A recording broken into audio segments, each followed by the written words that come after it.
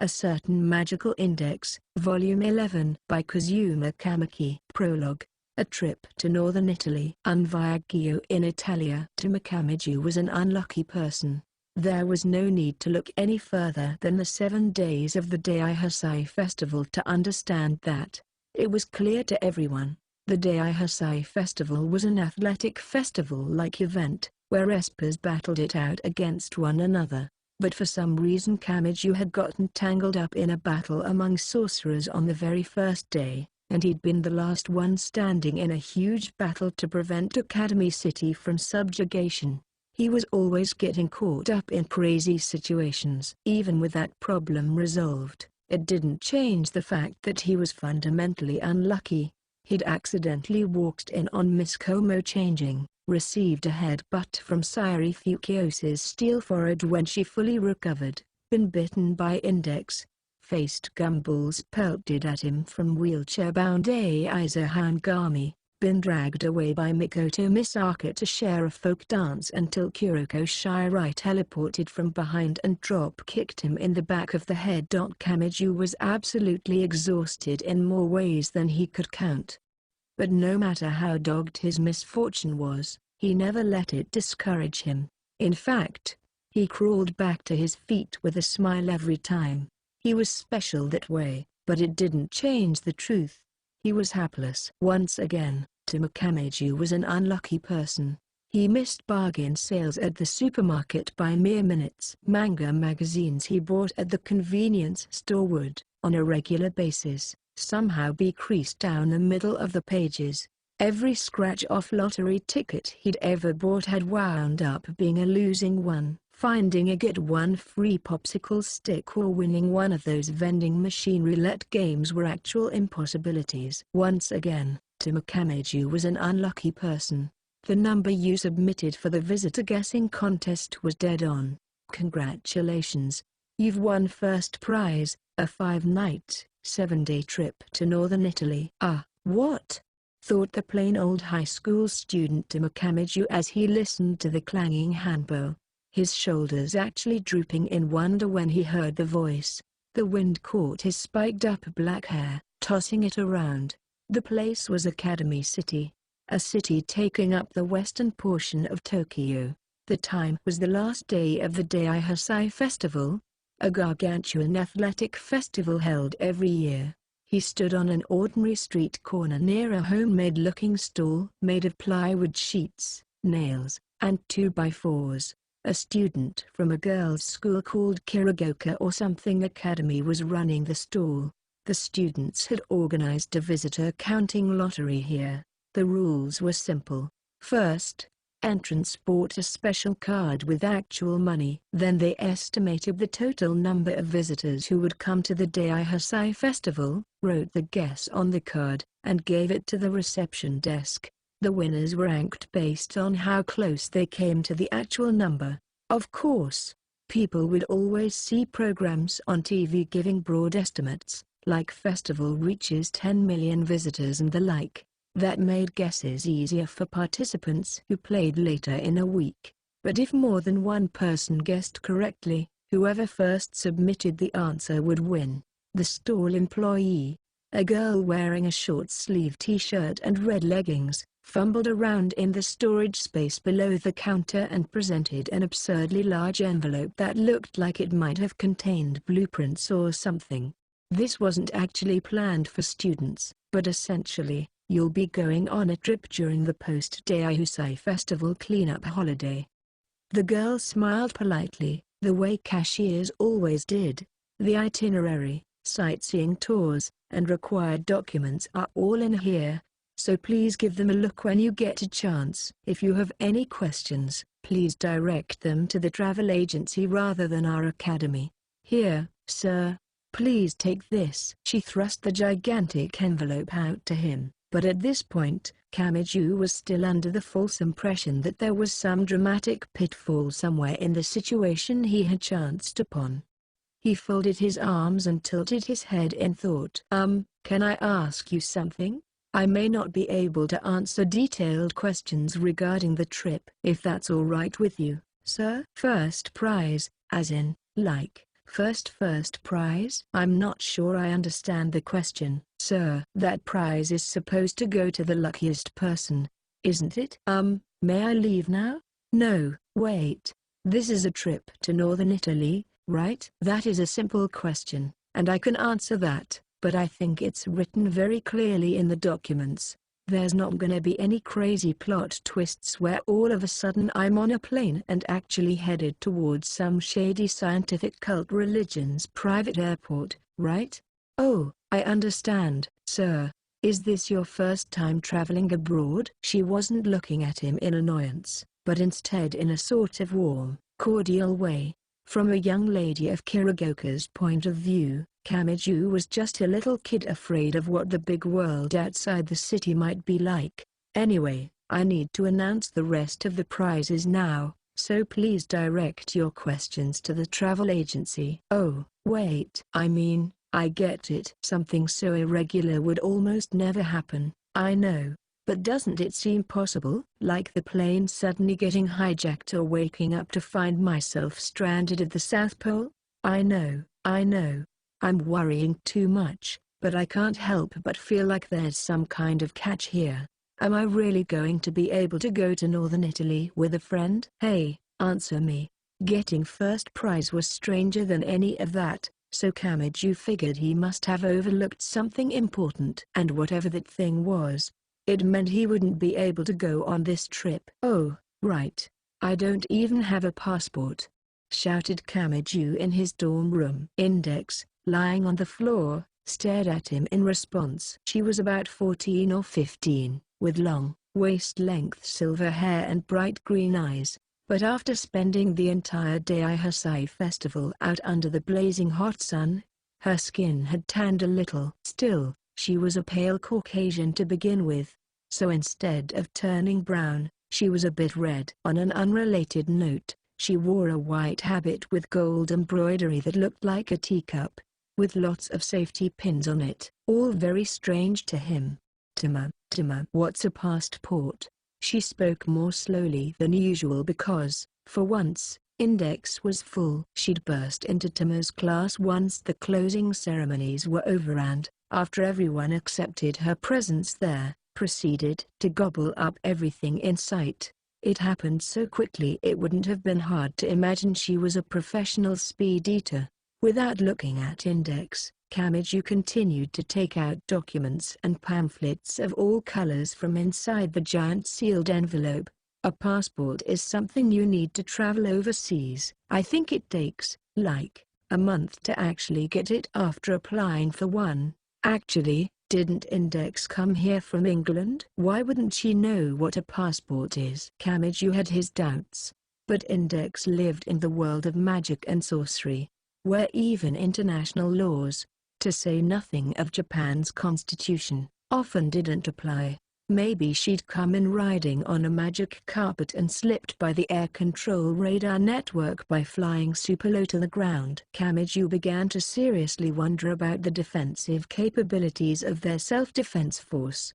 Meanwhile, he spread out all the contents of the giant envelope on the glass table before him. From what the plans looked like, he'd be on a group tour. All the travelers were to assemble at the airport in northern Italy, then begin moving together, which meant the schedule was already set in stone. The date they were supposed to arrive and meet up was September 27th. That left only 2 days. After the Daihasai festival, workers would be taking everything down and security would be readjusting all over, so students would get a few days off from school. It probably seemed sudden because they'd looked for a travel itinerary that could fit into those few days, but he could apply for a passport right now. But there was literally no chance of it getting here in time. See how it is? I knew this would happen. I really did. So I'm not frustrated at all. I knew this was how it would turn out all along, and I was totally ready for this. Kamiju held the giant envelope across the room. It whipped around, hitting the floor and rolling horizontally in place. He'd only meant to vent his frustration. But then he slammed his right ankle into one of the glass table's legs. He roared like a martial artist, and the calico that had been curled up nearby leapt on the bed to get away. Then it bounced up, stuck its claws in Kamiju's clothes hanging on the wall, and vaulted off them to the top shelf of his closet. Then, it kicked with its hind legs. An object came falling down right onto Kamiju's upturned face. He was on the floor now, with a dry cloud of dust. Ugh! Not even the cat gives me any respect. Wait. What's this? Kamiju decided to see what had hit his forehead and grabbed it with his hand, bringing it in front of him as he lay there. It was a notebook with a red synthetic leather cover, about as small as the ones you'd see police officers using in TV shows. On the cover were stamped the words Japan passport. His passport.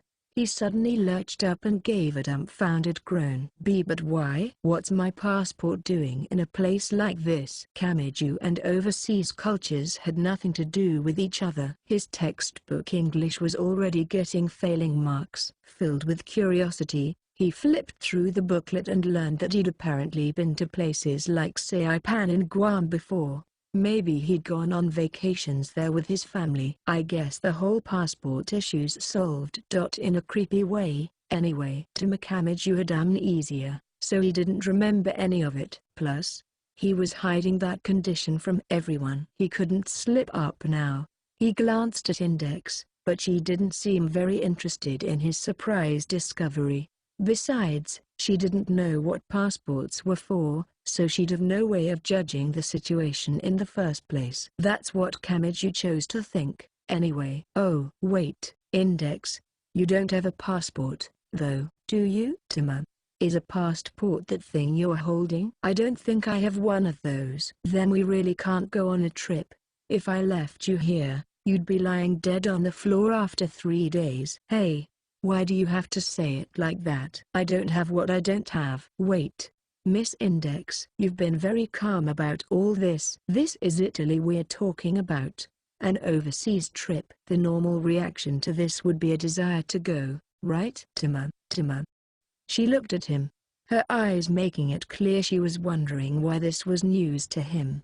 Academy City is already a foreign country to me. Ugh, you deny any compromise so casually. He looked at the girl in white, his face astonished. Wait, what? So do you? Every day is you living together with me abroad? Crash. Index, lying down on the bed, rolled over suddenly and her head hit the floor. She brought it right back up, though. WHWH, what are you suddenly saying suggestive things for, Tima? I'm a devout sister, and I don't think I can allow any comments that could be so easily misunderstood, huh? But anyway, I don't have that passport thing you have. I think I have something like it, though. Something like it? Yeah. This, she said, rummaging around in her habit sleeve and bringing out a United Kingdom passport. Kamiju was impressed by the overseas passport design, which was different from his. Well, that makes sense. You may be with Necessarius, but obviously you still use airplanes to go on trips. That's good. Great. Sometimes I start thinking crazy things like you actually got yourself a camel and crossed through the Silk Road or something. For some reason I feel like you've been teasing me for a while. But anyway, Tima, how do you use this passport? Wait a minute, Index. Let me see your pass. Wait. What the hell? Why is this all totally blank? You should at least have one stamp for leaving England. Plus, the name on it was real, Index Librorum Prohibitorum. As Kamiju shuddered at how fearsome state religions were, she yawned, bored. Tima, I don't think it could possibly come with any automatic clock effects. You little dot, you got Necessarius to print you a passport, and you just ignore it? You really did travel through the Silk Road, didn't you? Tima, you keep getting excited over strange things I don't understand. Anyway, does this mean that I can, go on the trip with you? Asked Index, her voice slightly nervous. What? Kamiju's eyes shrank to the size of pinpricks.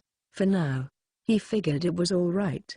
He had the impression they really could leave for a 5-night, 7-day trip to northern Italy. Even though Kamiju was unbelievably unlucky, even though he was the least likely person in the world to experience something like this, after going through this and that, They woke up the next morning. After having vacation nano devices implanted inside them, Kamiju and Index arrived at the special school district of Academy City, District 23, where all the city's aeronautical and space development was done. This was the international airport built for guests who came from outside the city for conferences and such. The airport lobby was so big it felt like wasted space to Kamiju. The walls were made entirely of glass panes, and the sunlight was glittering by the runways outside. He'd heard inklings in the news about the place being crowded like rush hour during the Daihasai festival, but there were still a decent number of people here getting ready to go home.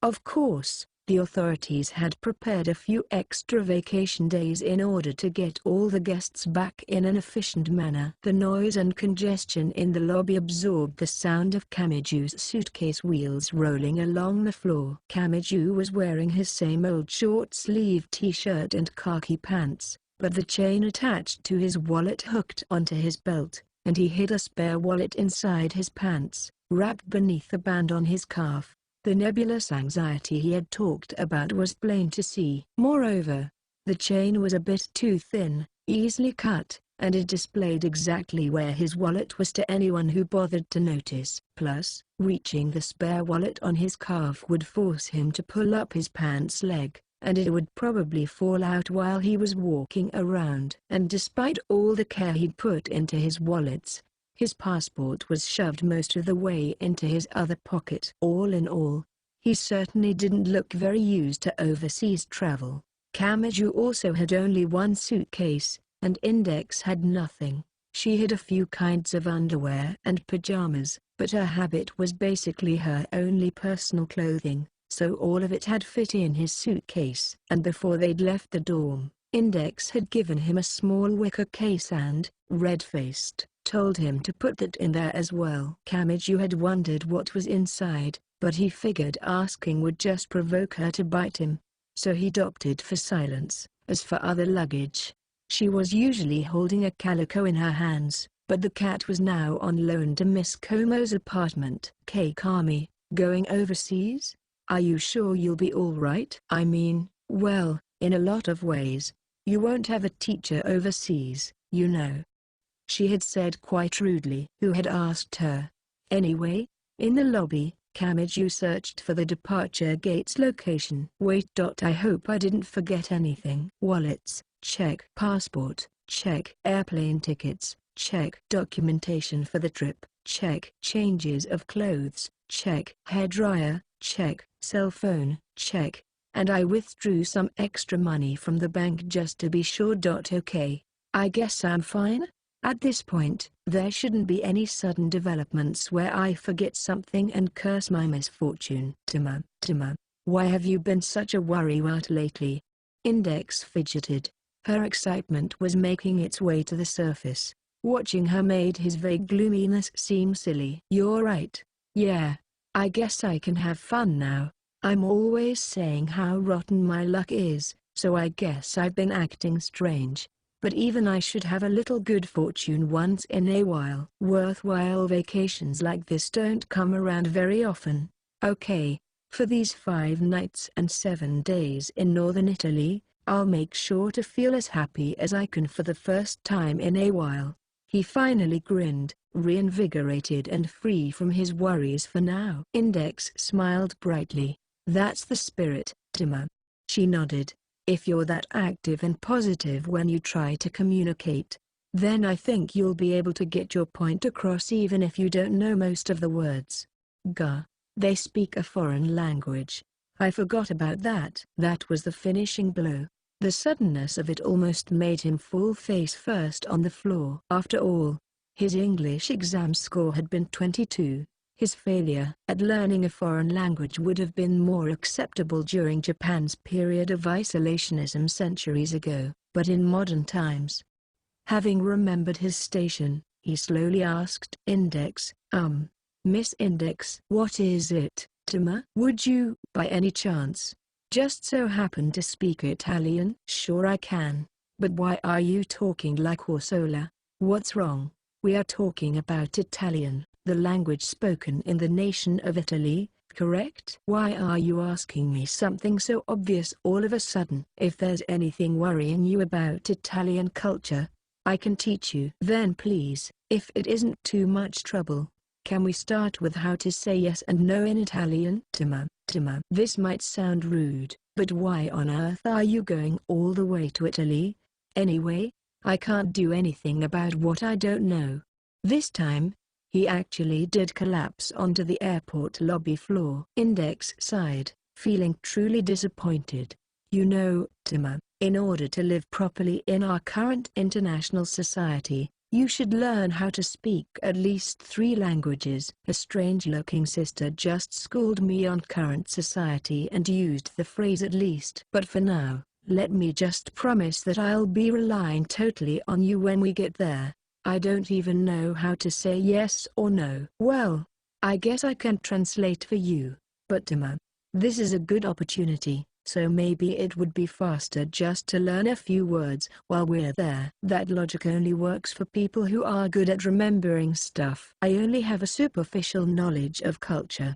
If I tried, it would be absolutely terrible. You're exaggerating again. That kind of sigh is something you only learn once you can speak multiple foreign languages like it's nothing. Wait, Index, you're inadvertently fluent in Japanese, too. Can you speak Italian like that? I'm still someone who has to go around the world to read 103,000 grimoires, remember? Italian is a piece of cake. The ones I have the most trouble with are language families that aren't structured into a coherent system. A lot of them are just random words written on slate with none of the actual rhythm or inflection contained, so I'd need to learn how to sing them separately. But that's something specific to the cultural spheres of certain island and deep forest nations. I didn't understand that at all. But does that mean I can rely on you for stuff? Yep. I'm always getting you to take the lead, but now it's my turn. I'll support you as much as you need, so you can enjoy yourself to your heart's content and not worry about trouble. She confidently stuck out her modest chest. From Tima Kamiju's point of view, she was the shining image of a saint. Salvation is real. This is Index saying all this, so we'll be fine. All right. I'm gonna have as much fun as I can on this trip. Kamiju pulled the suitcase wheels across the floor, feeling invigorated, and started off toward the departure gate. Then I'll be counting on you, Miss Tour Guide. Leave it to me, Tima. Whenever we go into a shop there, the first thing you do is greet the shopkeeper. You mean they won't talk to you first, Miss Tour Guide? Well, the point of stores is kind of to look for what you want with the shopkeeper. It's a low barrier. If you don't at least know that, then you won't be able to live abroad. Beep. The gate's metal detector made a strange noise, and before he knew it, Index had been caught on either side by hardy-looking officials. Index frowned, questioning, looking indignant that they would do something like this to a tour guide. The men who had apprehended the suspicious girl, however, their eyes twitched, and in a low voice, one asked, "Well, what are those safety pins all over you for?" "Wha? Now that you mention it, it must look like she's packing a ton of weapons, but that's not what they are. If you take them out, her habit will fall apart and go all over the place." They hadn't even left the country, and Tima Kamiju already needed to save Index from a troublesome situation. Index, though, was confused. She didn't know why the safety pins were bad. She didn't even know why a strange noise had come from the gate in the first place. Actually, asking her for aid might not have been the best idea. Kamiju felt a chill run down his spine. He tried approaching the officials. "Well, I know those clothes are kind of bad, but what should we do about it? There's less than 30 minutes until the plane takes off. Let's see. There is a shopping mall in the airport, so you'll just have to go there and buy some real clothes." "What mall?" "Where?" Kamiju's eyes rushed along the guidance pane attached to the wall by the gate. "Shopping area, 1.5 km from current location. It's too far." "I really feel like the District 23 airport is seriously wasting all this space, but our only other choices are to miss our flight or to ride camels across the Silk Road. Ga. Index, we're running. They won't let you on the plane without normal clothes. Huh? What, Tama? Wait. Are you going to buy me clothes? Damn it. Those sparkling eyes of yours are insanely aggravating. I can't believe I have to waste money before we even leave. I'm going to be unlucky this time, too, aren't I? As he wailed, he grabbed her hand and scampered down the very long passageway that connected to the airport. 28 minutes until liftoff. The jet's engines would be nice and warm by this time. Chapter 1. The Streets of Chioggia. Il Vento di Chioggia. 1. The Marco Polo International Airport was famous for being the front door of northern Italy and, in particular, Venice. The airport was located on the opposite shore from Venice, whose place on the Adriatic Sea earned it the moniker City of Water on the Italian mainland. For the most part, the airport was for tourists. Their journeys were broadly divided into two possible routes: taking a bus or train across the Bridge of Liberty, a nearly 4-kilometer-long bridge and the only available land route to the main island, or using a boat from an opposite shore and taking the sea route. Tourists could take routes to other places besides Venice's main island as well, such as Vicenza, Padua, Bassano del Grappa, and Belluno. Whatever the case, tourists traveling to northeastern Italy from abroad would always land at this airport, and the passenger jet Camiju and Index rode on was no exception. Normally the airport didn't receive direct flights from Japan, but Academy City seemed to be a special case. Several dramatic scenes unfolded, like Tama surmounting questions from foreign officials at the immigration gates and breaking into a cold sweat during the long wait for their suitcase. Despite it all, they eventually succeeded in exiting the airport. Index had changed out of her simple blouse and skirt Camiju had bought her in the Academy City airport and back into her normal white habit. They couldn't bring the safety pins onto the plane, so they had reconstructed the fragments of cloth with new joinery they procured as soon as they got into Marco Polo International Airport. He found himself worrying, somewhat seriously, about his status as a young man when they'd come all the way to Italy, and the first thing that had happened was a girl pestering him for a handful of safety pins. Even so, they had made it safely out to the airport and set foot on foreign soil. Now they were supposed to meet up with the rest of their tour group. They'd come via a different flight, and begin their trip as directed by their guide. If northern Italy had anything to offer, it was the city of Venice, which was itself a World Heritage Site. But there were plenty of other noteworthy locations. Camiju had actually read all the materials twice last night without sleeping, so he knew. And when it comes to Venice, you've got Street, Marx Square, the Doge's Palace, the Ponte dell'Accademia, the Natural History Museum, the Naval History Museum, and the most famous theater in the world, the Teatro alla Venice.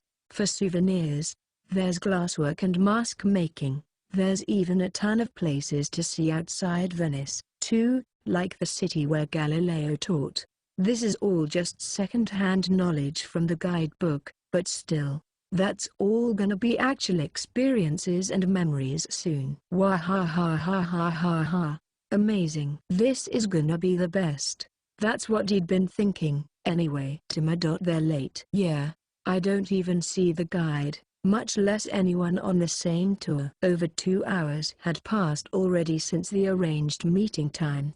He knew guides had a tendency to pick places good for tourists, even if there were many other places they wanted to go. But to think the very first spot would be a flop. They were at the bus terminal in front of the airport now. Still, it was mostly indoors. The ceiling and pillars along the station were part of the airport, and it was lit not by sunlight but by rectangular light fixtures in the ceiling. The ground and ceiling were both entirely level, so it didn't feel like they were outside in the slightest. It felt more like they were in a parking garage, specially designed to be lit up. The buses passing through without stopping were distinguishable by color, like having a blue or orange frame. Camiju had figured out they seemed to mark differences in service routes or systems. Still, It wasn't as though the service schedule was very easy to read. I see. This must be what Ursula felt like when she was having trouble riding the bus. He convinced himself, remembering the smile of the go-at-her-own-pace former Roman Orthodox sister. Beside him, the heat had gotten to index. She was already starting to slump in exhaustion. Europe's average latitude was about the same as Hokkaido's, which meant its temperature would be lower than Japan's, making for a comfortable time. Or so it had said in the guidebook. It seemed like there were always exceptions. Bordering the airport was the Adriatic Sea. Warm, salty winds blew in from the ocean, unceasingly mixing and whirling into the bus exhaust as they came and went. The temperature itself might have been comfortable, but the regional wind buffeting his face and body was still lukewarm. Enough time out here and his spirit would be eroded like crags hit by waves. The people walking around nearby, European tourists and businessmen, by the looks of it, were also glancing up at the sky and patting the sweat on their faces with handkerchiefs. Tima, have we been left behind? Damn it. We were right on time, too. Man, calling them didn't work, either. We might have to go on our own for now. He wasn't sure whether it was because his phone was made in Academy City or just that phone companies were working extra hard lately, but his cell phone appeared to be usable in Italy, too. Still, he'd called the number they'd given him beforehand and heard nothing but an automated Japanese voicemail. These guys really aren't picking up. They weren't getting anywhere. Both tour group and guide were nowhere to be found. Still, going right back to the airport and flying home wouldn't even be funny. For the moment, they did have today's itinerary and hotel rooms already. We have a sister good at being overseas with us, so I guess we'll be fine. There's no point standing around here. Let's at least bring our stuff to the hotel. We're all staying in the same place, so we might run into the tour guide. Tima, can't we take a break? 5 steps after coming here and I think I'm already beat. Don't worry. I was beat after only 8 steps. But the hotel should have beds and an air conditioner, so we can take a rest and then go sightseeing. She groaned. That won't be enough to cheer me up. I don't think I'll come back to life without one of Italy's famous gelatos. I've never eaten one, but I've seen the name a lot. So it must be delicious. Is that how it works? Well, we're tourists, so I guess we're supposed to go for some famous stuff, right? Yep. By the way, Venice is famous for squid ink gelato. If you don't mind my asking, is that actually famous? While noting that her requests felt oddly seasonal, Kamiju glanced over to the service schedule on a square board posted on a pillar. The first hurdle at the moment was what bus to get on. No point in worrying about it. I'll have to just give up on reading it myself. Index. Sorry, but could you go read which bus we're supposed to take to get to the hotel? Huh? Oh, sure, but, as he watched her scamper over to the board on the pillar, he sighed. Had it really been a good idea to choose her to accompany him? Frankly, he would have at least a few clues to go by if it was written in English, but with Italian he had no chance. What if I'd been thrown into this all by myself? He thought, feeling a sense of renewed gratitude toward the usually oblivious sister. But then she spoke. Tima, how do you read a bus schedule? I should have known. What a schoolgirlish look of confusion. In the end, the two of them got cold feet and it took 15 minutes to get on a bus. 2. The highlight of their 5-night, 7-day trip to northern Italy was the main island of Venice. The hotel they were staying in, however, was 20 kilometers south of the city in a beeline. They had to follow a curving path along the shoreline, so the trip was even longer than that, in a small town called Chioggia. It hadn't been chosen to cut down on travel costs. On the whole, Venice's stores closed up early, and there wasn't much nighttime entertainment to be found. The pamphlet had explained that if the goal was to party all around the clock, most people would purposely reserve a hotel a bit farther away from Venice. But Kamiju, a high school student, didn't feel like that information applied much to him. We're close to the water again, huh? said Kamiju to himself as soon as he stepped off the bus. His hand gripping the suitcase quickly grew tired as he pulled it along. The airport had been on the sea, too, but all of Kyogia seemed thick with the sea breeze. There was no beach here, though. Their coastline was a stone canal. The river of ocean water was a straight line, like someone had taken a saw and cut away the land. Index, standing next to him, said, "I think it's more like we're surrounded by water than close to it." "What do you mean?" asked Kamiju, stopping in the midst of people passing by. He was the only one with luggage here, so most of them must have been going to or from work or otherwise out to enjoy themselves.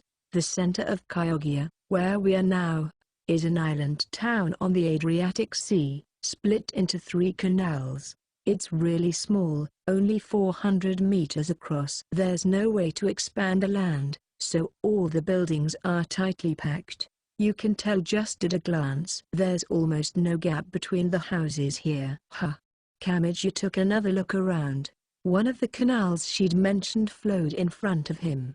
The seawater, blue with a tinge of green, split the town like a ruler. It was about 20 or 30 meters wide.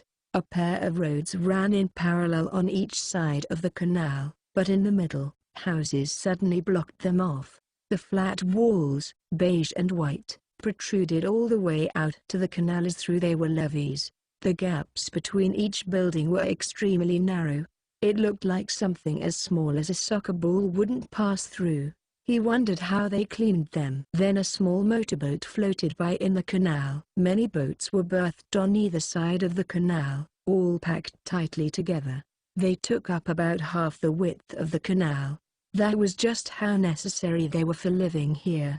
And it went to show that the sea was incorporated at a fundamental level for transportation in Kyogia. The boats weren't polished like private leisure ones were. There were quite a few that looked well used. Another glance revealed some with items like rags and buckets carelessly thrown in. Kamiju wasn't accustomed to things like that. "Seems like a pain," he said honestly. But as soon as he sighed, Index simply concurred. "It's actually supposed to be a pain," she said. "Since the town is split up by all the canals, you would need to take detours to bridges if you wanted to walk everywhere. You could just choose a boat, but then you'd have to go all the way up and down the canals, since you can't cross the bridges. Frankly, it would obviously be easier if they were all just roads." She gave a pained smile. "I think it's like Venice in that way.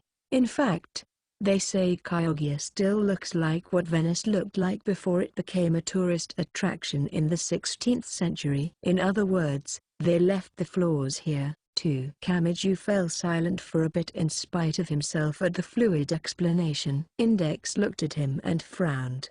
"What's wrong, Tama? I can't believe it. Index is actually useful for something other than sorcery. Tama's making fun of me for some reason.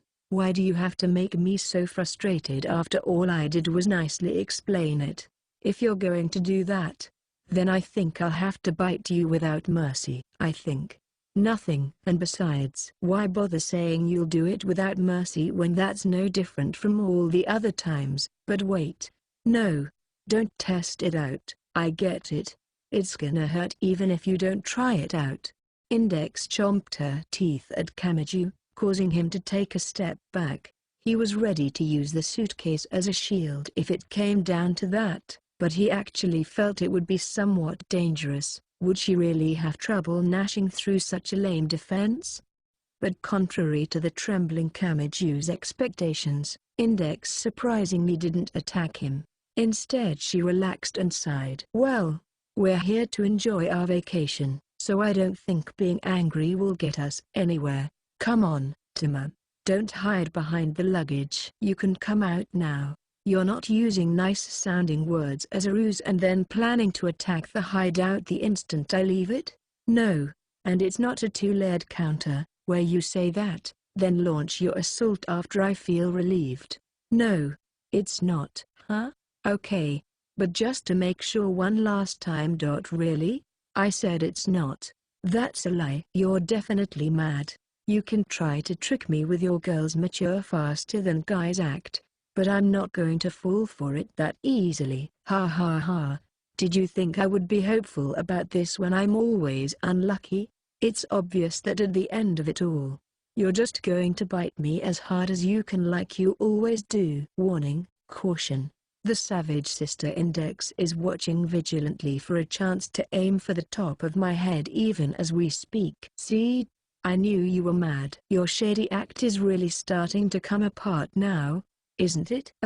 Wait, are you, actually mad? Jaya? The gentle sister's mouth, very quietly opening up. Crap, I knew it would turn out like this. It's just like I said it would be.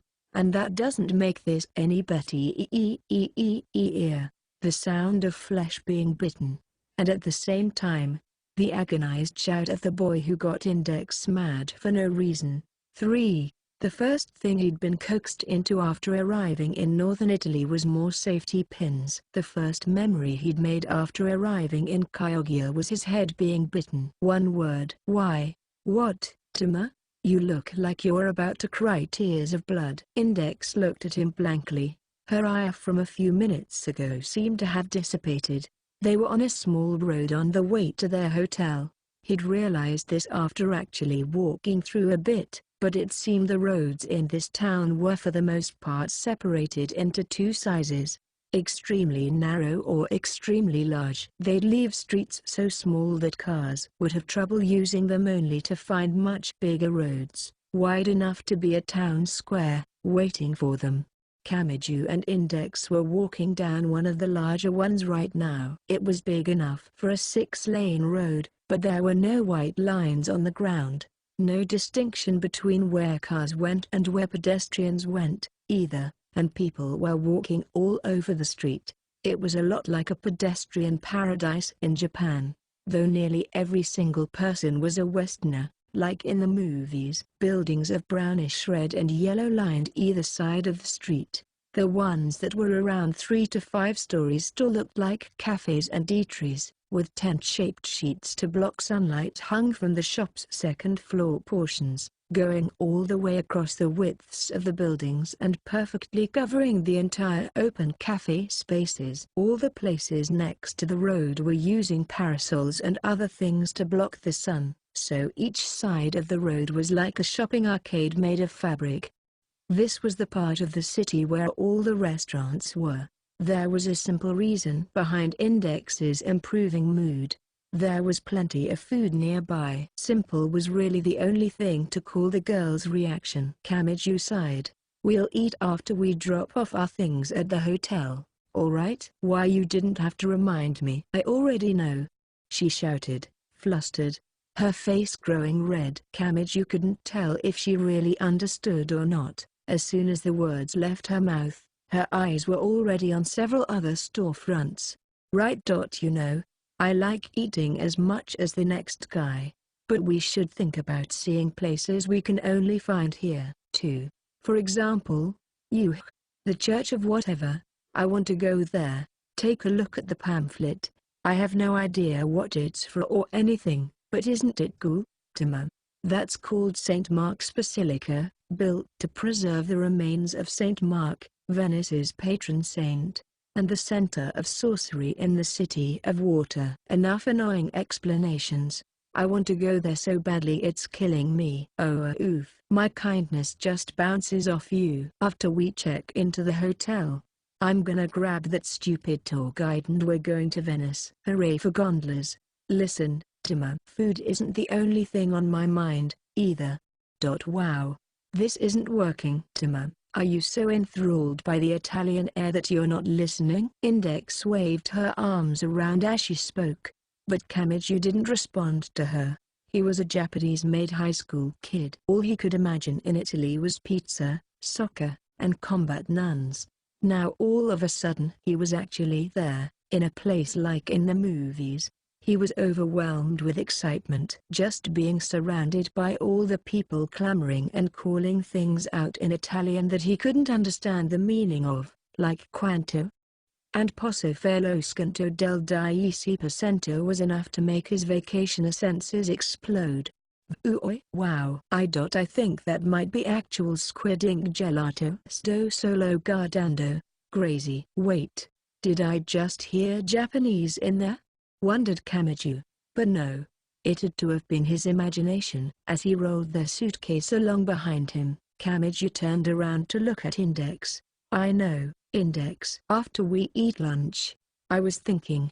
He paused mid-sentence. All the way here in Italy, to Kamiju remembered the Japanese word for speechless. There was a simple reason, really. Index had been right there 3 seconds ago, and now she was nowhere in sight. Wait, you're lost in Italy already? I guess that thing I heard about gelato was really Index. Kamiju looked around in blank amazement, but he couldn't spot her ridiculously ornate habit anywhere. Damn, is she in the crowd? Did she go down a small street? I have no idea where the hungry sister has gone. Shit, food really is all you think about, isn't it? No voice answered Kamiju's wail. No matter where he looked, he was completely unable to find Index. Kamiju was the one with the wallet, though, so there were only so many things Index could do off on her own. She would come back naturally even if he didn't follow her. But for some reason, he had this feeling that if he didn't drag Index back by the nape of her neck, he'd be flung into even deeper trouble. Hey, Index. First Kamiju took a look around. Then he carefully stepped onto a smaller street that branched off from the main one. He walked down it, gazing to and fro, and then lost track of where he was. He hastily ran further down the path, and even though he thought he was running into it, he ended up right back on the same road as before. He stood there, befuddled, time passing by. Wait. Now I'm getting lost. Kamiju broke into a fairly cold sweat and then stopped for a moment. My last resort is my cell phone. But once again and as usual, Index's 0 yen cell phone was powered off.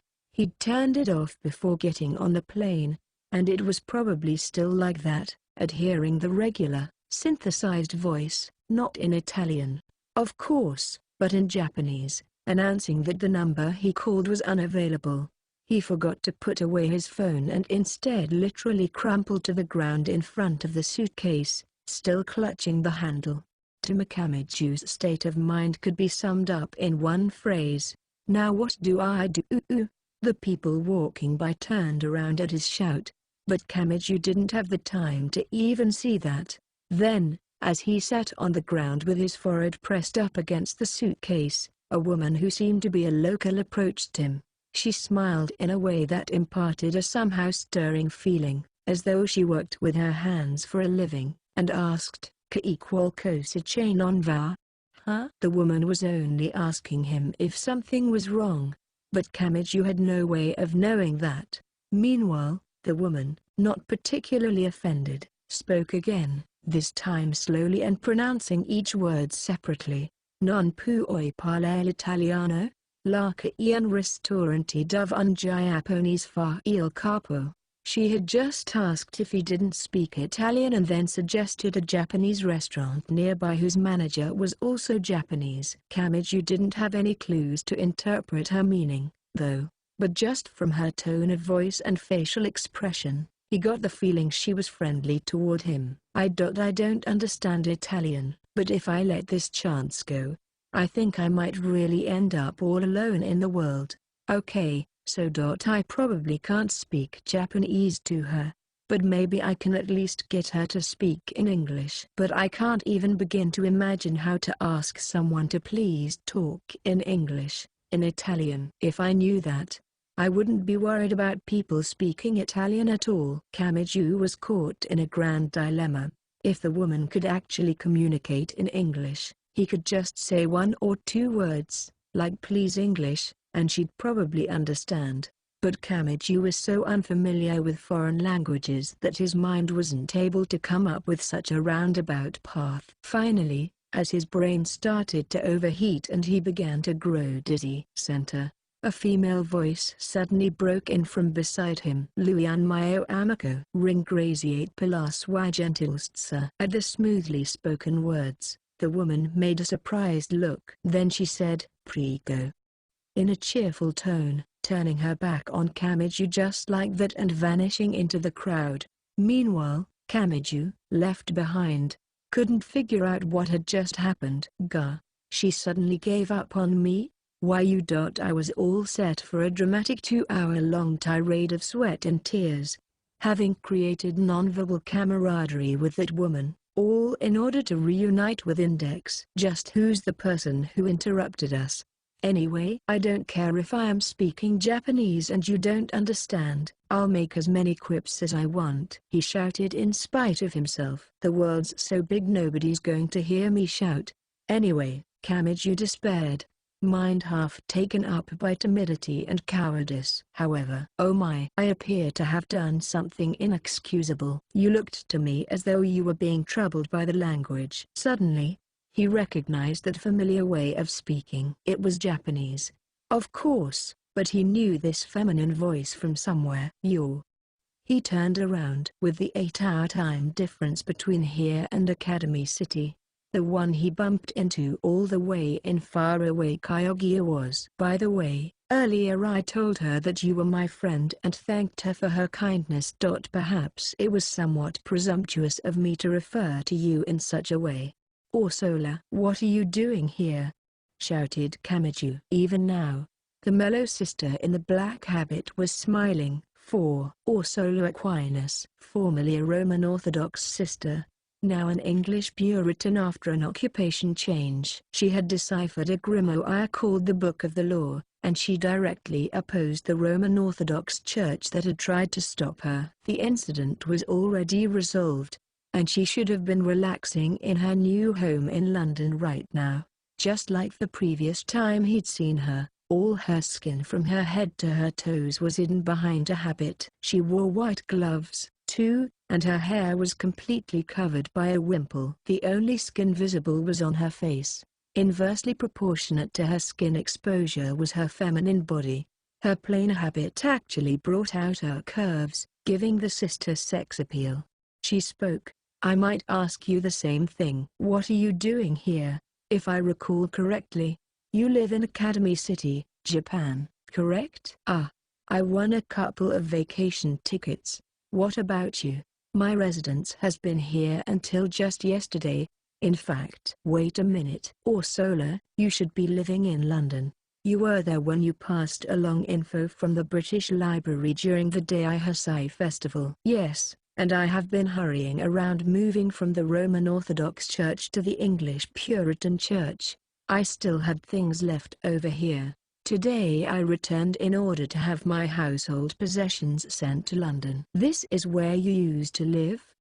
Asked Kamiju. Orsola answered with a simple yes. She did so in a casual way, but the fact that Kamiju was able to have a relaxed conversation with someone in this situation threatened to open his tear ducts a little. I don't care if this is a coincidence or what, I'm saved, he thought, mentally putting his hands together in a gesture of appreciation. Oh, huh. I see you're still wearing the same habit as always even though you're transferring to English Puritanism. Won't the people from Necessarius get mad? Yes, well, despite my saying I would send the household goods there, I won't be carrying them. I hear I will be fortunate enough to have everyone from Amakusa help me as movers. Eh? Oh, wait, you went back to the earlier topic. Wait, so you mean the Amakusa Church? That's where that Tatemiya guy was, right? What's he doing these days? In regards to my clothing, it is perfectly fine. The English Puritan Church is quite proactive in its integration of many different techniques and cultures as a means of combating sorcery. For the time being, I am the Roman Orthodox of the English Puritan Church. They did the same for those in Amakusa by allowing them to retain their identities within the Amakusa framework. And now you're talking about the habit. You're not even completely ignoring what I'm saying, either, since you still mentioned Amakusa. I have to say the rhythm of this conversation is really hard for me to figure out. Her way of conversing wasn't random, she seemed to be simply speaking in her own unique mental order of things. But that made it pretty hard for others to talk with her. Meanwhile, Orsola hadn't noticed at all and simply tilted her head cutely. By the way, Are you out shopping? Well, I got here fine with Index, but now she's disappeared somewhere. Her head full of Italian gelatos. What should I do, Orsola? Do you think if I hung some ice cream on the end of a fishing line, she'd bite? Keep in mind, for me, 50-50 odds are a good deal. Now, please regain your composure. I understand that you and Miss Index have come here on a vacation, correct? Not as any particular messengers for Academy City. You''. Actually, you're on the same topic now. But I think halfway round the world is a little far to send someone to deliver a message. Whichever the case, you have a little bit of free time, do you not? Meeting you here must have been destiny. You came at the perfect time. To tell you the truth, we were short on people to help pack things up for moving. If you are bored and have nothing to do, I will make you some lunch in exchange for your help. Nope, not on track anymore. We came here to have fun on a vacation, and now it's being cancelled for someone else's convenience. Besides, we were going to go sightseeing after this, and there are plenty of restaurants around, so you don't need to go through the trouble of making us food. He thought he'd given a normal reply, but Orsola looked at him again. This time dubiously. Not at his face, really. His clothes were what she was staring at. She looked at his wallet chain and the suitcase in his hand. Oh my. Just so I'm certain, you are going to do so. Like that? You have no right to be telling me how to dress, he shouted. Though the summertime, and the heat waves that came at the end of the season, had passed, the weather was still just hot enough for him to have to think about whether to wear short sleeves or not. But this was coming from an undressed from top to bottom in a black habit. But Orsola looked at him like that was a silly thing to say. Unlike in Japan, there are many nuns in this area. A normal answer from Orsola. More importantly, she continued, not noting Kamiju's surprise, holding out her index finger and pointing at one thing at a time. Carrying a brand new suitcase for luggage, holding a travel pamphlet in one hand, and in possession of a cell phone with a camera. Well, it is quite like you are saying this to swindlers and con artists. Hello, welcome. Would you like my wallet or perhaps my passport? Ugh. Kamiju hastily closed the cell phone and put away the pamphlet. It's kind of surprising to hear words like swindler and con artist coming out of your mouth, Orsola. Orsola gave a sigh. This is still a smaller city, so it's not a significant issue. On a global scale, however, large Italian cities are some of the most unforgiving to travelers. Eateries are much the same. Landmark cities are ripe with tourist traps. They could easily make you pay 10 times the sticker price. If you make judgments based only on if an establishment is on a main road or if there is a greeting in Japanese written on the signboard, you will not have a good time traveling. Whoa. This is your home, so now I'm scared. Then what should I do? Why not come to the conclusion that my offering of food would keep stores from tricking you? I can teach you how to differentiate between those kinds of establishments as well. Come now. Why stand here talking? You would need a place to meet with the Forbidden Index nun again, wouldn't you? Still, Kyogia's inner area is small, only 1,300 meters one way and 400 meters the other way. It isn't an issue you need to think about so seriously. Kamiju found himself convinced by her fluid, unhesitant words. Of course. He was in Italy, so relying on an Italian would be best. It was pretty much the most basic lesson of all. But then he thought of something. Still, I'd like to focus on sightseeing. No, Miss Index looks perfectly entertained at the gelato shop.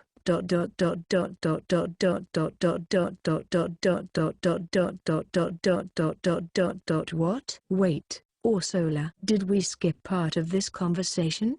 I know, if you are here for sightseeing, then why not visit a normal person's house in Kyogia? You can go to all the famous beautiful sightseeing spots you want as long as you have the money.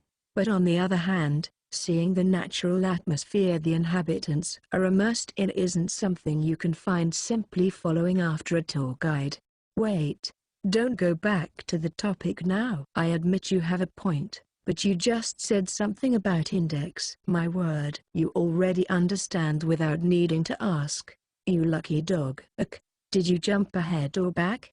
I can't tell, shouted Kamiju in spite of himself. Ursula just continued to smile warmly. If you're looking for Miss Index, I saw her a few moments ago with her face pressed against a gelato shop window. I would have really appreciated it if you'd told me that right off the bat.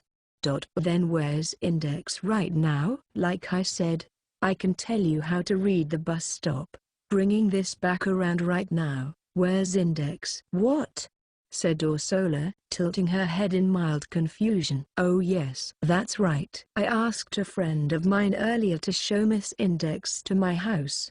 That little dot she left me behind. When my friend spoke of lunch, she seemed to follow her quite happily. Damn it. I forget. Who was that nun again, who'd said I could rely on her in Italy? Kamiju slumped to the ground. No. Sniffed. Ursula, what do you think I should do? I'm always the one getting bitten. Every single time. But today, for once, it's my turn. Just you wait, Index. Nash. He bit the suitcase handle. Now, said Ursula, beaming. Would she not defeat you in the process? The strike brought Kamiju back to himself. Ursula continued to smile broadly, her face full of happiness. Whatever the case, if you'd like to meet Miss Index, coming to my house would be the fastest way. It would be bothersome for me to explain the rest. So in conclusion, you should kindly come with me. Now that she'd said it directly, he felt like she was right. Going to her house would be the shortest route. Besides, if he refused, he'd just be alone again when he didn't need to be. I feel like my rotten luck is coming on again. Now, vacations overseas never do go as planned. Whether that was life advice or an offhanded comment was unclear to Kamiju, but he nodded at Ursula. Thinking about it again, he felt like vacations were fun for that reason. Though as an amnesiac, he'd never experienced going outside Academy City in the first place. Interlude 1. A cart had stopped on the stone road. Not a horse-drawn cart, though. 2 donkeys were pulling it. Sad creatures, once called fools. Transportation. The cart was mostly toned red, with golden decoration. A license plate was affixed to it, and various modifications were visible. Its size, some of the finer details, that would allow it to travel on public roads. It wasn't very unusual to see carts like these for tourists. Just like the gondolas of Venice, if the visitors demanded them, there was business to be done, no matter how many hundreds of years old the vehicles were.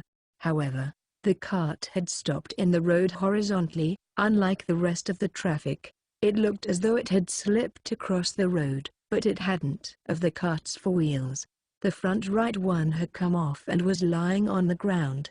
It was clearly unnatural. Someone had taken it apart on purpose. Bam! Came the sound of a blunt strike. A young man's shriek followed, but another violent noise appeared to cut him off. Next, a tall nun came out of the shadows of the cart, shouting, You don't know when to give up. Sister Lucia, a combat sister who used cartwheels as weapons, derived from Street Catherine's Legend of the Wheel. Her hands, tight and lean rather than femininely soft, were stained red. Blood splattered. Lucia's habit was mostly black, the sleeves and skirt of which could be removed via zippers. Right now, though, the skirt and sleeves she wore were yellow. This was not an approved color for nuns. The pieces were part of a solam called the Fetters of Forbidden Colors, which converted her habit into a straitjacket. When the person wearing the fetters tempered mana from their life force, the solam would instead use it for itself. Its only effect was to make the clothing light up. If an especially strong effect had been incorporated, the wearer might have been able to use that ability against the fetters. This way, the mana would all go to waste, so no matter how much the wearer tempered, in the end they wouldn't be able to cast any magic. But at the moment, The important parts of the fetters of forbidden colors were dyed crimson, which was temporarily suppressing the mechanism of the incarcerating soul arm. Of course, it was her own blood doing the job. "Sister Angeline, are you quite finished?" she heard the voice of a young girl. I think it'll be done soon, Mom." Lucia took a look inside the cart.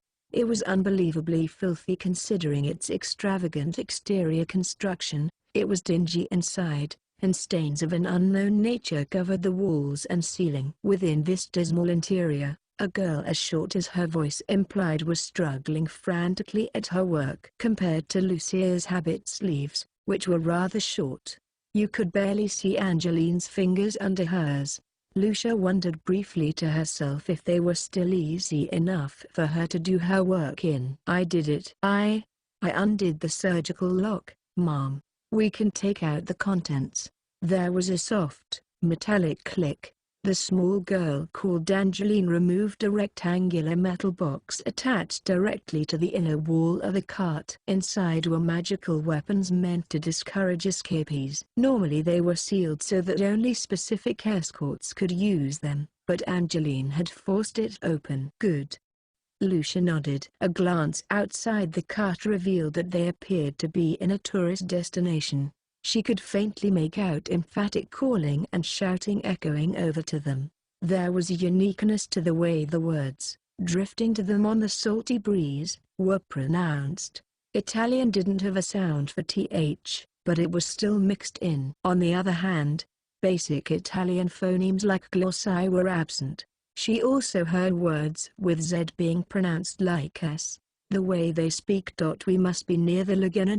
But still quite far from the main island." Carrying the long, thin metal box with both hands, Angeline said, "Which means we really were about to be taken back to the Queen, weren't we, Sister Lucia?" "The Queen. What do they want to do with something so excessive?" "We escaped to find the reason, Sister Angeline. Also, I'm worried about Sister Agnes." "I'm uneasy with what she was left with to defend herself. First, we should go into hiding and ready our soul arms." "Yes, Mom," said Angeline, nodding a little. After seeing the smaller sister alight from the cart, Lucia grabbed its loose wheel and picked it up. Her weapon was a technique based on legends from Street Catherine that exploded wheels and then recreated them. The two sisters, respective weapons in hand, ran down the road without a peep. The bright yellow fabric on their sleeves and skirts fluttered in the wind, coordinating poorly with their black habits. One would think the bee-like warning colors would draw attention, but they blended into the scenery anyway, ignoring the handicap. "I will not accept this," thought Lucia as she ran. Watching Sister Agnes offer her pure prayers gives even me chills. The Lord judging her a sinner? The Church discarding her like a mere tool? No, I am a follower of the Roman Orthodox Church, and that is why I will never accept such behavior. Her gaze had been lowering to her feet, but she straightened it, bringing her face up again and keeping her eyes forward as she ran, her entirely makeshift, unreliable weapon in hand. Her resolve was firm, but their attention was directed inward, and because of that, they lost track of what was happening outside. Snap! Came an ear-splitting sound. Arc! Suddenly, as though she'd been stricken in the chest, all the oxygen was driven from Lucia's lungs. The foot about to take the next step drained of strength. Then she lost feeling in the fingers holding the wheel, and she let go. The cart wheel, her only weapon, now rolled lazily away and fell over with a thwomp. This feeling of pressure. Some kind of soul arm? She guessed, but she couldn't draw in enough oxygen to say it aloud. Unable to break her fall, her body fell limp onto the dusty stone path. Her soft cheeks hit the coating of dust on the ground. Next to her, Angeline had just suffered the same attack, and she'd already lost consciousness, not from the lack of oxygen but more likely from the initial impact. As Lucia's vision grew hazy, she saw something glitter. She rallied all her strength to turn her head and saw a red light shining on the cart's ceiling. The cart and our habit's fetters of forbidden colors activated in sequence. A spell to prevent our escape. It probably triggers if we get a certain distance away from the cart or a certain amount of time after the cart is immobilized. She coughed. There was no oxygen in the breath, just a useless bubble of carbon dioxide. Not here. She saw a new cart approaching them in her sideways view of the world.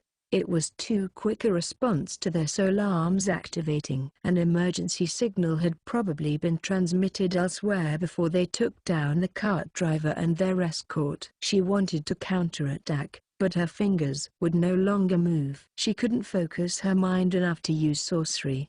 The wheel was on the ground, right beside her. She could reach out and make it her weapon. But now, without any way to resist, as her consciousness blinked away, she thought of one thing, the name of one person.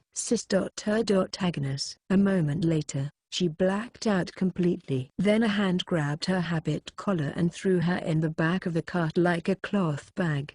Chapter 2. Preparations for London. Un fragmento di un piano. 1. The house Ursula had been living in was right down a small road that turned off of a larger one. Just nearby flowed a seawater canal, and the water's smell drifted toward her home. Small shells hugged the stone street. She must have been renting a single apartment, as she stopped in front of a rectangular building with 5 floors. It had not been constructed recently, it had no auto-locking doors or heated floors. Instead, the walls were made of brick, painted light beige. It had character, sort of like a historical building. Only the television antenna sticking up off the roof spoiled the impression. All the buildings here looked like this. Huh? Like old-fashioned or whatever. They're not old-fashioned. Actually, they're simply old. Personally, I found myself overwhelmed by Japan's cities and all their shiny buildings. Treating places not even 20 years old as rundown.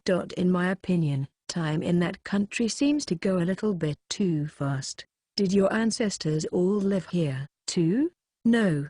Not at all. I simply happened to be assigned here, so I was just renting an apartment. Pretty much the same as me and my dorm.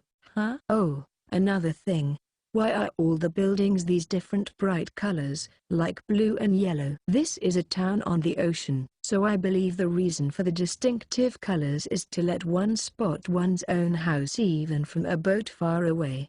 Of course, nowadays, whether the building is on the water doesn't have very much to do with it. Apparently the town needed such identifiable coloring because people launched boats directly from their own homes, rather than having all the boats gathered at one large port. Ursula guided Kamiju into the apartment complex. She lived on the 4th floor, but of course, there were no elevators. Climbing the metal stairs for a while with a heavy suitcase was a little demanding. Here we are, said Ursula. Kamiju looked and saw her standing next to one of the many doors in the hallway. It, too, was an old-fashioned wooden door, but the lock on it was unnaturally shiny, as though it had been replaced recently. Ursula rummaged in her habit sleeve and retrieved a key. Before she could put it in, though, the door opened on its own. 4 people came out, all of Asian descent. Well, actually, they were the sort of young Japanese men and women Kamiju was accustomed to seeing. They wore similar clothing, but there were subtle differences in color composition and the way they wore them. He was the one standing out here. Their clothing matched exactly what the people in this town wore, but he had the strange wallet chain from his belt to his pocket and his hidden spare wallet on his calf. Ursula must have originally been tasked with some shopping, as with a smile, she handed them a paper bag the color of French bread containing a smattering of daily necessities. They began to greet the 2 of them, but before Kamiju could return the favor in his haste. "Ah, it's Tama, came a familiar female voice from the back of the apartment. It was followed by approaching footsteps not very suited to indoors, sounding as though she was still at the Daihasai festival. Pushing through the small crowd of young men and women to reach the front door was Index. She had ice cream in her arms. Yes, both arms, 4 or 5 square cases of it, cradled like a stack of comic magazines. She stuck a professional ice cream scoop into a mountain of vanilla and said, "Tama, The gelato here is also delicious, but it's really, really cheap on sale. Yum. You little dot, I was worried about you, and now I see you stuffing your happy, sticky little face with ice cream. No. We'll leave the fact that you left me behind for later. You can't just come into someone else's house and eat all the dessert you want, huh? But they said they wanted me to help clean out the freezer, since they're moving. As he watched Index's beaming smile, Kamiju's face started to break down, like he was on the verge of tears. Damn, that actually makes sense. But I'm still not satisfied that you're the only one who looks ungrateful about it. All Kamiju could do now was stamp his feet in frustration as Index dug into the ice cream with her scoop. Ursula smiled sympathetically at him, while the four young men and women stared at him, not saying much at all. Were they the ones who brought her here? Is there a Japanese part of town somewhere nearby? Oh, wait. You said the friends who came to help you out were from Amakasa, didn't you? The Amakasa-style Crossist Church, originally a sect of Crossism in Japan but currently an organization the English Puritan Church had taken under its wing, just like Ursula. I see. They did seem to specialize in keeping up with the times and blending in, he remembered, impressed. He could tell with one look at their clothing, or so he thought. He listened a little more closely and heard them talking in hushed tones in a way that didn't match their surroundings. So that's the gentleman our vicar Pope yielded the palm to. But how strong is he really? You doubt because you weren't part of the mission to rescue Ursula. This gentleman is the one who declared war, by himself without a single weapon, against 250 of the Roman Orthodox Church's proud combat sisters. Also, I just received this info from the Vicar Pope, but he stood up to our priestess with the Seven Heavens sword in Academy City with his bare hand, punched her in the face, and flung her to the ground. The Amakasa members' conversation stopped abruptly. The young man who had first begun to speak turned his head slowly toward Kamiju. A monster? Hey, the first thing you think of after seeing me is that kind of twisted evaluation? Asked Kamiju, the edges of his lips quivering. The Amakasa group members paled and retreated farther into the apartment. Actually, he had lost his memories, so he didn't know what they were talking about when they mentioned Kanzaki, and he was afraid he'd reveal his amnesia if he carelessly asked about it. What were you doing punching a girl in the face, Kamiju? He asked himself, filled with trepidation. Ursula sighed and turned back to Kamiju. Please, you mustn't scare them too much. So she said, but from the door, he could hear them say, also, I heard he saw the priestess's naked body around the end of summer, and after she slammed him with the Seven Heavens sword's sheath. He didn't even need to be bandaged up. And what? Against a saint appointed by the Lord? How much training has that gentleman been through? They sounded brimming with curiosity more than anything else. Were they actually scared at all?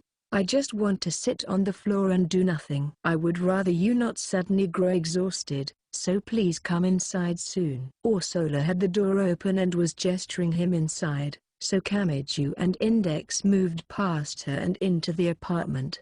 The place she was renting wasn't a single room like Kamiju's dorm.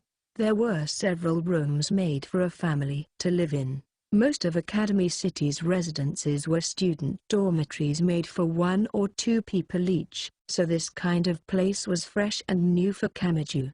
Wow, must be nice to have such a big apartment. Wait, you even have a second floor? Ursula chuckled. That goes to an attic. I suppose it is rather like floor 4.5. We only use it to store cheese. There isn't enough space to stand up without bumping your head. This all appeared to surprise Kamiju, so she smiled a little. In any case, I will first go and prepare some food, she said as they went into the living room, one of the several rooms in the apartment. Index's eyes glittered, but Kamiju frowned just a bit. Wait, you were going to treat us to lunch to thank us for helping with your move, right? We haven't done anything yet. Now, what kind of response is that? Shouted Kamiju instantly. But Ursula was already diverting the conversation. "First, I must be a good hostess to the two of you. Besides, it will be time for dinner when we finish all the work, so if we pack everything into moving boxes now, we won't be able to get the cooking tools back out. We would have to wash them in the sink again, too." "Oh, okay," thought Kamiju in understanding. He looked around again. Folded cardboard boxes were piled on one side of the living room. The helpers from Amakusa were probably leaving Ursula in charge of deciding which things she would get rid of now and which she would take with her to London. She was right. If they let the chance go, they probably wouldn't have easy access to all the household goods later. 2. After Kamiju spent a while staring at the strangely shaped Italian power outlets and Index spent a while pressing each button on the TV remote control in order, Ursula came out of the kitchen with a tray in both hands, stacked with dishes and eating utensils.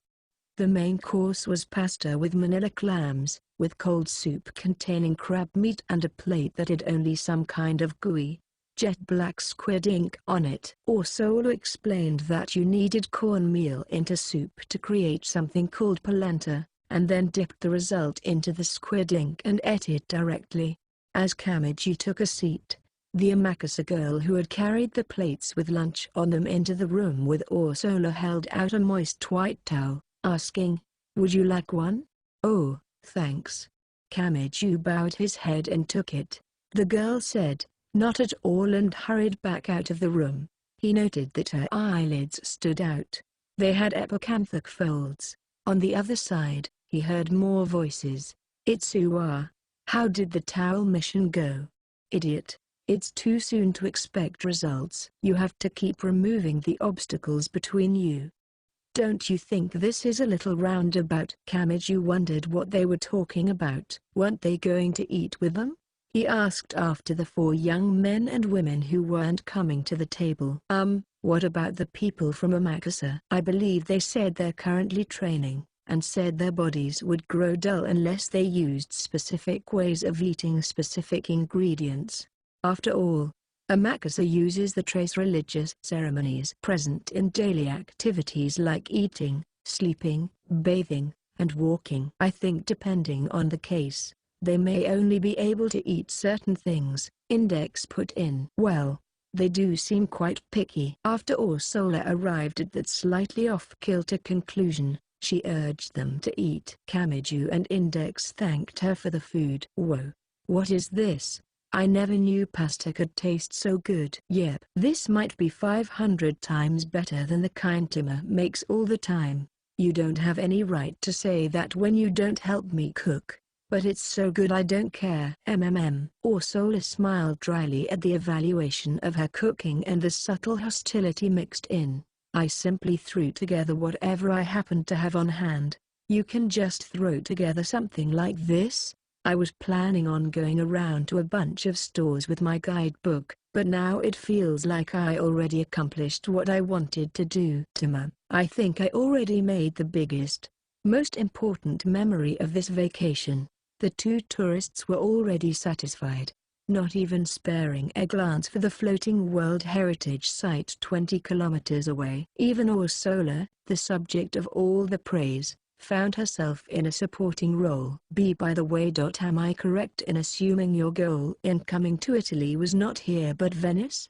"It was supposed to be. That's what the vacation plan said, but I can't get in touch with the local tour guide. We still have a hotel to check into, but then I don't know what we'll do." "Venice is the most worthwhile spot for a trip, isn't it? Go to Venice to look, and go to Chioggia to live, or so they say. You can't use a car in Venice, and there are issues with moisture, mold, and chills. Most importantly, the monthly rent there is many times higher than it is here." Ursula spoke fluidly, with no particular hesitation. "But even with the disadvantages, it is worth seeing. After all, it is the city of water, the queen of the Adriatic, the bride of the Adriatic. It's such a pretty place that it has all kinds of names extolling its virtues." "I guess there's a whole Adriatic series of names, huh?" Kamiju dipped the polenta, which was the color of a cheese block, into the black squid ink and brought it to his mouth. The squid ink looked thick, but it had a light, plain taste. Well, originally, the militaristic maritime nation of Venice controlled the Adriatic Sea, so it was appropriate for them to receive such treatment. Once a year they would have a national ceremony called the Marriage of the Sea. The Doge, the head of state, would throw a golden ring into the Adriatic as a wedding ceremony to bind Venice and the Adriatic Sea. That is how close and important the sea was at the time. Huh? Venice was its own country once? He asked, after scooping up some of the cold soup containing crab meat. Index answered. Tima, what we think of as Italy only came about in modern times. Until then, the vast lands of the Italian peninsula were divided into a bunch of smaller city-states, kind of like how the Sengoku era was in Japan, I think. What? Why did you get quiet? No reason. I was just thinking you know a lot of stuff. Why does it sound like this surprises you? Index glanced at her soup bowl. He thought he saw her cheeks reddening a little bit, too. Ursula continued to speak, twirling past and onto her fork. Venice was one of the strongest city-states. They despised being ruled by others, so they opposed the Pope of Rome and even ended up being excommunicated. That isn't the amazing part, though. It was the fact that the city continued to prosper even though it had been deemed an enemy of the Roman Orthodox Church. It also has a history as a powerful nation. During its height in the 14th century, it took over powerful city-states in northern Italy one after another, such as Padua, Mestre, and Vicenza. And here, too? Yes, Chioggia was once a rival marine city-state to Venice, but after a string of battles, it fell. At the time, there were plenty of other city-states on the water like Venice that got their power from trading in salt and foreign goods, but their numbers fell due to war, politics, disasters, and many other factors. In the end, only Venice was left. "Ha," said Camiju as he followed along. That meant it would have taken only a tiny coincidence in the past and Chioggia would have been the one to leave its name in the annals of world history. Camiju, who lacked much historical knowledge, found this a little impressive. It was like playing a Three Kingdoms or Sengoku-era video game. In any case, if you've come all the way here, I think you should see Venice. For a Crosses disciple such as myself, the city has extremely fascinating styles of architecture, among other things, but even without them, Venice is quite simply beautiful. Chioggia has motorboats but no gondolas.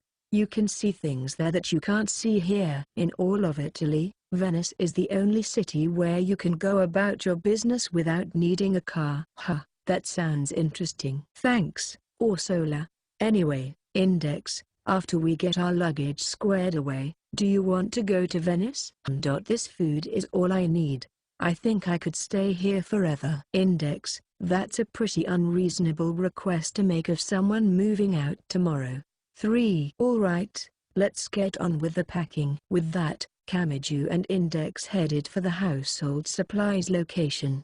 There were several rooms in Ursula's apartment, so everyone went into the same one as her and asked if she wanted to bring each item as they packed them into cardboard boxes. After that was finished, they carried out the larger pieces of furniture, like her bed and shelving, then cleaned the ceiling and walls. Finally, they moved to the next room. That was how they did the work. Ursula and Amakasa had already finished a couple of rooms. For now, Camiju and Index decided to clean up the living room first. Having finished their lunch, Camiju wrapped the plates and utensils in newspaper and placed them in cardboard boxes, then brought the table and chairs outside the building. They loaded the things into a truck parked outside the apartment building with a canvas covering the flatbed. The lady driving it was apparently a member of Amakasa as well. With this and that, they had been working for about an hour now. Wow, Tima, I think my habit's getting kind of dirty, said Index, who had been engaged in close quarters combat with the dust behind the bookshelves. Camiju sighed. You know, you should have expected to get a little dirty while helping her move. Now, Now that certainly is true, but still, Ursula broke in from the side, mediating. Kamiju looked over at the sudden voice just in time to see Ursula patting the dust off the chest area of her habit. The action, of course, made various womanly bits start to sway. Kamiju sputtered and whipped his head back around to look away. He wished she wouldn't start talking to him while doing something like that. Index shot him an irritated glare. Ursula, of course, didn't appear to be bothered by it in the slightest. You must have spent many long hours on the airplane to get here, right? If you haven't even gone to your hotel yet, it is only natural to worry about such things. If you like, you may take a shower here, she said proudly as a huge ball of dust atop the fluorescent lampshade fell on her head, sticking to her black hood. She smiled. Come, Miss Index.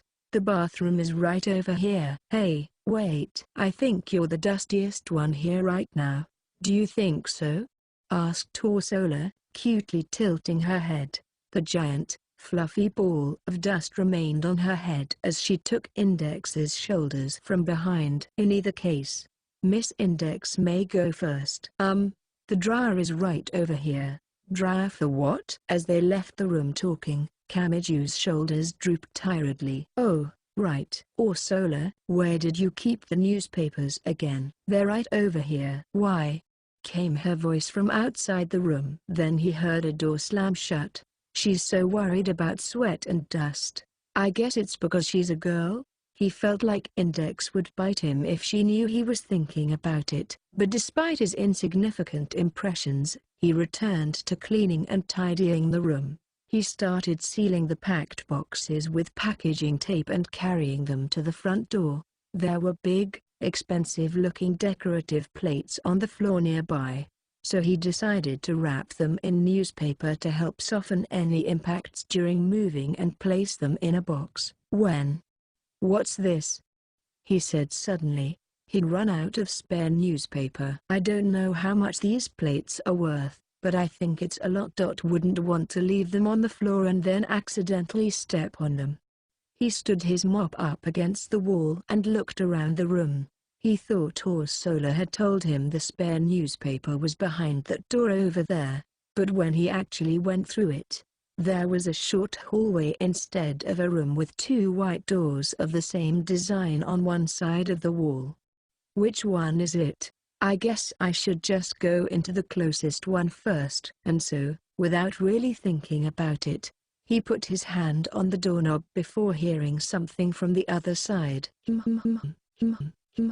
Along with the cheerful humming, he heard a watery sound like rain falling. This combination of the voice and the water. Kamiju stopped dead in his tracks. Is it the shower? That was close. This is what I call the bathroom trap. Man, I was about to fall for it and get totally beaten up. He breathed a quiet sigh of relief and took his hand off the doorknob. By process of elimination, the other door had to be the one where Ursula kept the newspapers, like she said. However, I hear a voice from here, too. What the heck? What's going on here? Neither bathroom has a plate on the door to tell me. Wait. I wouldn't even know the Italian word for bathroom if I saw it. As one mystery led to another, Kamiju's heart rate actually increased a little because of the innocent humming. But he had to stay calm. He knew one thing for sure.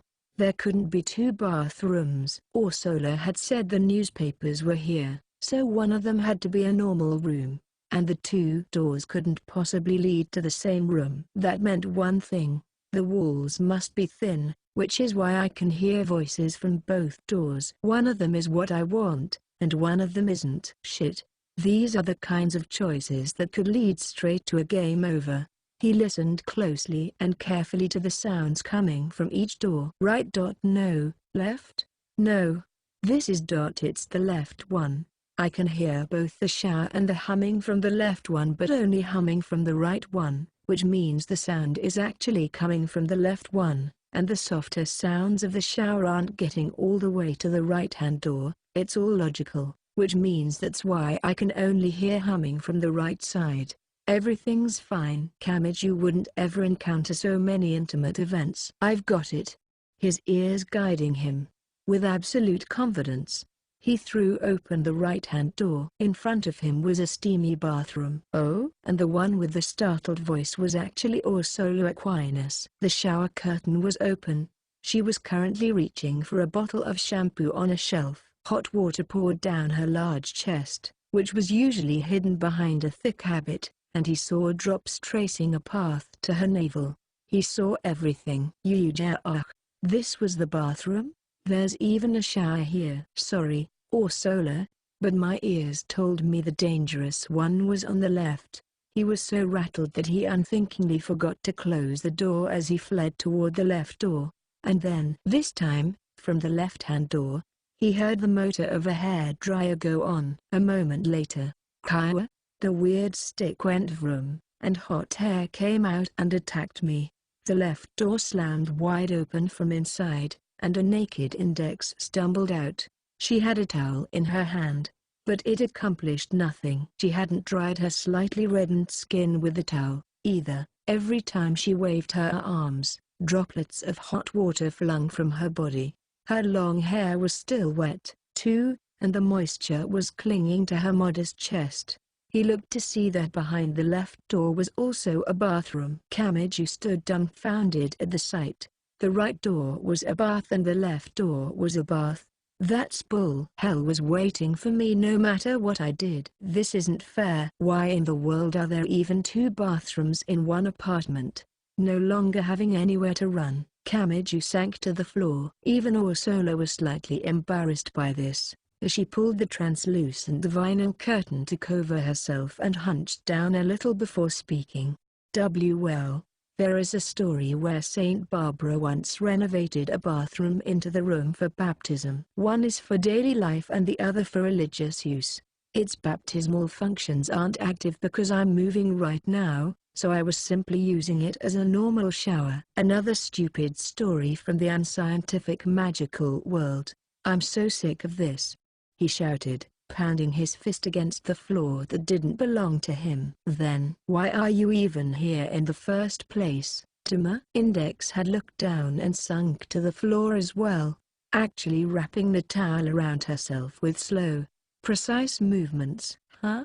And why don't you say you're sorry for seeing someone naked? Look, Miss Index, that's not it. Tuma Kamiju, had just discovered decorative plates left over in the room from before and was kindly informed that the newspaper for softening impacts during the move was here. Wait, that's right. Ursula, where are the newspapers?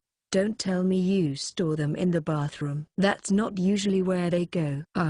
They aren't in a room but rather on the floor in the hallway. God damn it. They really are in the corner over there, all tied into a bundle. Shit. Why didn't you notice them there before, Tuma Kamiju?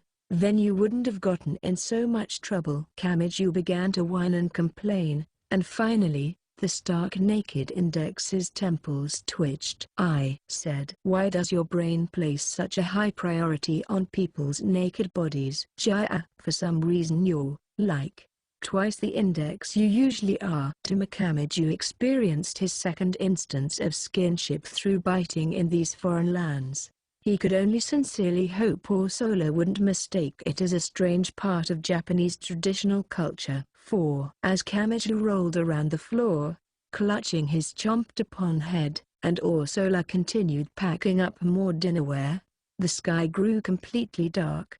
Once again, thank you very much. Ursula bowed in gratitude, and the canvas truck rumbled, shook, and drove away. It was shaking pretty hard, and Kamiju worried about the slightly fragile tableware. In any case, this was the end of the moving job. There was nobody nearby, though he didn't know if all the streets of Kyogia had emptied out or just this one spot. In the near distance he could hear the household sounds of eating and uproarious laughter. Ursula picked up her suitcase with the bare minimum that she needed. Thank you very much for your help, both of you. I apologize for keeping you here so long. Nah, it's all right. What are you going to do now, Ursula? We're heading back to the hotel and then going sightseeing. Do you want to come with us? No, I couldn't. It was a casual question, but for some reason, Ursula put a hand to her cheek and flushed slightly, looking away. Are you asking me to come with you to the hotel now? They do say 3 is a crowd. Kamiju suddenly sputtered and coughed. Index, though, frowned. What do you mean, 3 is a crowd? You don't need to ask, and you don't need to know, either, Index. Kamiju stopped Ursula just before she was about to politely explain. Index still had a question mark on her face, not understanding. I am here on a break from my job in London, so I can't stay for very long. And? Asked Kamiju. Ursula's lips moved very slightly into a smile. I'd like to go around Kyogia to say goodbye. And I don't want to show that to either of you. I may not be very good to look at. Oh. Kamiju finally realized it. This was where Ursula's home had been, and now she didn't live here anymore. And she wasn't moving out because she wanted to. If not for the nonsense with that big group called the Roman Orthodox Church, she wouldn't have had to move. Kamiju had convinced himself he'd saved Ursula after the incident with Agnes. That wasn't strictly mistaken, but it certainly hadn't come without a price. The rescue had been successful only after she'd lost her usual way of life. Still, the compromise was better than it could have been. Sorry for not being considerate, Ursula. No, please don't be. It's not as though this is the last time I will ever see Kyogia. Now, please don't make a face like that. I am as interested in London as I am Kyogia. In front of the apartment complex, lit up by light from the moon and stars, it was now Ursula smiling and showing consideration. Index, standing next to him, silently nudged him in the gut with her elbow. She was probably telling him not to go any further. Even Kamiju understood that much, though. He had to. Goodbye. Then, when I have the opportunity, I will invite you both to my home in London. Sure. And if you ever come to Japan again, Tama, I think you'll need to clean your room before thinking about that. The 3 of them laughed before beginning to go their separate ways on the dusk-fallen road. But after just one step, suddenly Index's face shot up. Wait. Is this? She shouted. Everyone get down. Kamiju and Ursula looked at Index blankly. Get down? Why? Then he heard a metallic sound in the distance. Index's face immediately became serious. GTTR, go to the right. She stared almost directly overhead. Bang! With a strange sound, Ursula's suitcase went flying away. What? Mystified, Ursula gawked at the hand from which the suitcase had been wrenched. It fluttered through the air and fell to the ground, undoing its metal clasps and opening up like a bivalve mollusk. Combs and tubes of lipstick scattered all over the road. An ironed black hood, probably part of a change of clothes, hung just over the edge of the canal flowing along the road. Kamiju watched the wide-open suitcase slide across the road. An unnatural square hole, about 1 centimeter on each side, had been bored into it. Tama, get away from there! Came Index's strained cry. If she's the one alarmed. Then was that sorcery? He was about to turn back to her and ask, but he ground to a stop halfway there. Ursula's habit. The surface was slightly sunken in, like it had been compressed with a stamp. The point on the clothing silently moved from her shoulder toward her chest, like a laser pointer to help someone aim. Arranged. Sniper? Ursula. Kamiju let go of his own luggage, pushed the idly standing Index to the ground, then rushed toward Ursula's chest. He tackled her down to the road. There was a soft, metallic clink. Then Kamiju felt a pain on his back, going in a line from right to left. Something was scraping against his skin. Where are they? Who are they? And how? He endured the stinging pain and looked around. The only things he saw were rectangular buildings around 5 stories tall and the straight canal. Being the amateur that he was, he couldn't tell whether it was a suitable environment for a marksman. A simple glance around wouldn't let him spot someone with a humongous rifle, either. Whatever it was had probably come from the opposite direction the suitcase flew in. but all he could see that way were building walls. Index had seemed to see it coming, but, Tama. His thoughts interrupted, as soon as Kamiju directed his attention outward. A cold, wet hand grabbed the back of his neck. He turned around in alarm as an arm reached out from the canal alongside the road. A black arm in a long sleeve. Someone had crawled up from the surface of the canal and now had Kamiju's neck from behind. Before he could react, the stranger pulled him with a sharp jerk. He lost his balance as it tore him off Orsola and into the canal. The cloudy seawater burned his throat. The scrape on his back exploded with pain. His vision was murky due to the light refracting irregularly, but he saw someone trying to climb their way back up to the road as he fell. In their right hand was a shining metal object. A knife, or a sword. Shit.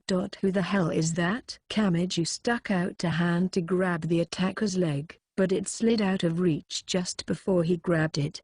He paddled, giving himself upward momentum, and then his face burst above the surface. Because it was high tide, perhaps, there were only a few dozen centimeters from the water's surface to the road, but that small height difference was preventing Kamiju from seeing anything. He put both hands on the canal's edge and hauled himself up. Then he saw Orsola there.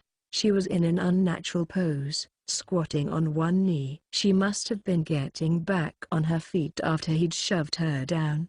There was more surprise than fear plastered on her face. And standing directly in front of her was the assailant, a man dressed head to toe in a habit black as night. Like Orsola's, there were zippers on the shoulders to remove the sleeves. Kamiju couldn't see the man's face, since he was turned away, but he saw his distinctive hair. It was dyed purple. Contrary to his expectations, his soaking wet hand was holding neither a knife nor a sword. It was a spear. The wooden handle was painted black and only 70 centimeters long, looking like it had been cut short, while the sharp blade measured 10 centimeters. If he stabbed someone with that, they'd die.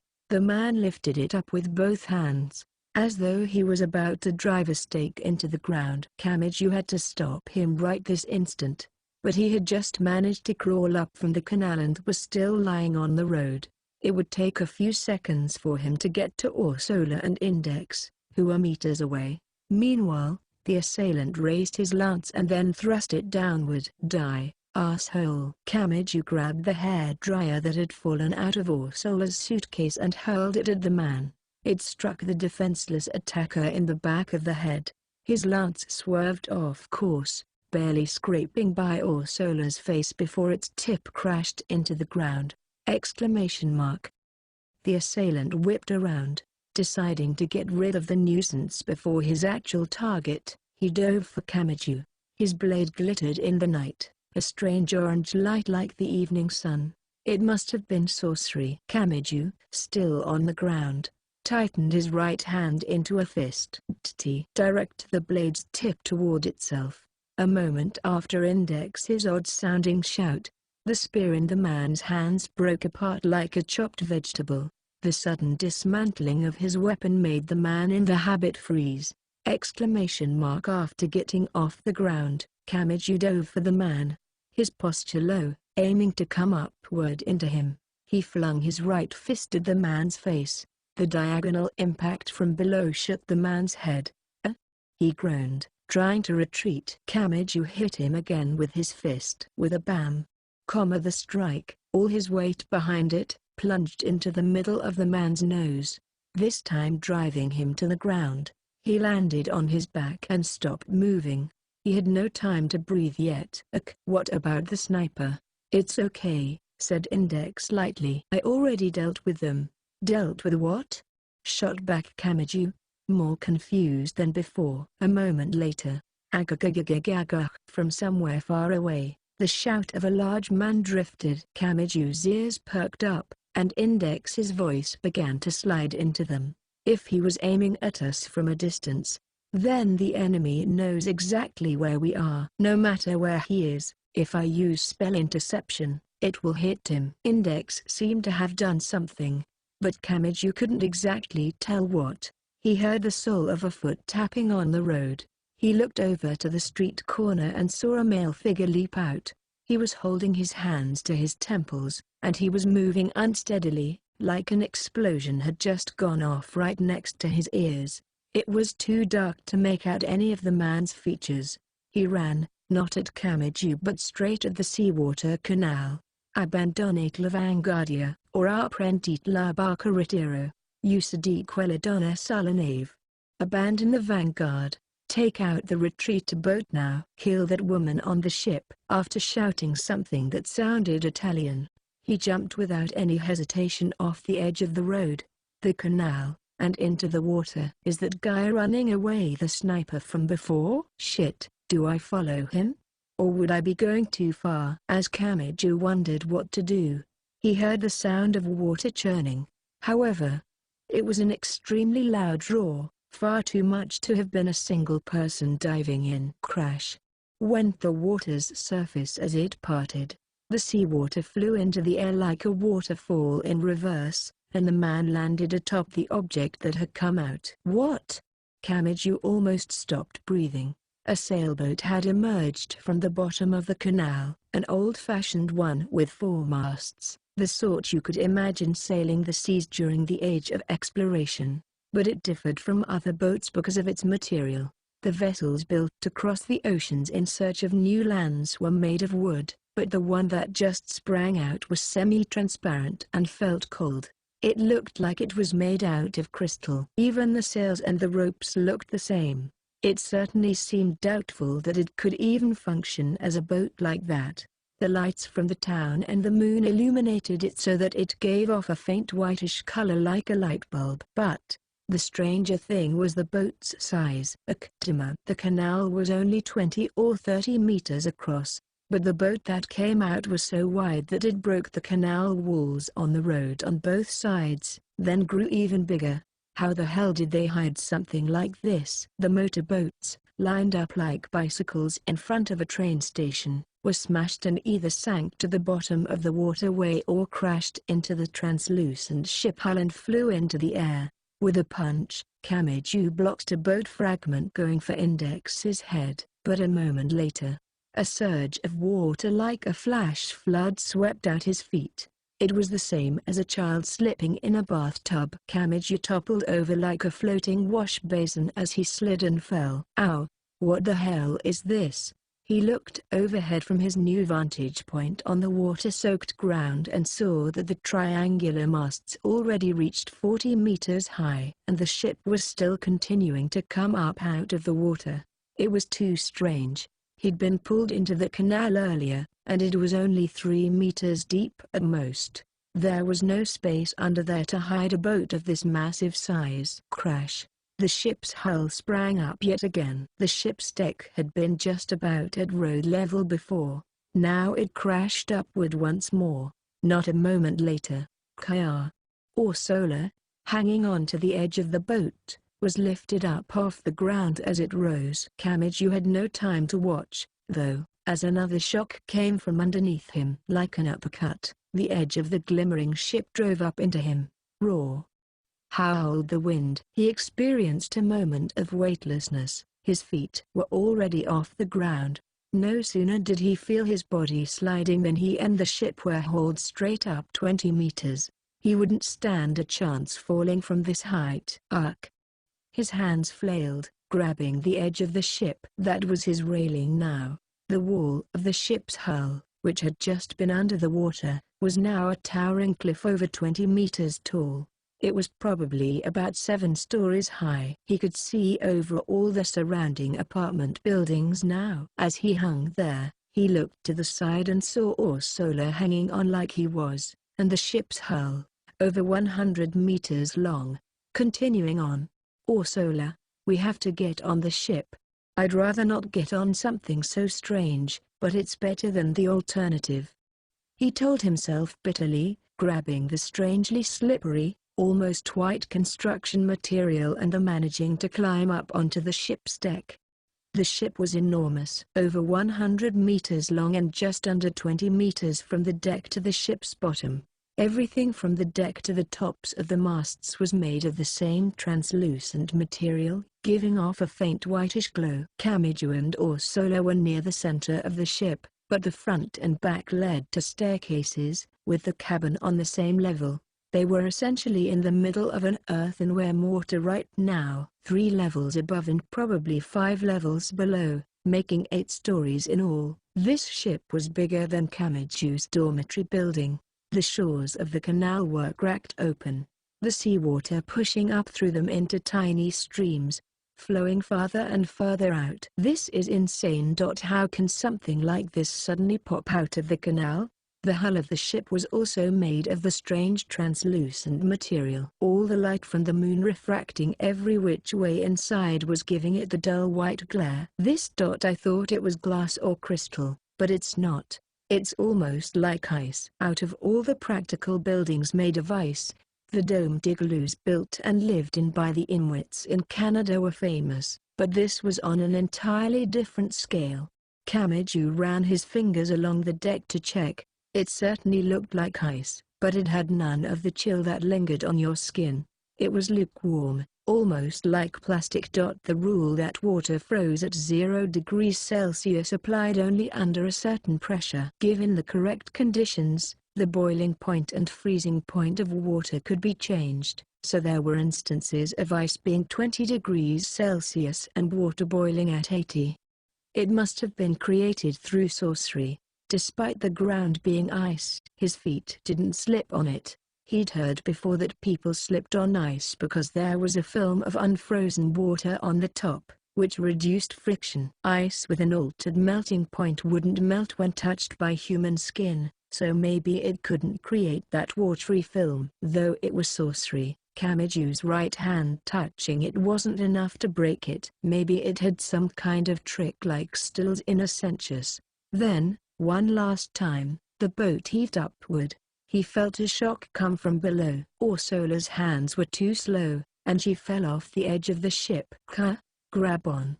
He immediately stuck his hand off the deck, managing just barely to catch one of hers. She weighed only as much as a girl might, but supporting that weight with his unstable posture made it feel several times heavier. He broke into a cold sweat but somehow managed to drag Ursula up onto the deck. She came over the edge and they both toppled down to the ice. "Tima, are you okay?" "Tima," he heard a worried shout from Index, far below the cliff-like ship hull. Kamiju had no time to answer her. Gak-lunk. No sooner did the boat shudder than he was thrown back. He coughed as Ursula's body, still on top of him, pressed into his chest. He took a look around. They were the only two here. The giant ice ship was silent, but it presented one answer to Kamiju.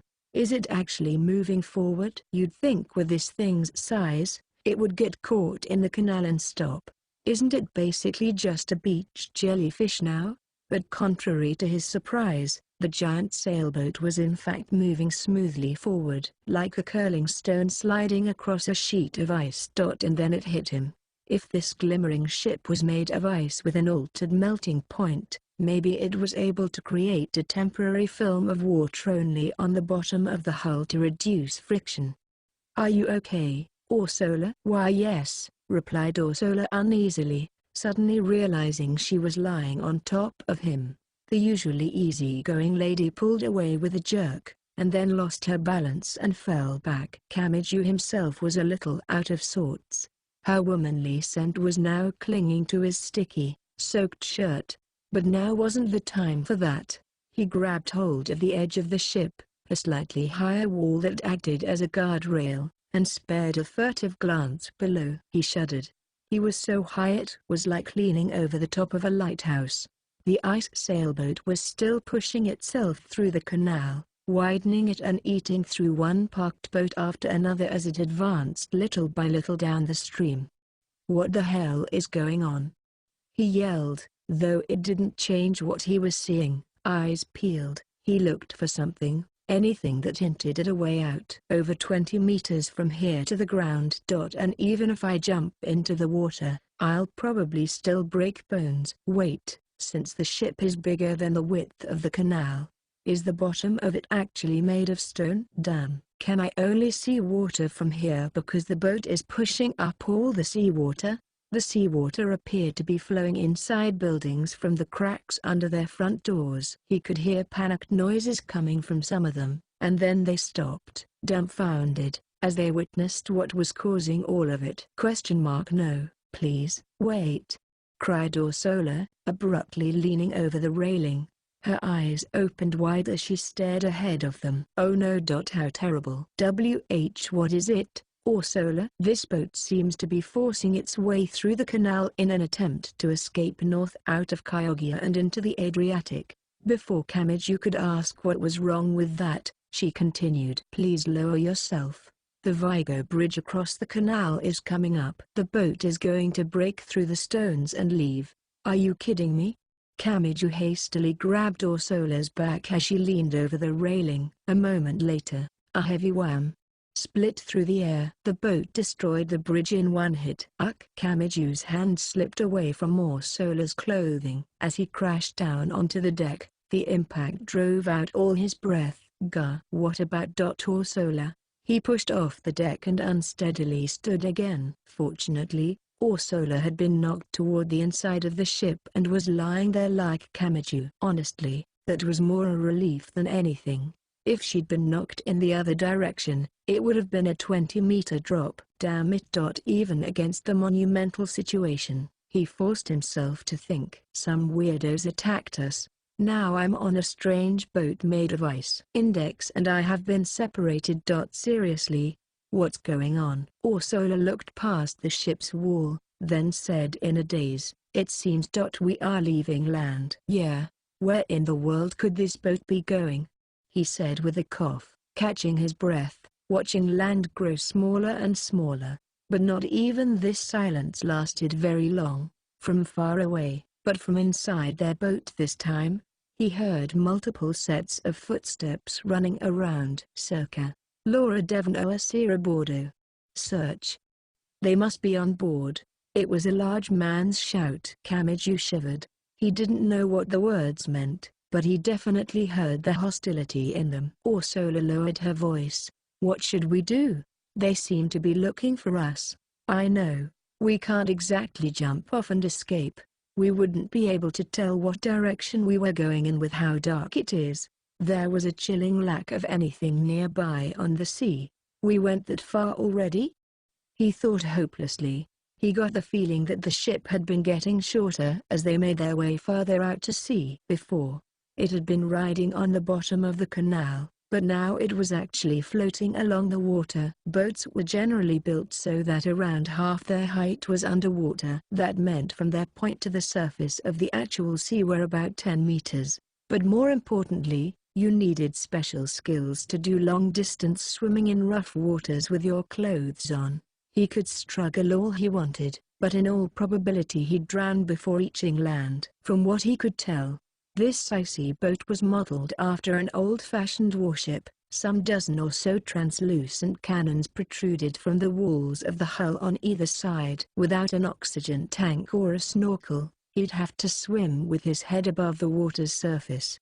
But those on the ship would spot the irregular ripples in the water and discover him immediately. If those cannons could actually fire, he'd die as soon as they saw him.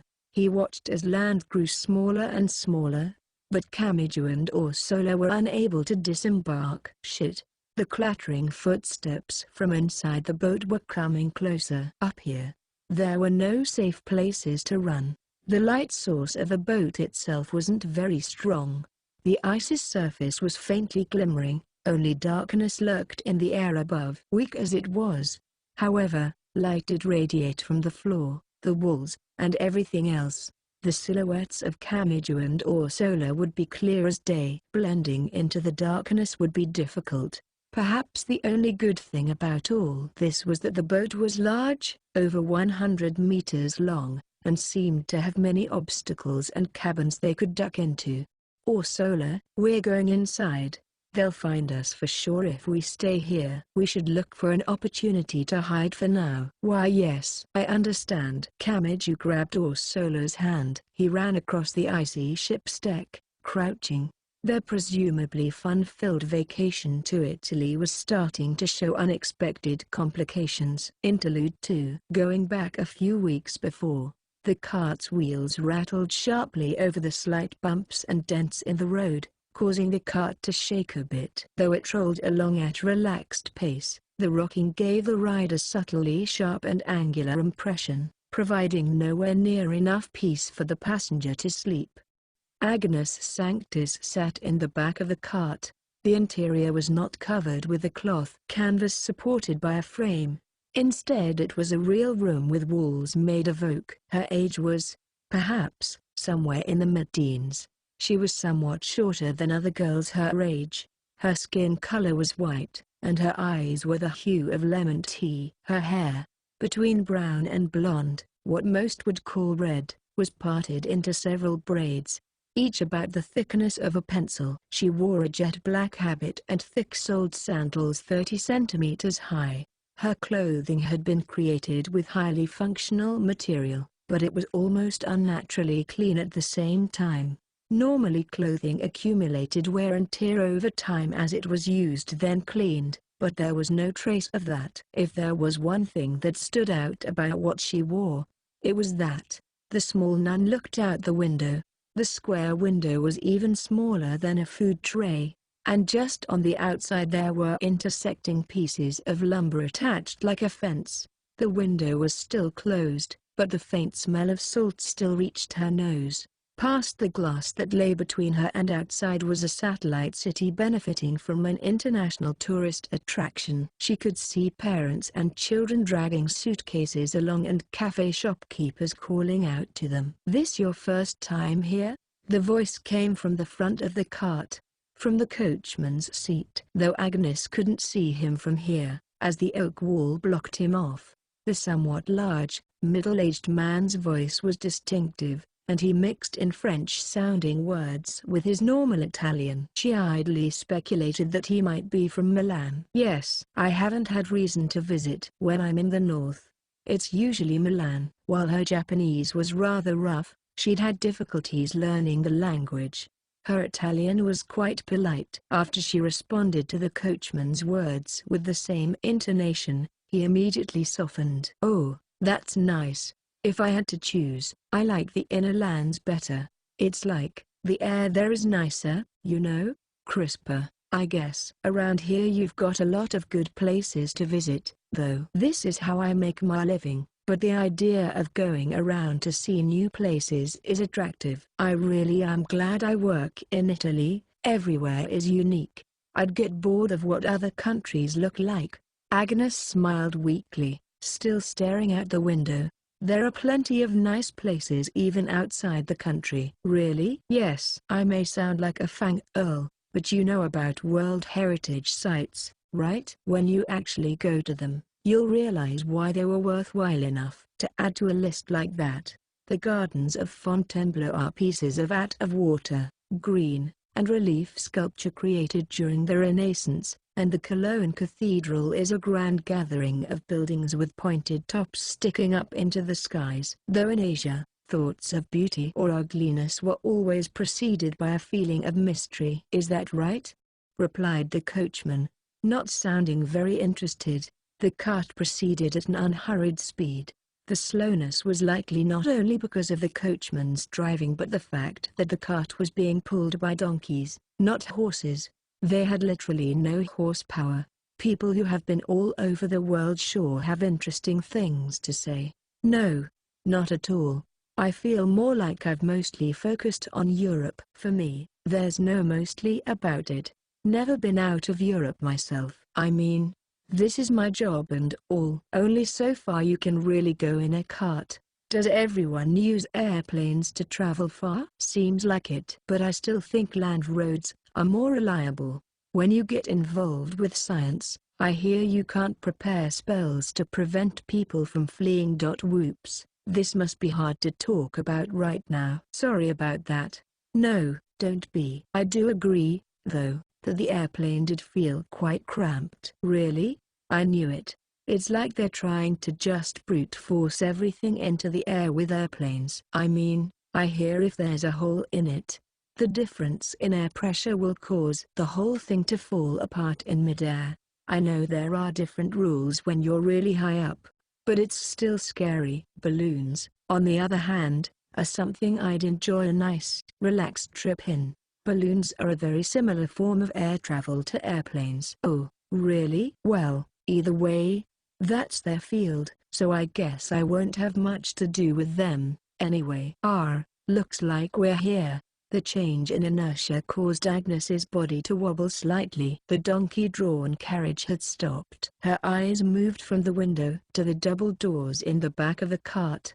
As she stared at the still unopened exit, she said, "So that's where we were going. La Regina del Mare Adriatico. And the Queen's Fleet." Then, as through that were the password, the door unlocked. Chapter 3. On the Ship of the City of Water. Il Mare la Sconfitta. 1. Ice on the outside, and ice on the inside. The hallways, walls, and ceilings were all made of a semi-transparent ice. Everything was made out of it, even the door frames, the knobs, and every single screw in every hinge. Some of them didn't even seem like they should actually work. The interior of the ship was ice, through and through, and the walls and floors dimly shone with the same white glow as outside. Was it taking in moonlight and diffusing it everywhere? The illumination wasn't as strong as an electric light, despite the clearly visible outlines of the walls and ceiling. The space itself was dim. It resembled a movie theater with the weak light from the screen shining in it. After Kamiju and Ursula opened the hatch linking the deck to the interior, they dashed into the nearest room. No lookouts had actually been there to stop them. It would all be over the moment they were found, anyway. But even without anyone here, there was this invisible feeling of pressure coming from further down the hallway. Part of it came from wanting to hide somewhere safe immediately. As soon as they entered the room, closed the door, and pressed themselves against the inside walls, they heard the hatch outside opening and closing. The sounds of multiple pattering footsteps and indecipherable shouts drifted over. All he could tell was that they were men, and he couldn't understand them, which meant he couldn't understand the present situation, which got on his nerves even more. Damn it, what's going on? He said to himself. He'd come all the way here because he'd won a vacation trip to Italy. And then some weirdos attacked them. And now they were on some huge stinking boat? He was sick of it. The room he and Ursula had hidden in appeared to be a room for controlling one of the cannons, the ones lined up all along the walls of the ship's hull. They must have each had a single, small, separate room for it. They could see inside the cannon from here. Several chairs sat in front of it, with a shelf along the wall and a big barrel in the corner of the room. All of them were made of the same translucent white ice, but on the other hand, that was all. No cannon powder or volleyball-like shots were in that barrel. Was the cannon purely an imitation? Or was it a magical cannon that ignored the laws of nature? Kamiju couldn't tell. Everything inside the ship, from the interior walls to the furnishings, was giving off a weak light. It all had flat textures, giving the entire setup a smooth, slippery impression. It was a strange space, where there was light everywhere but it would be difficult to read words on a page. I am concerned about this ship as well, but why would they need to use something so outrageous to attack us? Said Ursula uneasily. Her anxiety was understandable. They were out to kill her. She and Kamiju couldn't plan to fight against something they didn't understand. Suddenly, Kamiju remembered the man who had appeared from the canal with the short spear. That idiot who attacked us. His clothing was like your habit, but remade for a man to wear. Yes, those were indeed the garments of a male priest. It might be appropriate, then, to assume he was from the Roman Orthodox Church, which means this is all about the Book of the Law. I can't think of anything else that would cause us trouble. I was under the impression that incident had been settled with my moving to the English Puritan Church. If they buried me in the darkness now, they would be the ones to be incriminated. She paused. Would they go through the trouble of making a warship out of ice, destroying a canal in Chioggia, and ruining the Vigo Bridge? Yeah, It seems a little theatrical. Kamiju clutched his head. All the sorcery-related incidents in Academy City and Japan felt arranged specifically to keep sorcerers out of the public eye. But this ice warship was nothing like that. It didn't hide its appearance, its destruction, or its retreat. Was Kaguya in a state of panic right now? Of course. Nobody would believe someone who said a giant ice sailboat appeared in a tiny canal and destroyed part of the city. And even if they did, it wouldn't lead them to realizing the existence of sorcerers. Where's this ship headed? If we are moving north out of Kaguya, we are likely headed toward Venice. As long as we don't go south, we will not go to open sea. But there's a window over there. Orsola pointed to an observation hole framing the cannon from inside the room, but all they could see out of it was a dark ocean. The flat seas went all the way to the horizon, and after that it was an equally black sky. There were no clues as to their current location. And then, crash, the water's surface exploded. With a water-splitting roar, like a killer whale breaking the surface, came an icy sailboat of equal size to the one they were on. As they watched, 10 translucent warships broke through the water's surface. They could see in only one direction from here. But the same thing was probably happening all around them. The Adriatic, which had been cleared to the horizon, was now being covered up with innumerable ships. The sea surface, which had been naught but dark, was now being dyed in a pale whitish light. The light from this ship wasn't all that strong on its own, but with so many other ships gathered, it was a different story. I suppose this means this ship was not the enemy's base but merely a single part of it. Was the main fleet here all along? Could they just not all deploy near Kaguya because it was too small? Kamiju gritted his teeth. They were up to their necks with just one boat. And now there were even more. He felt like the slight hope of escape was quickly vanishing. Maybe he would have to abandon his idea of getting off the ship in the middle of the sea and wait in hiding until they arrived at a port somewhere. Geez, I'm sure Index is fine. Her cell phone doesn't work. I'd love to praise Academy City for making phones that can survive being dropped into the ocean. But her 0-yen phone is probably still turned off from before we got on the plane. Wait.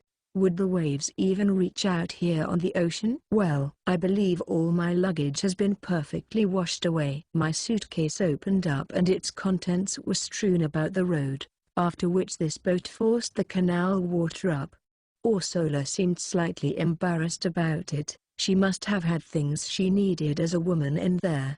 Kamiju sighed, but he was a little impressed at the same time. You're pretty tough, thinking ahead to what'll happen after this is over. Oh, but squid ink isn't a Venetian specialty but a Kyogan one. Kamiju completely deflated as Orsola swung the topic in a strange direction without listening to him. But that didn't last too long, either. Click. The room's doorknob suddenly turned. Kamiju and Orsola, standing near the door, were startled. They quickly turned around.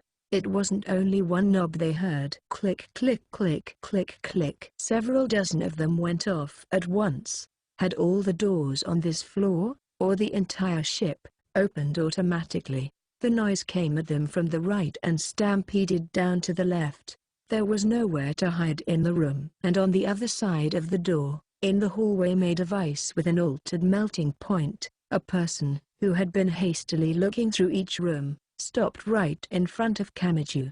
It wasn't a person he could see shouting in such a guttural voice, like the kinds he heard on deck. Outside the opened door was a sister. Her most unique feature, perhaps, was her red hair, tied into many braids, each about the thickness of a pencil. She was even shorter than Index, with eyes that betrayed a hint of childish mischief. She wore a black habit like Orsola, but it looked more like a dress and exposed a lot of her skin. To top it all off, he saw 30-centimeter high sandals on her feet. Agnes? He shouted in spite of himself. Agnes Sanctus, a combat sister in charge of an entire unit in the Roman Orthodox Church and the nun who had once attempted to assassinate Ursula Aquinas during the incident involving the Book of the Law. Wait, is this some kind of joke? What is she even doing here? She already attacked Ursula once. Is she involved in this? It was so sudden and unexpected that he couldn't find any words to say. She didn't seem to have thought she'd find Camiju and Ursula behind the door, either. She stared at the young man's face standing next to her, eyes widening a little bit, and then, bam! She wasted no time hammering her fist into Camiju's cheek from the side. Gah! His vision swam. Ursula gave a quiet yelp. The strike dizzied him. Not out of pain but out of being unable to react to the abruptness of it. Meanwhile, Agnes took another step in and wound up another punch. Camiju tried to focus on protecting his face, but as if she'd read his thoughts, her small fist swung low diagonally and dug into his side. Whop! Came a dull noise like a hammer hitting a leather bag. Camiju's body made a nasty creaking sound as he doubled over in pain. Then Agnes brought her fist down from above. He collapsed, helpless, to the icy floor as she took a side step to put distance between them. She glanced at Ursula. Wait. I would appreciate it if you waited a moment. Ursula put her arms out, frantic. Agnes narrowed her eyes a little but didn't open her fists. Then, as she continued to be cautious, she heard, "Ibso, though honestly my heart skipped a beat because I mean your habit is like I can see your back through it and I can even see a little of your butt and your stomach too. Your clothes are cut along it like it's reaching arms around you and all I can see is skin and..." The usual nonsensical chant-like stream of words coming from the boy's bent form. In the small room, Agnes placed herself to be an equal distance from Camiju and Ursula. Then, there! She cried, stamping her thick sandal sole into Camiju's calf. Then she pulled up his pants leg. "I knew it. You smuggled a weapon onto the Queen of the Adriatic." Agnes's cautious voice cut off before she finished. Attached to his calf by a band was a spare wallet, practically screaming that he was not at all used to overseas travel.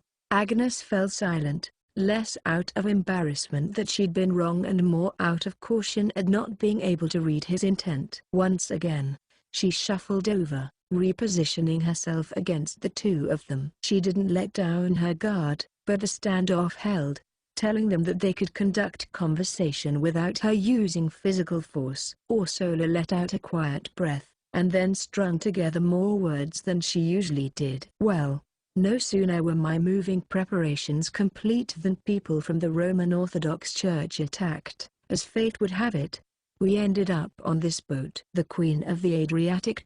Might that be this ice ship's name?" she asked in blank amazement. Finally, Agnes relaxed. She looked at Camiju, who was on the floor, though her gaze still didn't show any signs of letting down her guard. Is this a problem with her personality, usually?" she asked, rather exasperated. Camiju wasn't listening to anyone right now, and so "I'm sorry Agnes and forgive my confession in the middle of my apology but from the first time I met you I actually thought you looked really hot in that tight habit miniskirt and, 30 centimeters." Soles dug into his side, sending Camiju reeling away. Agnes asked the exact same question again. He sat up and, coughing, responded, "Well. Wait, why are you mad? Did Ursula say something weird again?" "The Queen of the Adriatic." "What's that? I feel like I've heard it before." "Oh, I must insist that I listen carefully to what others say." Nobody could tell what words that response had been in answer to, so the other two didn't even bother engaging Ursula. Agnes slumped, this time seeming to have let go of her caution for real. "This fleet's called the Queen's Fleet. This boat is one of its escorts. It looks like you really don't know crap. You're bad at bargaining. It's written all over your face, though if it's all an act, it's pretty damn impressive." "What are you even doing here? You're one person I don't have to explain myself to." "But I'm here helping search for the infiltrators." She continued with something crazy. Never thought it would be you two, though. Maybe I can use this. I was having a rough time. That problem was more than I could solve myself. But with you two, it'll be solved quickly. Hey, wait a minute, interrupted Kamiju. Problem, rough time, use, quickly. None of those words sounded very good. I don't like this. Ursula was attacked, and we were forced to get on this weird boat. We've been pulled around this whole time. I don't know what you're trying to do here, but if you insist on whining and complaining, I'll start yelling. If you want to get out of here, I think you'd better not get on my nerves. If you want to know how to depart the Queen's fleet, anyway. Kamiju and Ursula looked at Agnes with surprise. She didn't care much. If you don't want to, that's fine. I'll just go and call someone over, and you can deal with the rest however you want. Why not try jumping overboard and freaking swimming to land? Don't know how many kilometers it would be, and if you make splashing noises in the water I think they'll shoot you with cannons without question. Now that it had been said again, Kamiju had no way of arguing. They were in the sea. If he thought about it normally, he'd realize there was no escape. Swimming obviously wouldn't work, and even if they stole a life raft or something like that, they'd easily be sunk. As Kamiju mulled it over, Ursula spoke. By saving us, what would you gain? A reward, I guess. Just think of it like that, answered Agnes immediately.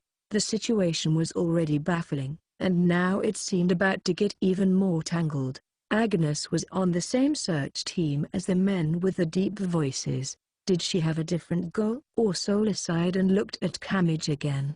For now, we must do as she says. Either way, I don't believe we'll find a way to escape without cooperating. And if we make Miss Agnes mad, the other people will arrive. Hey, so you do get it? Agnes smiled belligerently. Kamiju clicked his tongue. He could feel the situation growing more and more chaotic. Offhandedly, he said, I don't like this, but let's hear what you have to say. 2. What's the Queen's fleet? Anyway, that was the first question Kamiju asked in the small cannon room. Well, it's a fleet meant to keep watch on the Adriatic Sea. Agnes's tension had finally gone away, and despite not getting any closer to him than she needed to, the energy was draining from the tips of her hands and feet. Its goal is to collect data from stuff like the stars, the wind, and the surface of the water to see where and how much mana is being used on the Adriatic. Unlike on land, we can't simply put guards on the ocean, but it'd be a problem if people were doing weird sorcery experiments on the water. Keeping watch on the Adriatic, Ursula repeated, looking around the icy room with doubt on her face. Is it necessary to build something so tremendous for that? At this point we probably could have made it more compact, but, the Queen's fleet was made hundreds of years ago. Back when peace and order on the Adriatic was so unstable that they had to patrol it constantly.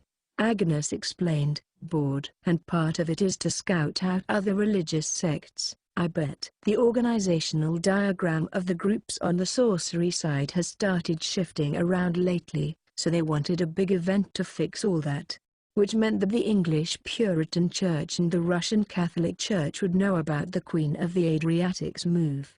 If not, they wouldn't be able to meet their goal of showing it off. Kamiju noted as much to her. Right, well, I'm sure the higher-ups knew and just kept quiet about it. Yeah, fooling around with scouts isn't going to cause waves. And if their underlings stupidly run out ahead and react too violently, it'll cause a much bigger problem. Like what's happening right now. Wait a minute, I still don't get what's going on. We didn't know about the Queen of the Adriatic, and now that we know how dangerous the situation is, it feels like we're not really. You think they give a crap about you too? What I'm saying is, Agnes stopped. They could hear the pattering of footsteps from outside the room. Agnes pressed her ear to the icy door and waited until it quieted down. How many people were on this ship? The man in the habit who attacked them and the men with the deep voices yelling instructions on the icy deck couldn't have been part of Agnes's unit. but I don't recall ever hearing about this while I was still a Roman Orthodox. I didn't know until getting here, either. I mean, the church's got 2 billion followers, which means there's an insane number of disparate units. We only know about the places and things we use regularly and the super famous people all the way at the top. Now that you mention it, I don't even know how many units there are in total, Ursula replied, thinking back to her old post and the group she belonged to. But hey, is this fleet really just set up for keeping watch? Kamiju turned to Agnes, suspicion on his face. Look at the facts. Some guy attacked us, probably from this ship. And then a huge freaking boat came up and broke the canal. Next thing we know, we're in the middle of a huge fleet. Why do we have to suffer through all this? HMPH, sniffed Agnes for some reason. I'll ask one more time. You two are truly unrelated to the Queen of the Adriatic, right? Yes, like I said, I was in the middle of moving. And now that I think of it, I do wonder if everyone from Amakusa is all right, said Ursula, somewhat worried. Agnes sighed tiredly. Well, then you simply got caught by those keeping watch, didn't you? You two destroyed a Roman Orthodox church project in the past. You're obviously on a blacklist, stupid. Plus, one of you came all the way from Japan and the other came from London with a combat brigade of Makusa people with her, with everyone who took part in the battle over the Book of the Law. It's no wonder they thought you were up to something again. Is that right? Said Kamiju, confused. In all honesty, he couldn't imagine what a normal response from the sorcery side would entail. Agnes grinned. But anyway, you're pretty sharp to notice something wrong with this all being just for observation, huh? Replied Kamiju. She continued. The whole thing about it being just for keeping watch is a front. Whatever do you mean? The real reason for it is, well, this is basically a workers' facility.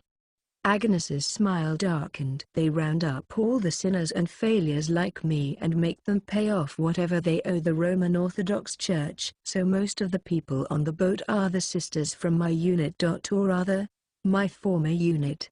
The rest are mostly people overseeing the work and stuff. Did that mean Agnes was working here? Maybe looking for infiltrators was part of their job, but the air here felt oddly dangerous. What with the people who suddenly attacked them and the fact that they'd been hiding themselves. What exactly do you do here? Asked Kamiju. The work itself is simple. Anyhow, they ask for as many hours of labor as they can get. We're worked around 18 hours a day. For the sisters who aren't used to stuff like this, it seems like hell. He was startled. Wasn't there a form of torture like that? Overwork was banned as a form of punishment right now. It was a method of wearing away a person's mind by forcing them to continue doing simple, fruitless labor over long periods of time. The more meaningless the work, the more it stung. The feeling of all your work not being good for anything was probably like telling a marathon runner that time would be reset after they finally reached the goal, making them do it over and over again. Anyway, this is the important part. In exchange for my letting the two of you escape. I want you to rescue two of my subordinates. Their names are Sisters Lucia and Angeline. Lucia and Angeline. They didn't ring a bell at first, but when Kamiju thought hard, he realized it was the sisters he'd seen during the incident regarding the Book of the Law and Ursula. He felt like they'd beaten him to a pulp in Parallel Suites Park. But however shall we rescue them? Right. Well, this is going to sound like karma, but... Agnes sighed. The two of them broke out of the Queen's fleet. Apparently, they plan on breaking out the other sisters and me. All I can really tell them is, yes, good work, though. I'd rather they get out for now, than actually prepare something to rescue the rest of us. Agnes's answer was bored, unenthusiastic. How did they say they did it? Again? I think it was a spell that used the Queen's fleet's searching characteristics against it. Well, in any case, they really did escape. That much is trustworthy information. Before Kamiju could open his mouth to ask why she wanted them to save the ones who had already broken out, He came to the answer. They had run away once, and then been caught again and dragged back. So they got brought back here and now they're in detention? Detention? Well, Agnes said in a bored voice. This is a prison, so including myself, all the nuns here are Roman Orthodox prisoners. The most important thing they need to do is plug any potential escape holes. So stopping spells for breaking out comes first. Still, this isn't an execution site. So they're not gonna just up and kill him to keep him quiet. At most they'll be dealt with so they can never use that spell again. Dealt with, repeated Kamiju casually, but Agnes took a moment before speaking. Instead, Ursula gave an uncharacteristically bitter frown. Then asked her, preventing the use of sorcery means robbing them of their ability to think. Meaning, they will break down the structure of their brains. That unnerved Kamiju, who still sat on the ice floor. She hadn't suggested a concrete method, but that only let terrible ideas spring up in his imagination. Agnes, too, gave a sigh.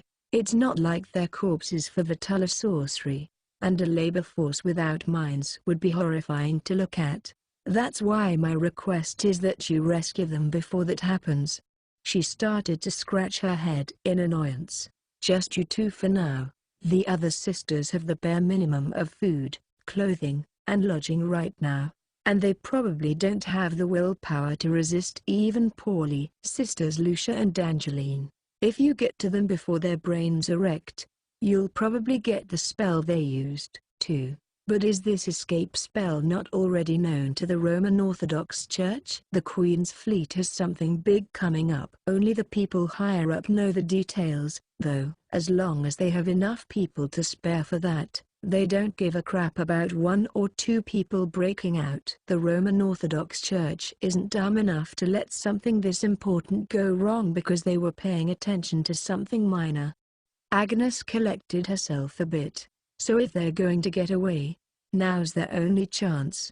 If you two will act, this will be quick. I'll go to the Queen's fleet's flagship to create a diversion. So get the job done while I'm there, please. If she was going to the flagship, then did that mean there was a way to cross over there from this escort ship? These were magical facilities, so maybe there were some weird warp devices or something. So you're saying you'll help us? Not help you, use you. If you don't like it, I won't go to the flagship. Instead I'll just turn you in. Agnes's lips twisted into a mean smile, but Ursula smiled. Now, there is no need to be so embarrassed about it. If you had no intention of cooperating, you wouldn't have approached us about it. Mga. Hey, what are you hugging me for? Agnes found her face buried in Ursula's arms. Massive goodwill, and enormous chest, so Kamiju instantaneously turned his head and averted his gaze. He heard a nasty-sounding grk, but that wasn't important right now. While you're there. But you'll be captured, too, won't you? We should break out together, he said from his spot on the floor, looking up at Agnes.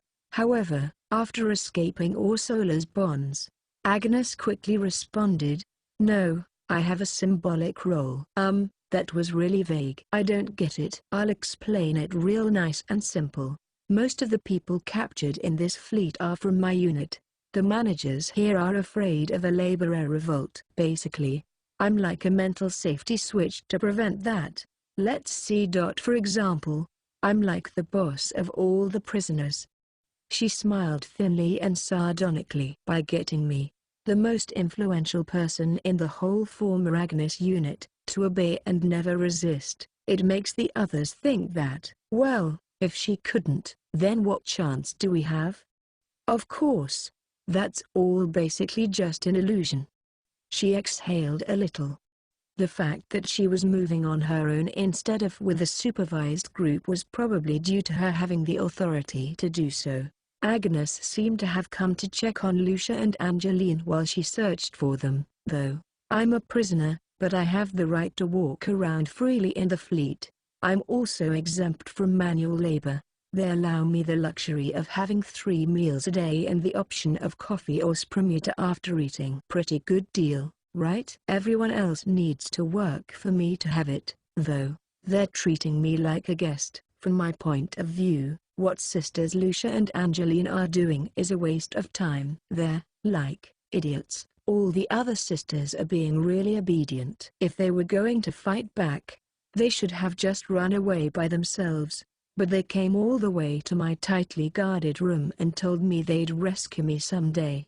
There wasn't much seriousness in Agnes's voice. The words were simply tumbling out, and that was all. Besides, I don't need to do any labor, so I don't have to break out. I can just laze around on a couch and eventually I'll be back at my post. They're pathetic, huh? Agnes's words ticked Kamiju off a little. Maybe it was a nuisance for her personally, but he didn't think she had to put it like she had. Whatever you two want. It'll be freaking important to assure cooperation to find out how to get safely away from this fleet at sea. Might have to rough up a few people. Anyway, I guess just do the best you can manage. What do you mean best we can manage? Just my honest opinion. If you want my thoughts on it, in case you're lucky enough to get out of here, never get involved with the Roman Orthodox Church again. He didn't like her decisive tone, either. But she was still right. They couldn't hide out in one place forever. If they were going to flee, it had to be soon. And they had a way out right in front of them. Kamiju, still sitting on the floor, let out a massive, spiritless sigh. All right, fine. But if we get seriously outnumbered, we're not going to have much time. You picked a fight alone against 250 sisters before, and that's what you have to say now? At the moment, she seemed to acknowledge Kamiju's strength as her enemy. The corners of her lips pulled up into a sardonic smile as she bent over and offered her hand as if for a handshake. She must have been telling him to stand up. Oh, thanks. Kamiju amenably grabbed her hand with his right. In addition to her slender fingers, his hand closed around her habit's baggy sleeve, and a moment later, thud. The seams in Agnes's habit broke apart and it fell straight down. Oh my, said Ursula, putting a hand to her cheek. Well, I had thought it was a somewhat odd design. Your revealing habit was a special garment meant to act as a countermeasure against anything magical. That was beside the point. Most importantly was that Agnes now stood bent over before him in only her underwear, and though they were full of lace like last time, the white panties were somehow cute. And also, she wasn't even wearing a bra because her clothing had a wide-open back. Then there was her modest chest, slightly and charmingly emphasized because she was bending over. Agnes's face, at first, seemed to wonder what had happened. Then she looked down and then to herself, as though to reconfirm what she was seeing. Eventually her throat perked into motion. ? Before she could start screaming, Kamiju and Ursula put her in a full-force Nelson hold, covering her mouth. 3. Index was standing in the darkened streets of Kyogia. The small town on the sea was a scene of chaos. People were in turmoil not only because the historically significant canal and stone bridge had been destroyed, but also because nobody could figure out how. Those looking at the disaster began asking questions, listening to the voices answering in stammered words, growing increasingly dubious, and going through the whole thing again. Seawater had flooded into the road farther than 100 meters away from the canal and had even started dripping into another canal parallel to it. The boat was gone now, so the dirty water was trying to go back into the canal. Even so, some houses had seen it coming in from the gaps around doors. Business buildings especially, like restaurants and cafes, were starting to light up. The sounds of frantic cleaning drifting toward her. Amid it all, Index stood quietly, her gaze fixed in the direction where the ice sailboat had disappeared. The Queen of the Adriatic, allegedly deeply involved in the history of northeastern Italy. The words she spoke possessed support in the form of her immense stores of knowledge. No, one of the Queen's fleet aiding it. A whirlwind of information from the 103,000 grimoires in her head began to coalesce and organize. She drew out the necessary knowledge, blocked out the unnecessary knowledge, and began to investigate whether her speculation was true or not. Finally, She confirmed it, which means it had to have been the Roman Orthodox Church. But why did the Queen's fleet attack? Ursula Aquinas and Amakasa. Maybe these two being here together was the cause. Tuma and the rest of them don't absolutely need to be eliminated to move the Queen of the Adriatic. Then she began to think about possible countermeasures. I can't go by myself to the Queen's fleet without being able to use sorcery. No, the enemy is greater than a single sorcerer can hope to stand against. But at this rate, Tuma and the others will dot in that case. Index brought her face up. She cast her gaze around and, before long, took off running toward the destination she had in mind. 4. Kamiju and Ursula were battled out of the cannon room. After borrowing the sewing set from Ursula's sleeve, Agnes had said in a very low voice, "Anyway, I'll be found out on the spot unless I at least put my appearance back to normal. Just get out of here now, please." Then she had begun to move the needle in and out of her custom-made habit. She would most likely head for the flagship when she was finished. There was no point in thinking about her. Kamiju poked his head around the passage corner and looked ahead. The straight hallway, made of ice with an altered melting point shining with pale white diffused light from the moon, was, in contrast to the ship's scale, extremely tight and narrow. Maybe it was a trait of warships. It seemed to him like if a few more people were here, they'd probably get stuck and be unable to move. All the ship's interior surfaces were like screens in a movie theater. The floor and walls were clearly distinguished, but it was very difficult to see in the air of the passage. Kamiju found himself squinting a little to stare further down it. Nobody here, just as Miss Agnes said. After their short exchange, they walked around the corner. It had taken quite some time to confirm even that. That first step required reckless courage. According to Agnes, control of the fleet's navigation and weapons relies mostly on sorcery. The greater part of those on board are from my former unit, and asking any of them for help could cause them to be framed, so that's out. There are around 250 in the unit, but they're close to 100 ships. You do the math. Each ship is close to empty. That's what it takes to have a few overseers manage a lot of laborers, basically. It does mean it's a weak point, though. But if the ships are all on autopilot, what work are they doing here? She'd said they were doing simple physical labor meant to wear them down, but he didn't think she went into details. Whatever the case, it could wait until they got off the ship with Lucia and Angeline. Even though he made sure there was nobody actually around, he still couldn't completely rid himself of anxiety that someone would attack. Behind all the doors in the passage, right around the corner. He could all too easily imagine someone waiting somewhere for their opportunity.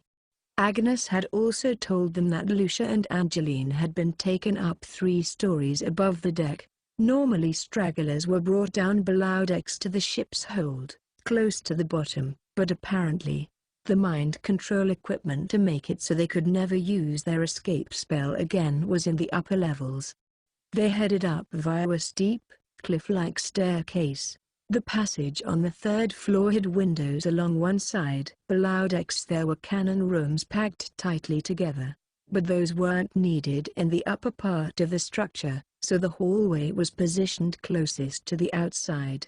"Oh my," said Ursula casually as she cast her gaze out one of the windows. Kamiju's eyes followed hers, and then he gasped. "Yeah, this isn't going to be easy." They were on the 3rd floor, but only counted up from the deck. There were another 10 or so meters from the deck down to the water. It was like looking down from a 5th floor or higher.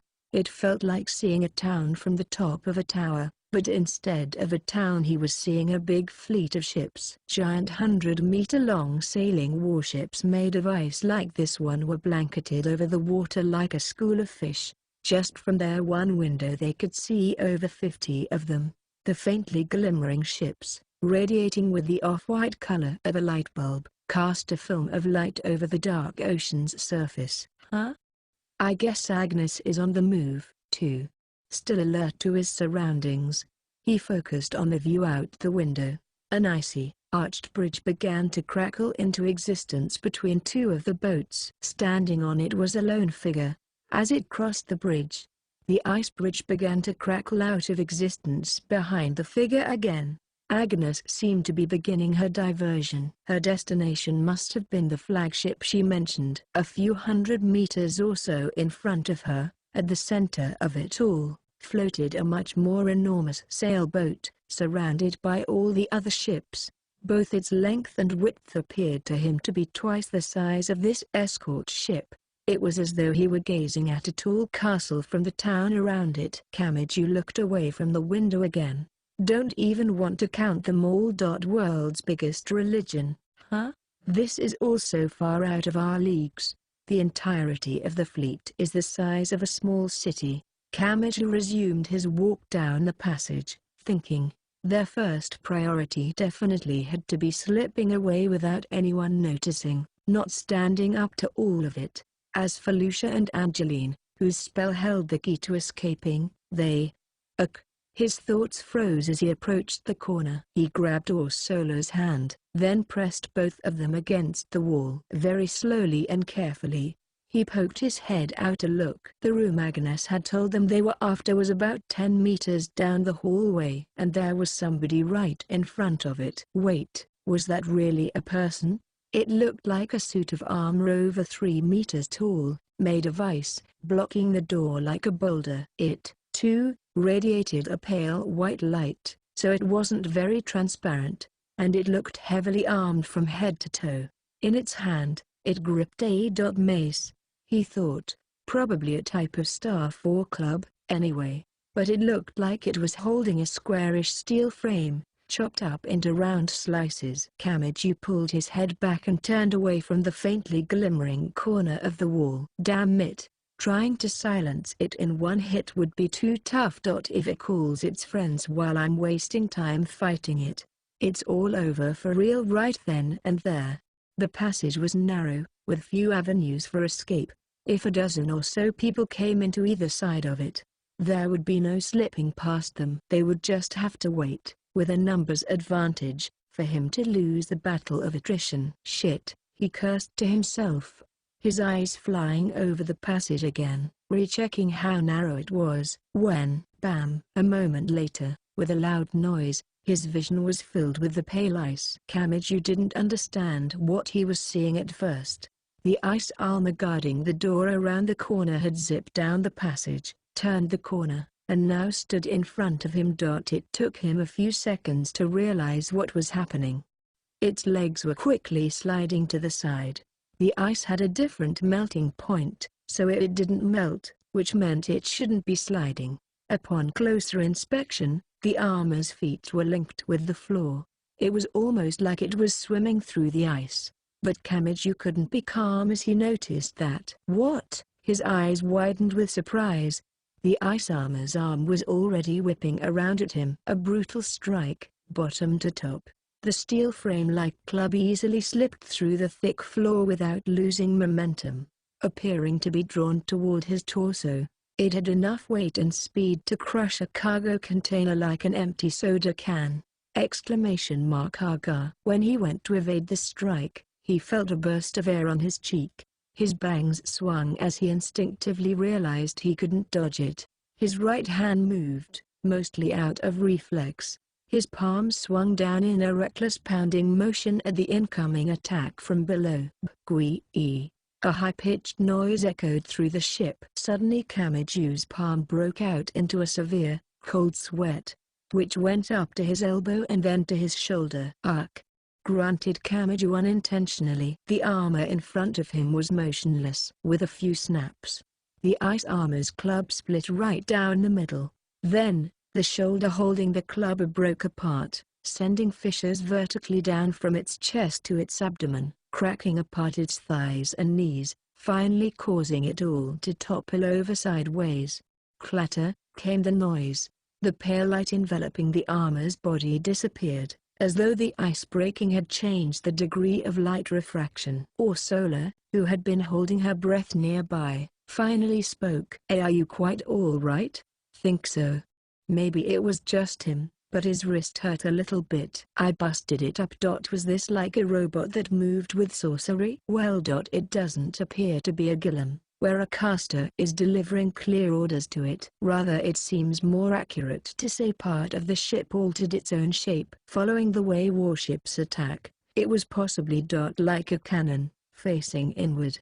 Ursula stopped before the fallen ice sculpture and ran her hands over it, speaking lowly and clearly. Part of the ship. Kamiju tapped his right hand against the nearby wall. The thick ice didn't break, though. They're different, I guess. The armor was always moving via magic, but the boat's walls have already changed completely. He thought idly, but there was no time to investigate the details. Still, though, he breathed a genuine sigh of relief that magic had been used. If he'd let himself be pulled into a regular hand-to-hand fight, well, he wasn't sure even a modern tank could have beaten the thing. Kamiju would have been killed within seconds. Whatever the case, he'd gotten past the hurdle not with raw strength but with grit. Kamiju turned the corner. This time with nobody out there. All right, let's go save Lucia and Angeline. This is a pain. There is one thing about that, said Ursula somewhat worriedly. Would it be possible that Miss Lucia and Miss Angeline are the only ones in that room? There should be at least several casters administering their magical procedure. If we open the door, I believe things will get ugly. As she spoke, Ursula picked up a fallen piece of ice. It was the club the ice armor had held, broken in two. She held it with both hands like an instrument case. My weapon, she said with a smile. Both things were out of place. To add to that, she went around picking up more, saying this one or that one seemed stronger. Mostly the ice armor's portions of leg. Would they have about the same attack power as a weighted stone? Right. It didn't seem very helpful to Kamiju, but he accepted it for now. Guess this time we'll have to fight when they come out. We can only pray they don't come out scattered. Yes. Well then, let us be off. Kamiju and Ursula nodded to each other and ran down the passage. It wasn't that they wanted to fight while they advanced. Stronger was the more negative feeling of not wanting to be spotted by anyone else in the passage. They made it to the door in one spurt. Kamiju grabbed the doorknob. It didn't seem locked. To be honest, he felt scared, but hesitating would get him nowhere. Without a second thought, he threw open the door. Bang! Echoed the loud noise. Ugh. It was a clean room. Maybe it was their version of an infirmary. Even so, the beds were made out of ice, too, so he couldn't tell how much good they'd do for a patient. There were around 7 men and women in the cramped room. 2 assisters wearing habits with yellow sleeves and skirts. They were Lucia and Angeline. They each wore a golden circlet outside the cloth on their foreheads. But it also looked like they were digging into the fabric. The other 5 people were all unhealthy-looking men, slender as wire. They could have been researchers, but each wore a deep black habit with a cloak. On an icy table next to them were lots of metal sticks made of something other than ice, which Kamiju couldn't surmise the usage of. Their tips were sharpened like pens, making them seem somehow eerie. The strange movie theater screen-like illumination wasn't helping, either. No ice armors in here, but 1 on 5 was still a plain old numbers disadvantage. Shit. If he took on every one of them at once, he'd lose. It was all up to how much of a surprise attack he could get in while they were frozen in surprise. He almost took a long step into the room when a shadow stepped between them first. Don't move. It was Ursula Aquinas. She awkwardly threw the ice piece she was carrying underhanded.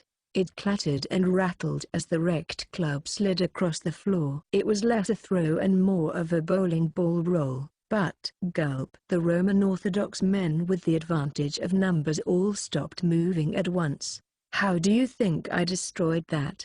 She declared confidently, her hand moving toward her sleeve. Kamiju glanced at his own right hand. Then he finally realized what she was trying to do. They didn't know about the Imagine Breaker. Oh, I misspoke and used Japanese accidentally, but I see you understand me. Though it is perfectly fine if you do not. If you won't listen to my warning, I will simply have to use this, she said, hand going into her sleeve. Wait, one of the men said in Japanese.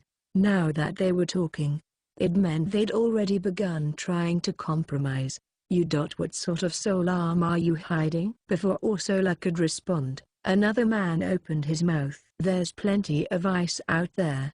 You could have just broken a piece and brought it here. Oh my. Do things like this happen to grow naturally on this ship? Ursula threw the next piece with a bonk.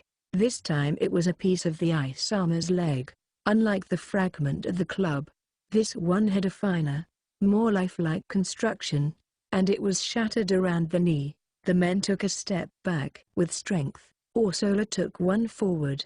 As for your previous question, if you would like to know how I did so, I would not mind showing you, but please make sure not to turn to cinders before you see it. Oh my, oh my. Will you be able to block this relying only on your arms to guard yourself? She lightly shook the hand inside her sleeve, and the men all tensed up so nervously it was funny. Slight fear was visible even on Lucia and Angeline's faces. Kamiju was astonished. A bluff was a technique you could use only when you already had an accurate idea of the opponent's strength.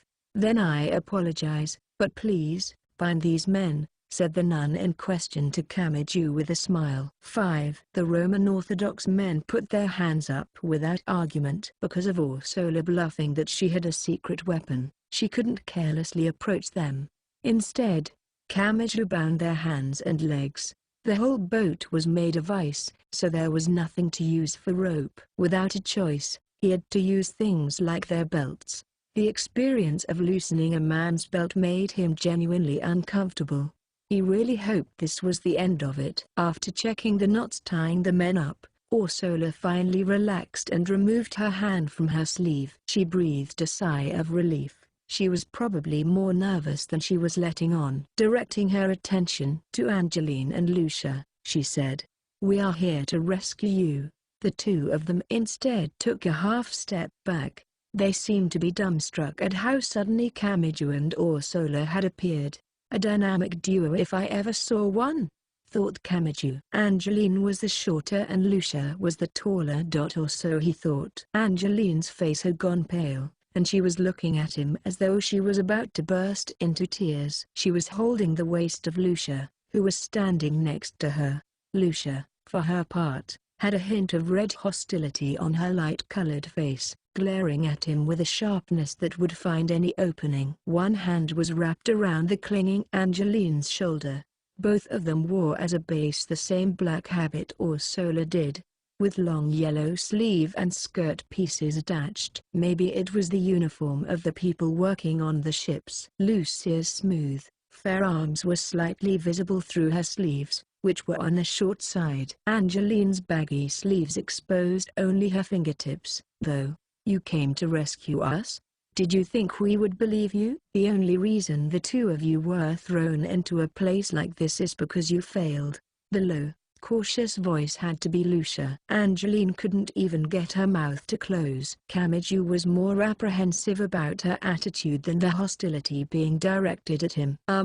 We're not on this ship because we wanted to be. We just have Roman Orthodox people after us for no apparent reason. Our first objective is just to get out of here."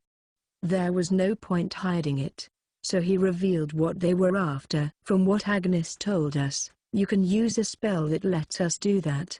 If we want to run, we need your help. So she said she wanted us to come help you before they did some weird stuff to you." Sister Agnes. She said that. The familiar name caused the twinge of fear on Angeline's face to disappear. She seemed to brighten right up with only that. Maybe she was actually an animated girl at heart. But Lucia's sleeve swung out and she pressed on Angeline's head from above. "Sister Angeline, these are the words of a heretic. Please at least consider the fact that this may be a trap." "I am sorry, Mom. But, well, if these people met Sister Agnes, then maybe she's..." "Once again, you are being too hopeful. They know our connection to Sister Agnes. They could be feeding us good-sounding lies because they know that." Angeline continued to shrink away under Lucia pushing down on her head, but she occasionally threw a glance toward Kamiju. Shit. This would go so much faster if Agnes had just written a note or something. He sighed. How was he going to explain this? The real problem was that their alarm was justified. Kamiju and Agnes weren't very friendly with each other. There was nothing harder than bringing someone over to your side using only words. As Kamiju fretted, Ursula opened her mouth to speak. Then I will ask you this. Why do you think we came here? What? As you say, this is the enemy's base. We came in here only after felling the guards. Is there any other merit to taking such a risk to come here other than to rescue you? Said Ursula, sparing just one glance toward the men tied up in the corner of the room. Well, that's, she managed reluctantly. But she couldn't put together her thoughts, so her words stopped before she said anything else. Do you think we came all the way here to make enemies of you? The damage would have been done even if we had left you here. What reason would we have to rescue you, even using Agnes's name? I find myself having trouble thinking of one. Ursula glanced at the corner of the room again, where the men were tied up, after she and Kamiju had taken that risk. This time, Lucia was silent. Instead of pointlessly explaining the unanswerable question, she created a situation in which the person she asked wouldn't be able to answer. That was smart, thought Kamiju, inwardly surprised. She hadn't said a word of compromise or made a single excuse in their defense, and yet she'd just silenced Lucia. This didn't feel like the way Ursula usually did things. Then she brought her mouth close to his ear and whispered, "It is my job to persuade those in heretic lands who do not know the Lord." Oh, that makes sense, thought Kamiju in frank admiration. Maybe negotiating with her life on the line was something she was really good at. After looking at Kamiju and Ursula in turn with a searching gaze, Lucia said, "So if we didn't have any value in rescuing, you would have left us here. What luxury." Sister Lucia. Angeline's baggy sleeves pulled on the cloth around Lucia's waist. The taller one sighed tiredly. "All right. Your words do have some truth to them. Also, Sister Angeline, how many times have I told you not to do that?" "You're rubbing against my thigh." Kamiju almost looked away when those smooth words came out lightly. Did they not really care, since they were both girls? His cheeks reddened in spite of his intent, and Lucia's eyebrow twitched. "Are you having any ideas?" No, not at all.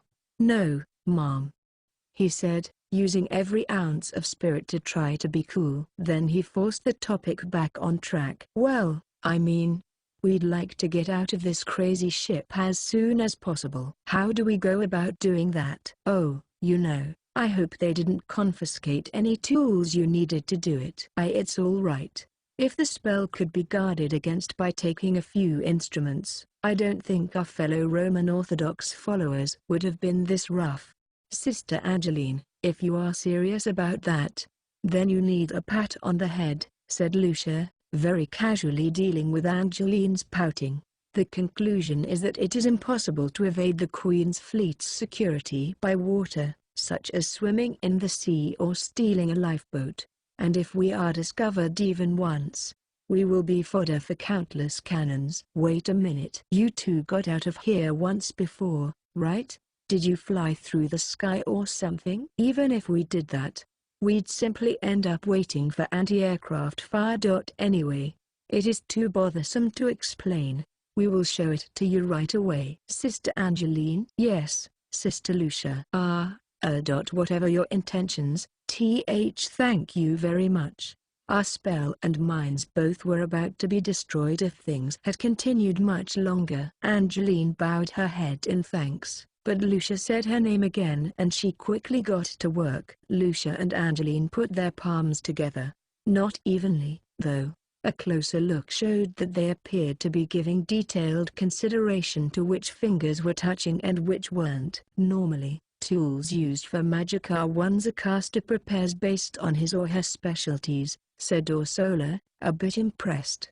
But instead, they're using the clothes binding them as a temporary substitute. By channeling mana into the two binding spells via different routes than normal, They gain the effects of an entirely different sorcery. I am very impressed you thought of such a thing given how restrictive your environment is. So maybe it was like using something really trivial, like a spoon or a shoelace, to its fullest potential to break out of an impenetrable prison. As Kamiju thought about it, before his eyes, it happened. Lucia and Angeline raised their joined hands horizontally. It looked like a social dance, and their fingers were pointing to where a cabinet, made of off-white glimmering ice, rested. WHHRMM. Like a pupil opening up. A big hole, about 1.5 meters across, appeared in the semi-transparent cabinet. With a spell that belongs to a subset of the one that created the boats using ice, we can open up a cavity like that one. By applying it, we can harden seawater and create a roller coaster on the seafloor. We can get out through there.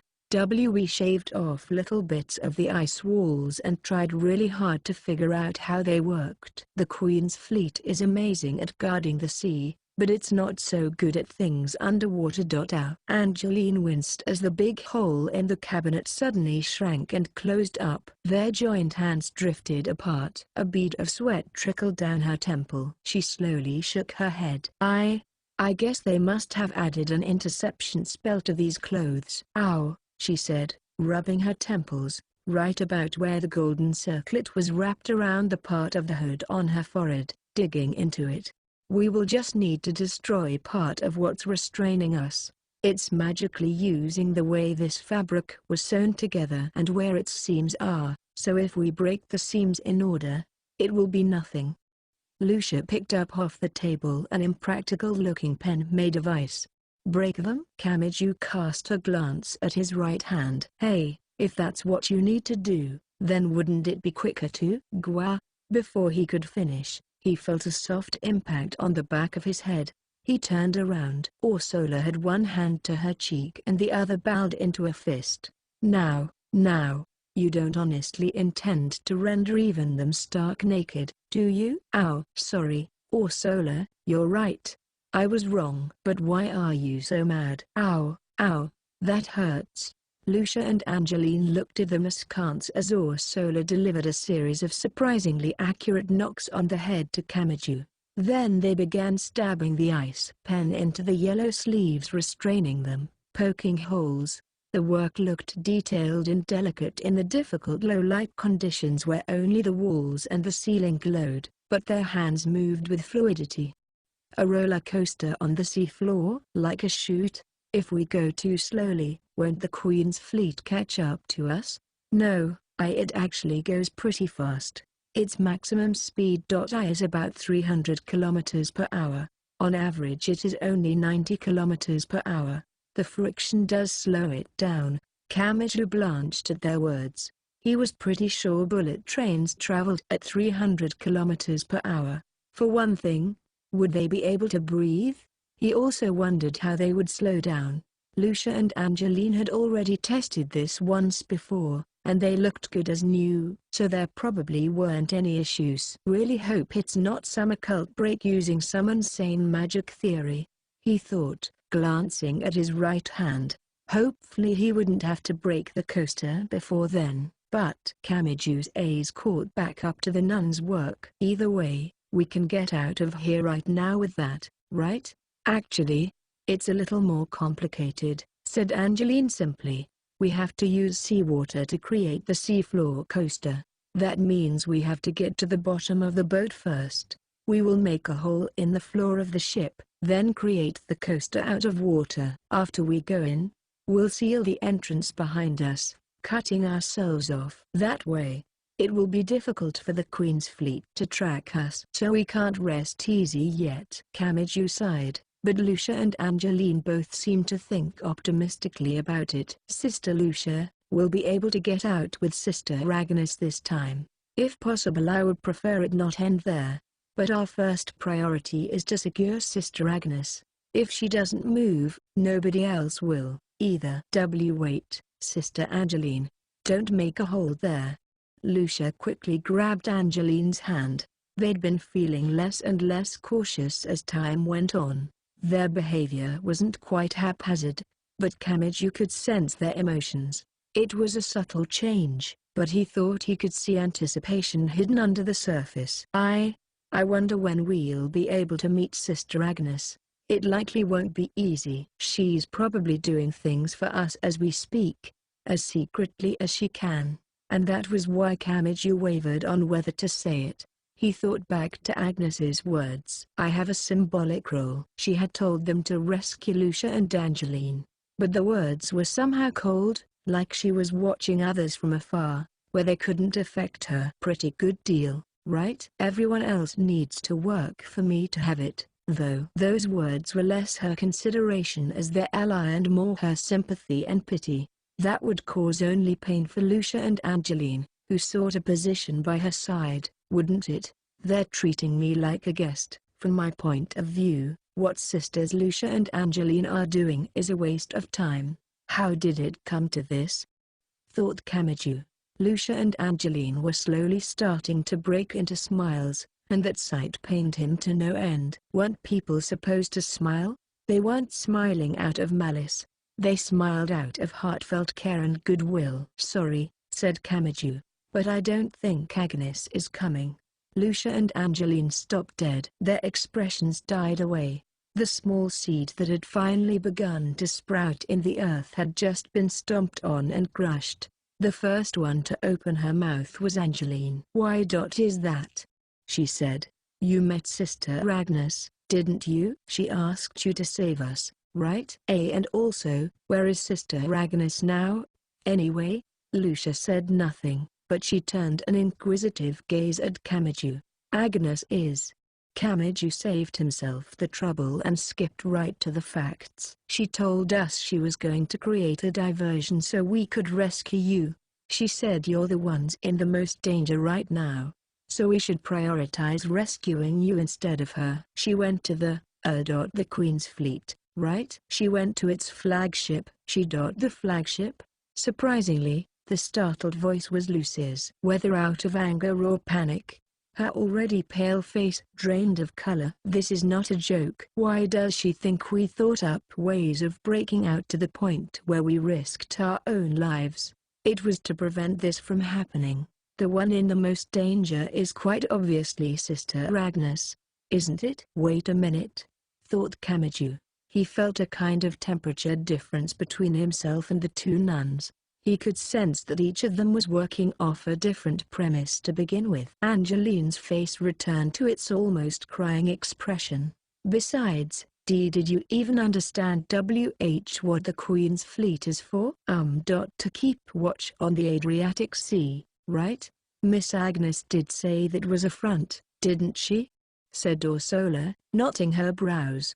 We heard from her that it was a manual labor facility to work those who have brought detriment to the Roman Orthodox Church.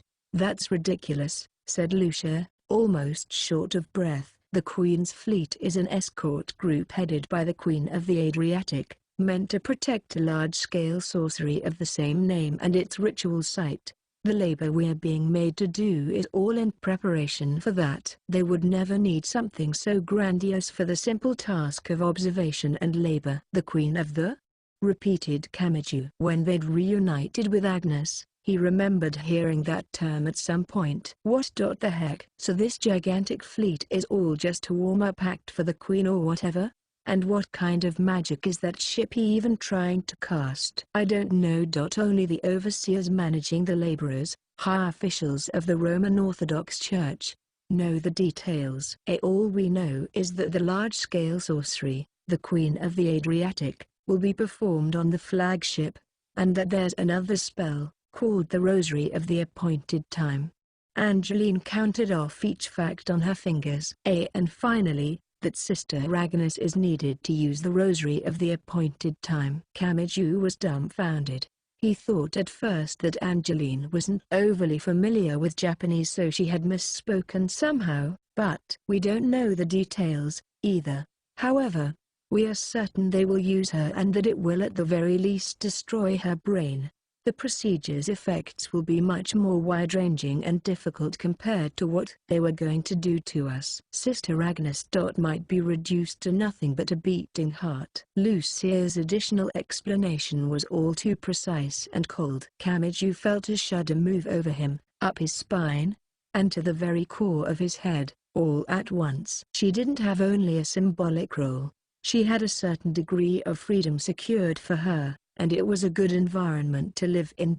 What had all that been about, then? Never thought it would be you two, though. Maybe I can use this. Agnes's words came to mind. She'd said them to herself. Now he finally understood what she meant. I was having a rough time. That problem was more than I could solve myself. But with you two, it'll be solved quickly. The rough problem wasn't the security situation. If Agnes had rescued Lucia and Angeline and then told them to run away themselves, they would never have agreed. He should have seen it before. What Agnes Sanctis had done to Camiju and Ursula during the Book of the Law dispute was difficult to call benevolent, but she had just as much right to act out of consideration for others. Lucia and Angeline had told them the entire Queen's fleet was a warm-up act for the Queen of the Adriatic. Agnes was the key to the huge, large-scale spell activating. If she escaped with Lucia and Angeline, they would pursue them to the ends of the earth. The Queen's fleet has something big coming up, but Agnes had said this, too. Only the people higher up know the details, though. As long as they have enough people to spare for that, they don't give a crap about one or two people breaking out. If that was true, then when she said she'd go to the flagship, she really did mean it was to create a diversion, to abandon everything for the allies who had tried to save her. Kamiju wondered what she was feeling. While you're there. But you'll be captured, too, won't you? We should break out together. In that very last moment, what had she felt when she said those words? And what had she felt when she lied about everything to guide Kamiju and Ursula to Lucia and Angeline? You picked a fight alone against 250 sisters before, and that's what you have to say now? The emotion buried in that light-hearted comment. Realizing Agnes's unspoken wish, Kamiju stood there, dazed. And then, into the useless boy's ears. Grass. Suddenly, the explosive sound of an ice wall crumbling split through the air. The sound and the shock wave were enough to throw them all to the floor. The ice wall must have taken a hit from outside and broken. The side of the room farthest away from them had shattered into a rain of ice shards like glass. Just above them, a stray piece of wreckage hurtled past at a dreadful speed. "Ow!" cried Kamiju, not at having fallen but from the throbbing pain inside his ear. What was that? It was like he was hearing the others' voices through headphones. It seemed like the sounds were coming to him from far away. "An attack?" said Angeline, voice trembling. "From where?" She had immediately been safeguarded under Lucia as she dropped to the ground. Lucia's face was baffled as well. That was only natural. This escort ship was surrounded by many of the same. Was an outside attack even possible? Then Ursula, also on the floor, abruptly lifted her head. Could it be? She looked past the destroyed ice wall, to the nightscape seen from 5 stories above ground. "One of our own ships fired on us." "You have to be kidding me." Kamiju wanted to shout. "This is their own ship, isn't it?" "No," said Lucia through gritted teeth as though in pain. "The escort ships are made of seawater. As long as the Adriatic Sea still has water, they can destroy as many as they want. Repairing and rebuilding isn't an issue." Lights blinked in the distance, past the broken wall. It was fire, spurting from the lips of many cannons. Unlike normal artillery fire, the gunfire was like a wave broken up into fine pieces, carried along by the wind. Arc! The delayed storm of noise came a moment later, like thunderclaps. Before Kamiju could take any action, the swarm of cannonballs destroyed the entire face of the ship, not only the room they were in. The pale light disappeared from only the parts that had been smashed. The bound men near the wall began to fall into the night sky. Before he could think about reaching out to save them, a fragment of ice crushed by a cannonball collided with his temple. Strength immediately drained from his limbs. The fleet was in a close formation during these bombardments, so follow-up shots mercilessly pelted the ships nearby as well. Masts broke, cabins were smashed, and he could see beyond the broken wall those boats desperately freezing seawater to repair themselves. But this ship was different. Its automatic regeneration didn't activate, and the ship began to list heavily. Orsola, who was clinging to the ice floor, said, "Ouch. The workings of the cannons appear to be conforming with the legends of Saint Barbara. Ugh, it's sorcery, right? Then I'll use my right hand. It isn't possible to block all the cannonballs. The ship is too big." A whole host of additional explosions drowned out her shouting. The overlapping sounds of firing came together to hit them with a shockwave like lightning. Kamiju was pressed to the floor, but the quake from below still sent his body a few centimeters into the air. The continued onslaught of cannonball strikes caused the entire floor to tilt. Maybe a supporting pillar underneath them had been smashed. A moment after, the walls and floor started to rotate, along with his vision. There was a pshhhh sound like sand pouring nearby. It was the water's surface parting. They were sinking. By the time Kamiju got a grip on what was happening, the vessel of ice had already been mercilessly shattered like a small model boat hit with a hammer. Interlude 3. Her parents had been killed.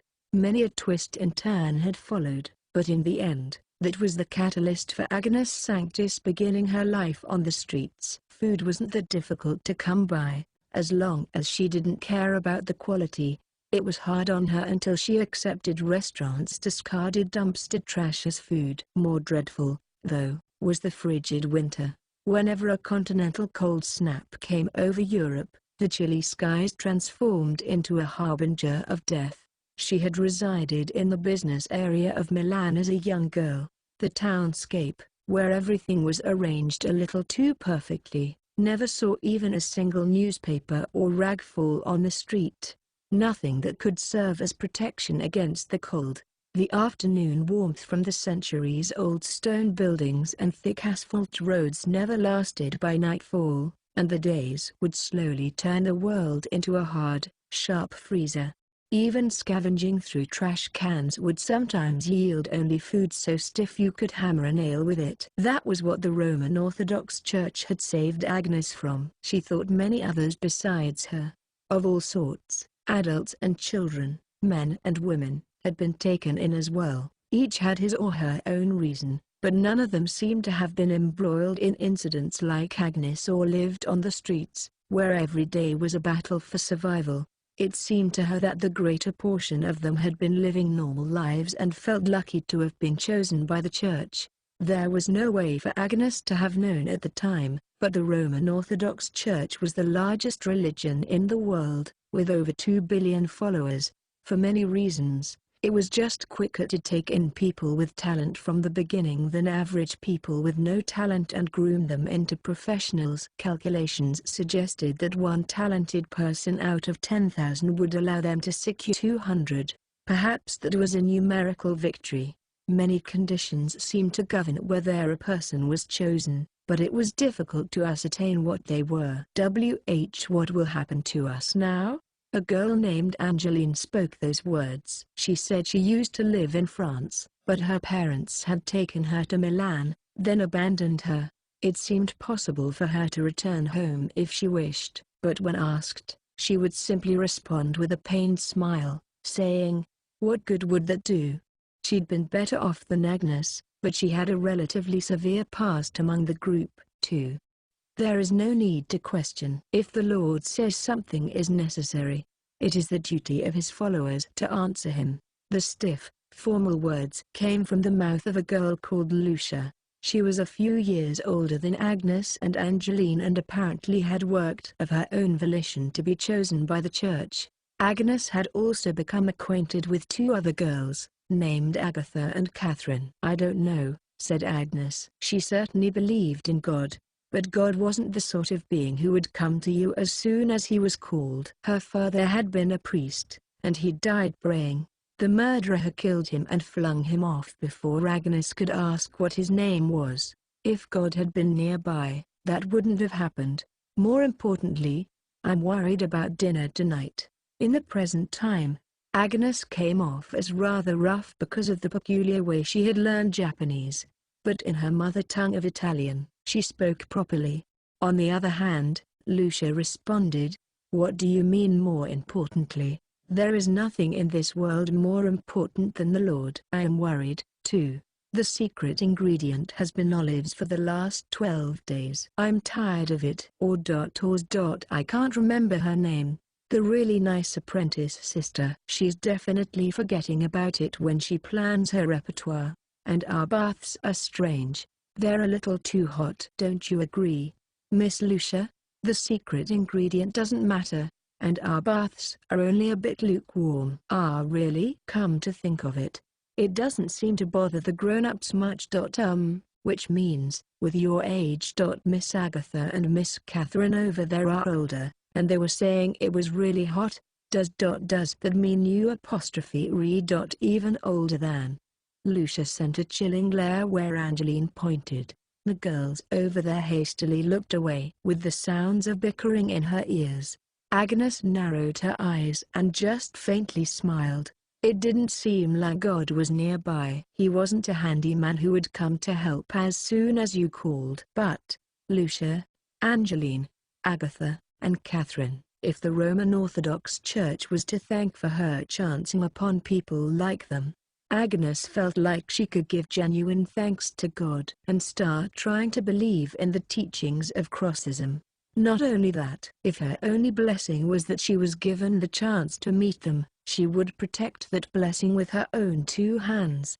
No matter what happened, she would make the absolute most of the chance God had given her and use it to prove her faith in her own way. What's the matter? You look strangely serious. Miss Lucia. Miss Agnes is trying to say she can't put up with how hot the baths are, either. If you want to negotiate with them, I'll go with you. See? Miss Agatha and Miss Catherine stood up, too. Yes, said Agnes with a curt nod to the mistaken assessment. If this was going to be her home from now on, then first, maybe she should try to make it a place she could call comfortable. Chapter 4, Battle of Fire Ships and Cannons. Lot de Libération. 1. Agnes Sanctis was in a room on the Queen's fleet's flagship, the Queen of the Adriatic. Everything about it was already different from the other escort ships. But this room was even more conspicuous. The room had 4 walls. Each wall was close to 20 meters long, and it appeared to be a perfectly square room. But if you looked closer, you could see that each of the 4 walls was ever so slightly leaning in toward the middle. It wasn't a cube but a quadrangular pyramid. If you looked up along the walls, glimmering in their pale off-white light, you could see its pinnacle far overhead. From here, it looked like it was roughly 100 meters high. The sailboat wasn't actually that tall. Of course, either this space was governed by magical rules to fit inside the ship anyway, or there was an optical illusion involved. That wasn't the only strange thing about the room. The pale white pyramid room was made entirely out of equilateral triangular panels of ice. You couldn't actually create a proper quadrangular pyramid using only equilateral triangles, so there had to be panels of other shapes somewhere to make it all fit. But despite a lot of looking around, she didn't see anything like that. The figure was an armchair theory. It seemed impossible in reality, but it had been created anyway. It was a straightforward indication that this was hallowed ground, a space inexplicable using the normal laws of the physical. Nothing adorned the room. The perfectly flat surfaces, made of ice that gave off pale white light, seemed to be rejecting all others.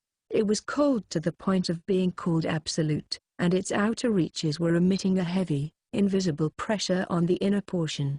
Agnes looked at the center of the room. A transparent ball of ice, about 7 meters across, sat there, somehow fixed to the floor. The strange, empty object was like a soap bubble, and was the prison she was supposed to be inside. A low vibration reached Agnes's ears. She frowned. Saint Barbara's divine cannon? Who on earth are they firing at? Her voice echoed through the vast pyramid. A few moments later, The one standing in the vaguely glimmering room with his back against the ice orb answered. "You do not know, Sister Agnes?" The figure was a man. He wore heavy, dragging clerical garments and 4 necklaces around his neck. They looked like the rings in a tree stump. Dozens of crosses were attached to them. A menorah, thought Agnes. Another expression of the sapphire othak tree, a symbol of the 4 planes using 7 candles. Bishop Biagio. Suddenly, a third voice interrupted them. It came from one of the crosses the man wore. "Ship 37 has been sunk. We may want to cease our attack anymore, and we may incur interference from land. The fleet is already deployed in Venitos. Let the proper departments handle the attention," he ordered. "It is not our jurisdiction."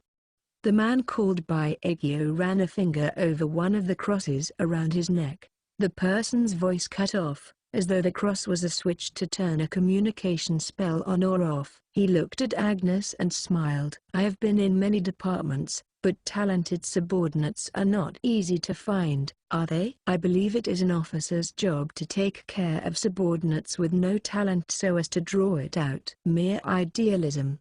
And that is the reason your life was a failure, Sister Agnes. You don't take care in selecting your subordinates, and that has brought you here."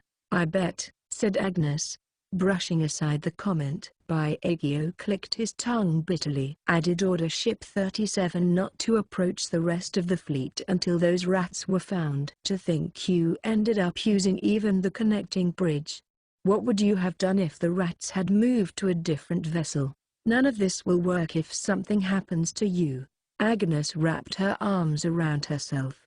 It probably couldn't hide the fact that her habit's functionality had been destroyed. It was specially made for her. Its highly revealing design incorporating the cross's tradition of punishment. Public humiliation was the goal, and included in the garments were defensive mechanisms to prevent death by any cause, whether suicide or homicide. Her life was not protected out of kindness, but to lengthen her suffering for much longer. It couldn't be used for long periods of time, though, because of the immense strain it put on her. It is quite ironic, you know. "Be quiet, Sister Agnes," said Biagio with a chuckle. "To think an apostate like you is the only one with the affinity for this grand spell that has protected the Adriatic since the early days of the Church." The Rosary of the Appointed Time was the key to activating the Queen of the Adriatic. Agnes didn't understand the exact inner workings or effects of it, but one of its functions was apparently that it would destroy her mind. Humans use their minds to temper mana within their bodies. The Rosary of the Appointed Time, however, does not function properly with mana created by normal humans. And that is where you come in, Sister Agnes. Put that talent of yours to its utmost use. Grandiose words, but essentially all they said was that in order to create mana that wasn't normal, they had to reshape a person's mind into something that wasn't normal, in other words, to turn them into a living husk. Agnes's innate qualities, the way her mind would be broken, were well suited for the spell. It was infuriating, but she knew saying that wouldn't change anything. She'd been prepared for something like this since she set foot here. "Anyway, what did you mean by Ship 37 sinking? You want meaning beyond those words?" "I would think your own subordinates, the overseers, were aboard as well." "I am the one who decides how to use people. Am I wrong?" Agnes fell mum. Then she considered the possibility that their group had gotten off the ship before it sank. "But, don't you think that having such faith in their escape spell is rather too optimistic?" "What are you talking about?" "Showing you their corpses would be fastest, but collecting all their scattered fragments in the Adriatic would be back-breaking work. It would take some time to confirm their identities as well." "Yes, so how should I deal with the situation?" Agnes grated her teeth. The faint sound caused a satisfied smile to cross Biagio's face. And then, "Bishop Biagio, we have an emergency." One of the dozens of crosses around his neck interrupted them with an urgent voice. Biagio frowned. "What is it?" "We detected a giant structure beneath the Ship 37 wreck. It appears to be gathering the ship's wreckage." Biagio spat. A submerging spell. From the sea's floor again, like Sister Lucia did before. We clearly need to rethink the Queen's fleet's surveillance. And a giant structure? Not the sort of thing an individual could prepare. Which means the group really was in Kyogia. That's why I said to crush them early. I gave the orders, but my subordinates have failed me once again. First we failed to deal with this group, and now the infiltrators can escape. Biagio looked at Agnes. This time, he wasn't smiling. Instead, a hint of irritation was starting to creep into his eyes. Really? Every single one of you is absolutely useless. 2. The burning taste of seawater slowly roused Kamiju. He was underwater. He saw his limbs drifting loosely in front of him. He couldn't tell how far underwater he was. The night sea seemed to be closed off by a curtain of darkness, and all he saw upon looking up was the surface covered in blackness. The fleet of ice ships was sure to be surrounding him, but he couldn't see any light at all. Like a thick film covered it up. Blub. White bubbles left his mouth. The pockets of air breaking apart and floating ever higher. What about or solar and the others? Names of people tugged at the back of his mind. There wasn't even any rubble from the ice ship anymore. The special ice had probably reverted to seawater. Perhaps a new ship had been created somewhere else. Lucia and Julian. Are they? He knew he had to get himself to the surface, but his thoughts weren't leading to any physical action. His mind was yielding to the overwhelming sleepiness he felt. His thoughts weren't connecting the goal to actions or results. He coughed. More air bubbles leaked from his mouth, floating ever upward. This is bad. I really might die. It was a long way down to the sea floor. He even started to feel like he was staring at an opening high above from the bottom of a ravine. As he looked, the black color at the sea spread out before him suddenly separated. He thought an orca or a shark was coming near him, but a moment later he realized he had mistaken how far it was. It was very, very distant, and it boasted a length of at least 30 meters. Could that be? Before he could think, the side of the long, thin structure facing him opened up into 4 parts like a flower, as though it were a giant mouth about to swallow up the drowning boy. 3. On the wooden floor, Kamiju, dripping wet all over, lay face up. Looking down on him was Index. There was a rectangular travel bag and a suitcase on either side of her. She had secured both those things as they were about to be carried away by the canal's seawater in the town of Kyogia. They were in a long, thin, dimly lit space. Its height and breadth were around 8 meters and its length about 30. The walls and ceiling weren't squared off but curved like a tunnel. It was like the blackish, hollowed out inside of an ancient tree. Its creation had been very carefully calculated. 2. Like a wooden roller coaster support beam. Don't need to look so worried, there. He'll wake up on his own soon, came a man's voice from the side. When that enemy ship got blasted off the map, it definitely scared me a little. But man, looking at the results, we should be thankful it wasn't worse. That's not the problem, thought Index. And the man probably knew that, too. He made his next words short. See, he's up. Index immediately perked up and turned round to Kamij again. His eyelids, somewhat hidden behind his wet bangs, opened slightly. Index. After saying her name, he slowly sat up on the floor. Are you hurt, Tama? That was the silver-haired, green-eyed girl wearing the pure white habit. She seemed to be relieved upon seeing Kamiju's face, but that quickly returned to a look of exasperation. And next to them was Sagi. Tatamiya. Yup. Been a while, eh? Vicar Pope of the Amakasa-style Crossist Church, at your service. Currently under jurisdiction of the English Puritan Church, though. His hair, originally black, had been dyed jet black again, giving his spiked-up locks the sheen of a stag beetle. He also wore a baggy shirt and jeans. He was tall, but compared to his clothing size, he was extremely slender. He wore 4 small electric fans looped through a string around his neck, and for whatever reason his shoelaces were over a meter long. Kamiju breathed a sigh of relief. He was another person he knew from the incident with the Book of the Law, like Agnes and Dorsola, which means Dr. Marcus's here. He knew they'd come to Kyogre to help Dorsola move out. Had Index been running around the town looking for them after being separated from him and Dorsola? Kamiju reached up to wipe the sweat from his brow, but his hands and clothes and insides of his pockets were all sopping wet. As he sat there at a loss, he suddenly saw a white towel being held out from beside him. He turned to see the girl with the epicanthic folds in her eyes standing next to him. "Here, take this." "Oh, thanks." Kamiju took the towel and watched as the girl said, "It's not a problem," and withdrew. "Wait, so why are you all the way out here? And where is here, anyway?" he asked, rather confused by all this. Upon looking around, he felt 10 or 20 people further back in the dark room with their eyes on him. Amakus's main force must have all been in this wooden, tunnel-like place. They were saying things like, "Itsuwa, how did it go? And you should have stayed with him longer."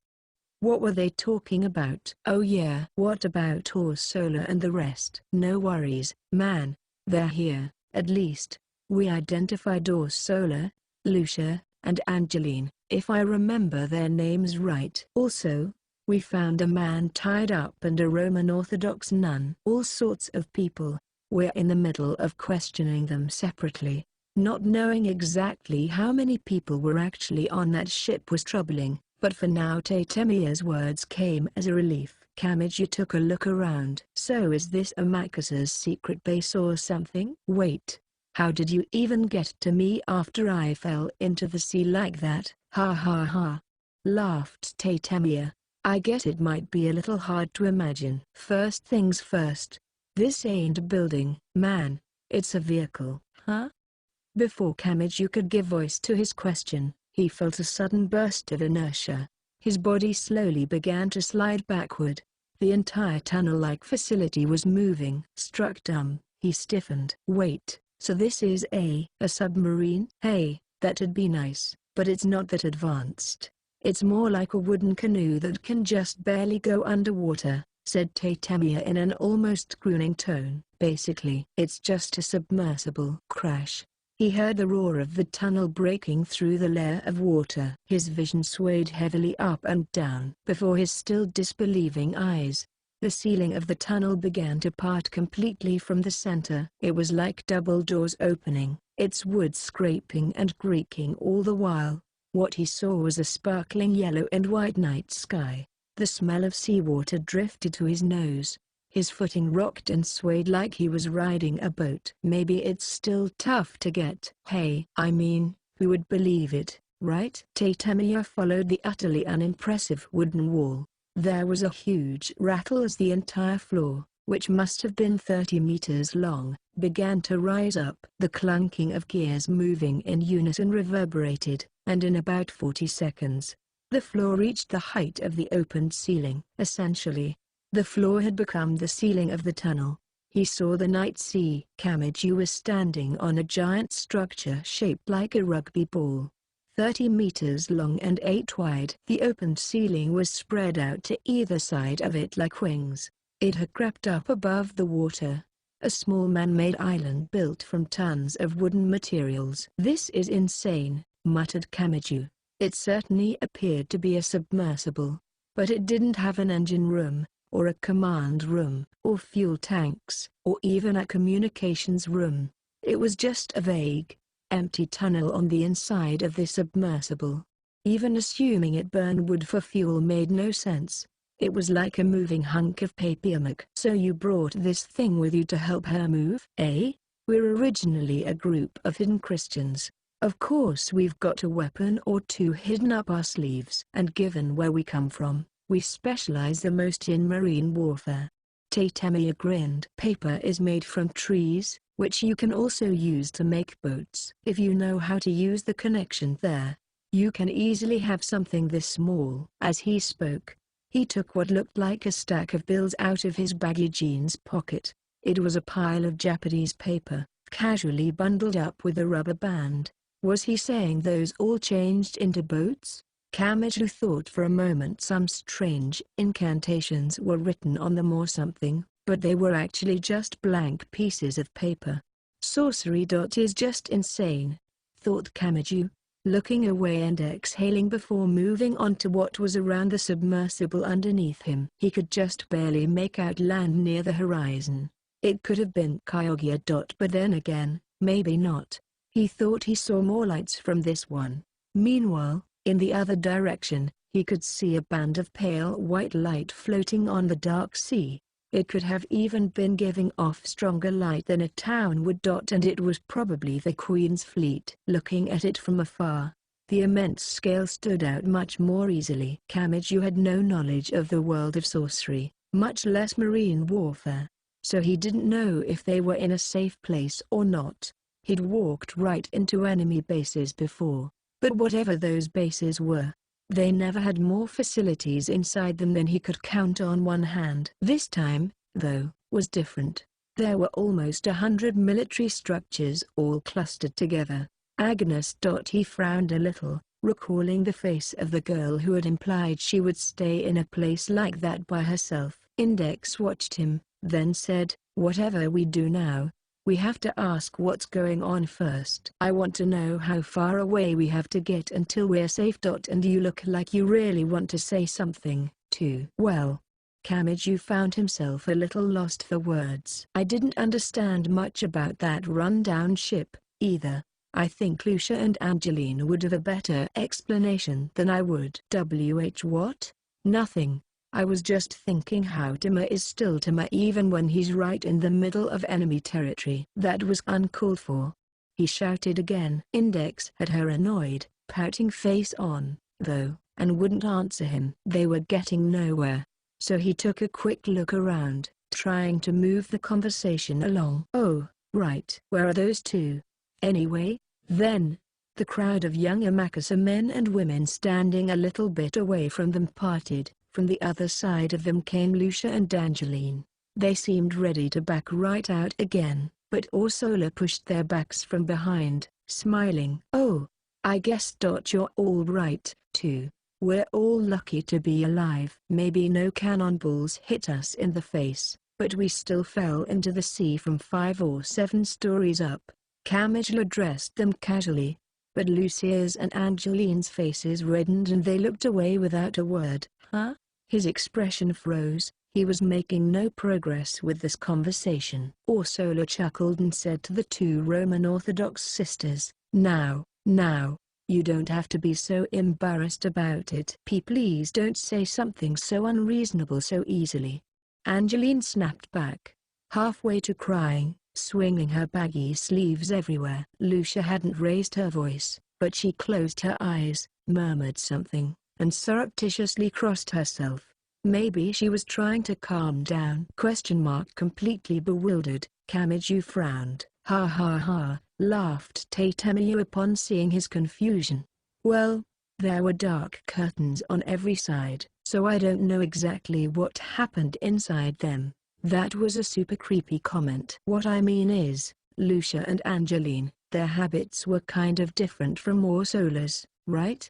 You know, the yellow on their sleeves and skirts. Those are restraining garments the Roman Orthodox Church gave them. When they wear them, they're like chains and collars, basically saying they can only get a certain distance away from a certain point. Or so they said. They broke out once before, so they were the only ones they gave them to." "So what are you trying to say?" "Oh, come on. Get a clue, man." "If they were intact, their magical effects would have taken them down. That would be no good." "So, sorry about this, but we used your right hand while you were passed out." "Huh?" Kamiju's A's became pinpoints. "I'll say it even more simply. Their habits went." Seiji Tatemayu's lips turned up into a vulgar smile and he pointed at Lucia. Her expression was blank, and the vicar pope had one solemn word. "Poof." Lucia's face immediately reddened, and with her hands inside her shortish sleeves, she held Angeline and turned her away. It was like a mother trying to use her own body as a shield to protect her child. He looked more closely and saw a handful of safety pins attached to each of their habits, like indexes. The golden circlets tight around their foreheads were gone, too. Kamiju had a good picture of what happened, and it took him a minute to react. Wait. Such an amazing, I mean terrible, event happened while I was unconscious. And how am I supposed to deal with Index being right next to me now that she's remembering and starting to get angry? I mean, I didn't see anything, and you're the ones who did it. How is it fair to get mad at me? Even as he argued with his words, he was already moving into the early stages of a groveling position. Index was quiet to the wailing Kamiju, but that only made her slow, silent movement of lips and baring of glinting teeth all the more terrifying. The bloodlust in the air audibly whirled around her. Even the veterans of Omakase started to flee in fear. The entire submersible was wrapped in chaos. Meanwhile, Angeline pulled her face from Lucia's stomach and escaped her arms, then seemed to remember something. Oh, that's right. This isn't the time for. Sister Agnes is still. We owe you all a debt for saving us. So we should at least explain the situation. But her stammered, quiet words didn't reach the ears of Kamiju, currently putting up the defense of his life, or those all around him. You're just always like that, aren't you, Tama? But you're always like this, Index. I'll admit that there are times people should get mad and lecture others on their faults. But why the heck do you always come in with a biting attack like you're chowing down on seafood or something? Excuse me. Her audience wasn't listening to her, and Angeline waved her hands in the air, flustered with a worried expression. It was a lot like a bad school debate the way it was going. Well, we still have a goal to accomplish, so if we could explain about Sister Agnes, that would be really. It is strange. It's totally strange. Besides, if you have such a powerful biting attack, you should be using that against sorcerers, too. 103,000 grimoires? That bite is way more dangerous than them. Tama. I don't think I'm easy enough that your plan to act defiant will work. Kamiju, for a change, had turned his back to Index trying to bite him and was running away. The sister in white jumped after him, and the two of them tumbled down to the ground. The girl with the epicanthic folds found herself rolled up as well, and she yelped as she fell to the deck. The white towels she was holding flew everywhere. From nearby he could hear the Omakase people shouting things like "Itsuwa. Now's your chance. Go for it. And go for a little kiss on his earlobe. And at least try to push your chest into him. And shut up." First thing is getting rid of the powerful enemy in the Index. Itsuwa, if you're a woman, then use all your might to kick her out of there. Tatemiya laughed as he watched, and Ursula put her hand to her cheek with an "oh my." Lucia just sighed in exasperation. Frankly speaking, not a soul was listening to Angeline. Excuse me. The pace of Angeline's fluster began to accelerate steadily. At the moment when it reached its highest peak, her eyes snapped wide open. She'd made up her mind. Lucia was standing right next to her. She grabbed Lucia's skirt with both hands. Look. Everyone pay attention." She vehemently flipped up the skirt of Lucia's habit. Suddenly, everyone stopped talking. Beginning with Lucia, everyone was startled at the ear-splitting silence that followed. Lucia frowned as everyone looked her way, starting to get suspicious of their silence, reminiscent of when the Pope waved his hand at the window of a palace. Then, she noticed the odd draft at her legs and looked down, mystified. Approximately 2.5 seconds later, her face exploded into full-on redness as the skirt floated in the air of the night sky. She used both hands to push the cloth back down. Without a word, she turned her head to look at the small sister at her side. Sister Angeline. Well, this is always how a unit was, wasn't it? So, it was, just like a habit, that's all. Angeline probably meant that to defend herself, But Tatemir and the boys among Amakasa then grew as red as Lucia and averted their eyes in additional embarrassment, and Kamiju froze in place while being held down by Index, which gave her the perfect opportunity to take a bite out of his head. 4. Amakasa seemed to have enough common sense not to go near land with their giant submersible. First they headed toward land in it, and then Tatemir removed a bundle of papers from his pocket and threw them in the other direction, toward the sea. They transformed into nearly 20 small wooden boats. They all split up to board the boats, with Tatemir finally returning the submersible to paper form. Without pausing to pick up the Japanese paper, it melted into the seawater and vanished. The paddle boats headed for a nearby source of light. Kamiju wondered for a moment if it was an island, but, focusing his eyes more in the night's darkness, he saw that it was actually land. It appeared to be a place jutting out to sea at a sharp angle. Welp.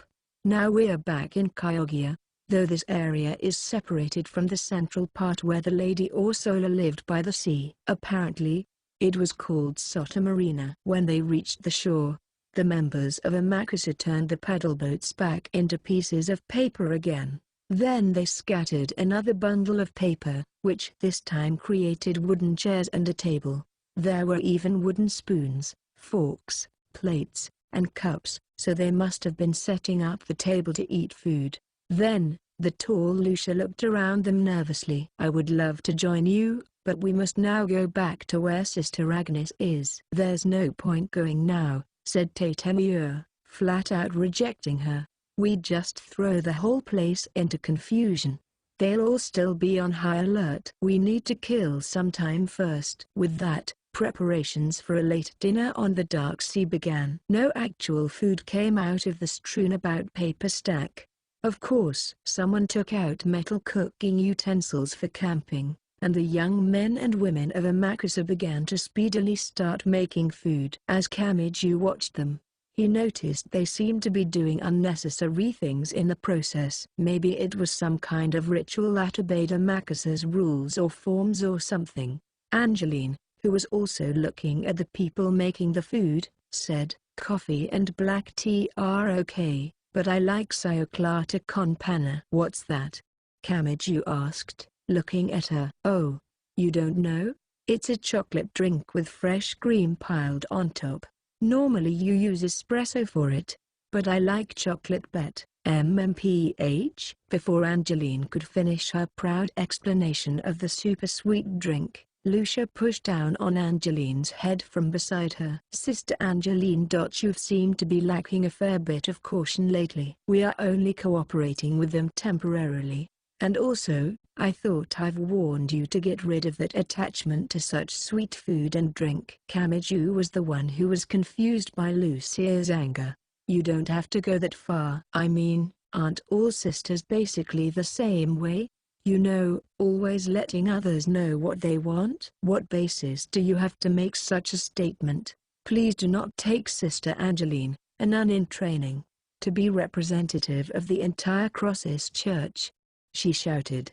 Her face looked like she could absolutely not believe what she'd just heard. Index looked away awkwardly. Incidentally, Orsola, next to her, had already picked up the thinly sliced fresh ham they'd brought from their chopping block and was munching down on it, saying how quite good it tasted.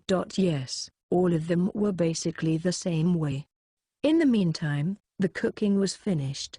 Upon Tatemir's urging, Kamiju and the others sat down at the table. Then, suddenly, he found a white towel being held out toward him. He turned to see the girl with the epicanthic eyelid folds there. She was holding her cheek with her free hand, blushing slightly, eyes wandering. "Oh, thanks," said Kamiju casually, taking it. The Amakasa girl said, "No, not at all," and beat a hasty retreat. Then came the other voices, from which she shrank away. "The towel plan again. Itsuwa. Go to the next step. Blend into the confusion and grab his hand. Arg, you're taking too long."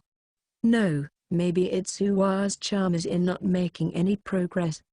You will clash with the priestess in time, but for this, we are all behind you, Itsuwa." Kamiju wondered to himself what they'd been discussing all this time, noting that he was the only one anyone gave a towel to. Of course, not all of the Amakusa members could fit at the same table, so they created other tables for the rest of them and walked over toward them as they talked among themselves. After all was said and done, they began to pool their information and held a war council. First, we'll start with the fleet, where that person named Agnes is being held. The first one to speak was Index. I believe it's probably the Queen's fleet, which guards the Queen of the Adriatic. Is that correct? She got it right in one shot.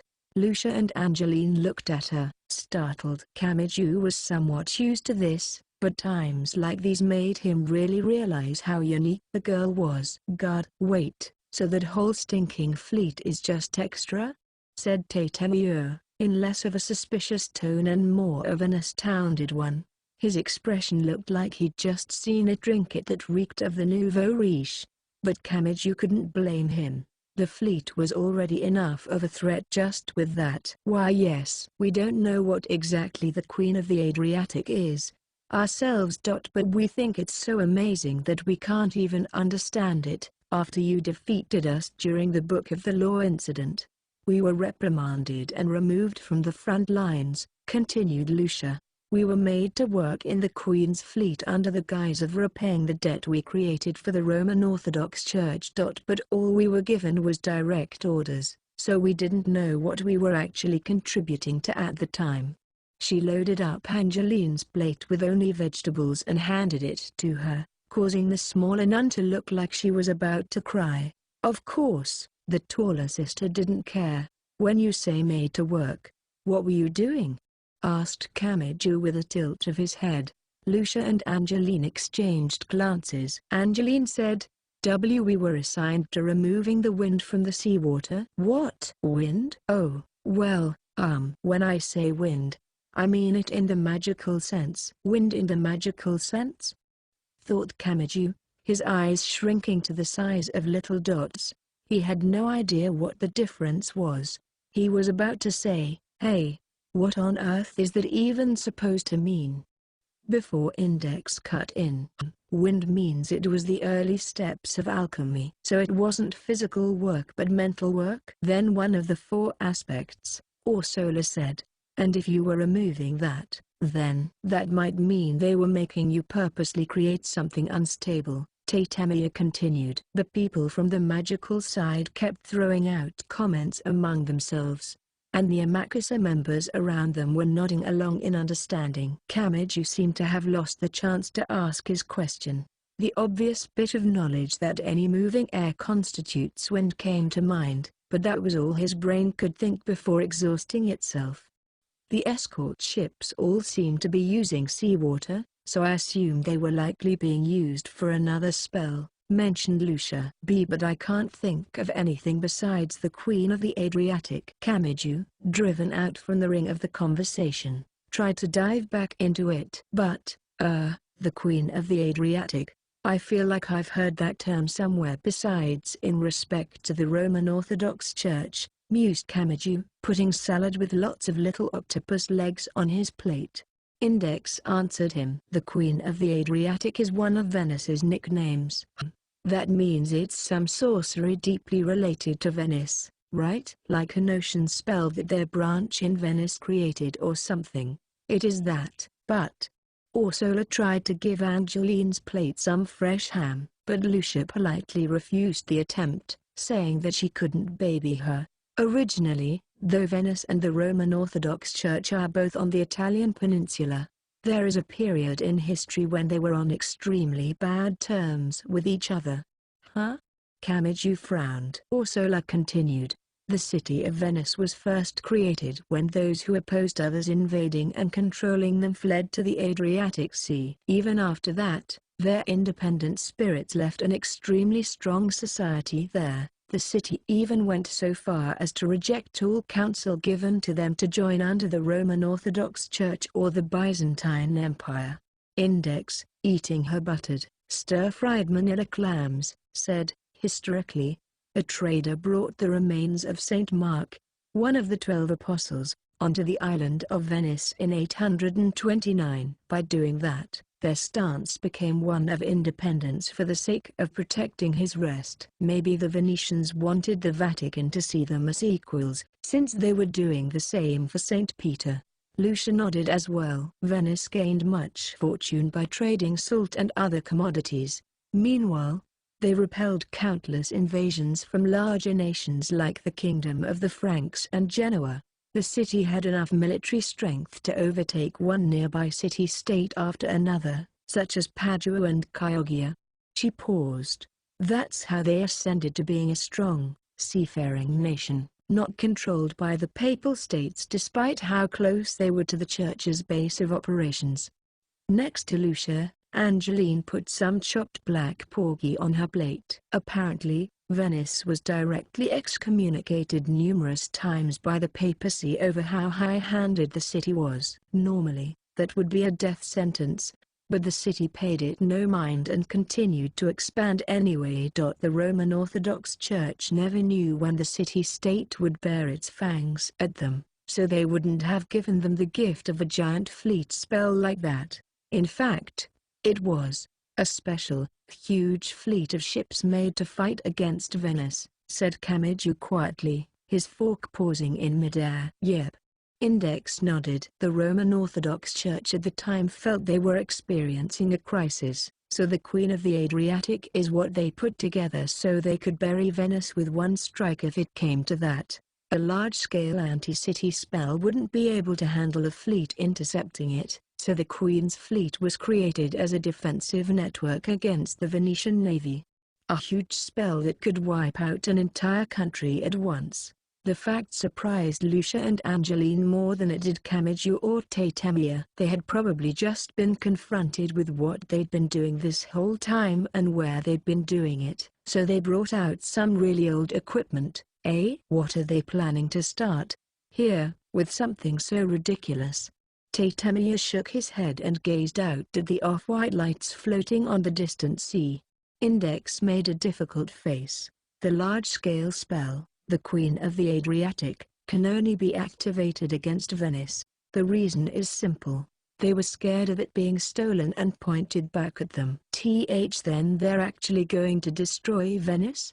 Angeline's face paled. This time, though, Orsola frowned. The Roman Orthodox Church and Venice's rivalry was a thing of centuries ago. Right now, it's a world-renowned tourist attraction, and the church should be benefiting greatly from it as well. I cannot conceive a reason to come here all of a sudden and destroy it. Maybe there is one, a big enough reason to attack Venice, said Index into the silence settling around them. Camiju gulped audibly. The Queen of the Adriatic spell is hundreds of years old. Can't say it as well as Orsola, but why now? You would think they would be trying to show their authority to outside powers, but the Roman Orthodox Church is already the biggest faction in the world, isn't it? Did something happen with them recently to make them have to do something like this? Camiju paused mid-sentence for a moment, and then he said, the Croce di Pietro? Lucia and Angeline were taken aback at the unexpected term. Index and Orsola, who knew the details behind that, shared Camiju's expression. Only Tatemia seemed to be completely oblivious.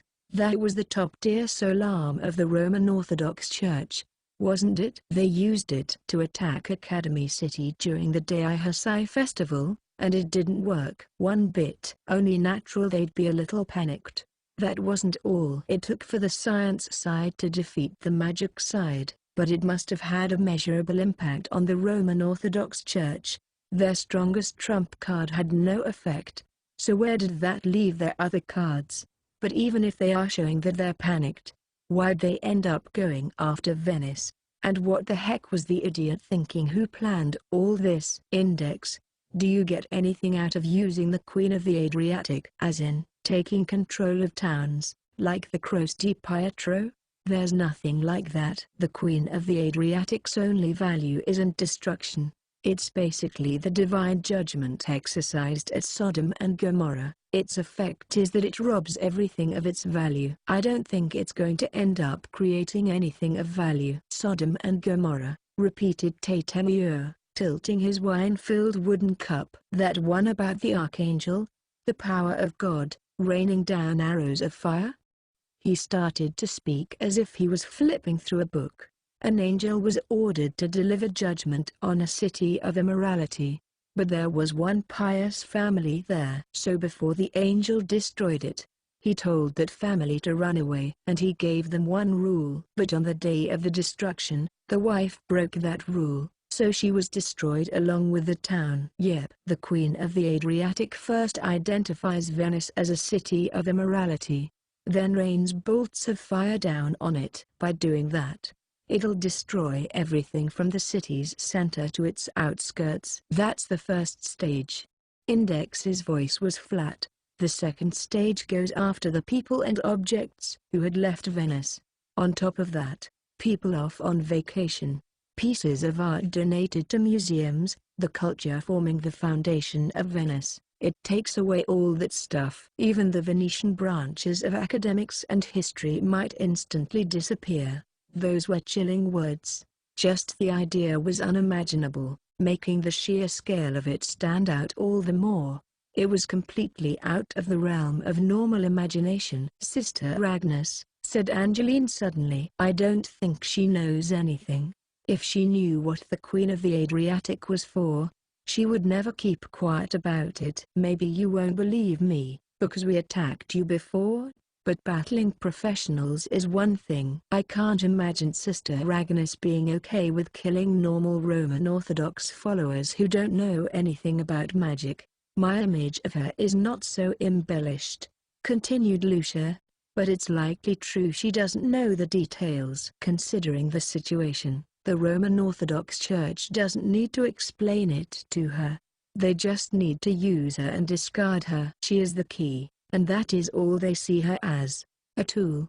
Her voice was bitter. Camiju felt like he understood both their opinions, but he looked next to him and saw Index frowning just a little, as if she'd noticed something about what they were saying that bothered her. Tatemia exhaled quietly. "Well, anyway, guess we gotta get Agnes Sanctus out of there before the spell goes off." Which is obviously way more easily said than done. "I mean, if you're saying they're gonna blast Venice out of existence, my heart's not going to let me do nothing about it." Lucia and Angeline couldn't help but fall silent at his realistic words. "Do we have a concrete time limit here?" "No, but now that the fleet has assembled, we most likely don't have much time. An enormous amount of energy is required to maintain it, and once the sun comes up, it would stand out far too much. Even with a war against humans, against something that size you. Until now, the ships had each been doing their own preparations separately, and the actual number of ships was only a fraction of what's there now. But considering they just now made a big move, I don't think they would purposely wait for a long time. Which means we've got to get a move on, eh?" said Tatemia with a hint of tension in his voice. "Hey, this is a sorcery problem, right? Why can't we ask the English Puritan Church?" asked Camiju. He didn't understand the specifics, but he was pretty sure Necessarius, the group Index was a part of, was made to handle issues like this. But Tatemia shook his head. "We already did. London's pretty far away, and this isn't some sorcerer's society we're looking at here. It's the Roman Orthodox Church itself, the real thing. If the English Church brings its full force to bear and crushes them, that could cause fissures and problems all across the world. This is already their home territory. If any other religious group starts putting together a large force, they'll find fault with it." According to him, even the fact that they'd helped Camiju and the others had been a veritable tightrope act. He gritted his teeth in frustration at how the only conditions piling up were disadvantageous. But on the other hand, it's not over yet. That means that we, at least, can walk the tightrope. For example, even without calling extensive reinforcements, he believed they could use only the forces present now for legitimate self-defense and just barely have enough of an excuse to cover it. That was probably why they'd used Tatemia and Amakasa to save Camiju and the others, and possibly why they weren't trying to cut off their connection with Lucia and the other sisters without giving them a chance to explain. The vicar Pope moved his plate and cup on the table to the side, then pushed a big plate full of salad in Ursula's direction. "So here's the situation." Tatemia put a wooden container filled with salt into the middle of the open space with a click. "This is the Queen's fleet. Right now they're 10 kilometers off the southern coast of Venice. They're far from the main island and also fairly distant from each of the outlying islands. They're in a good spot. Nobody will happen to see them, even if they don't use a warding spell." Next, he took the container of sauce and placed it further back, about 30 centimeters away. "And here's our current location.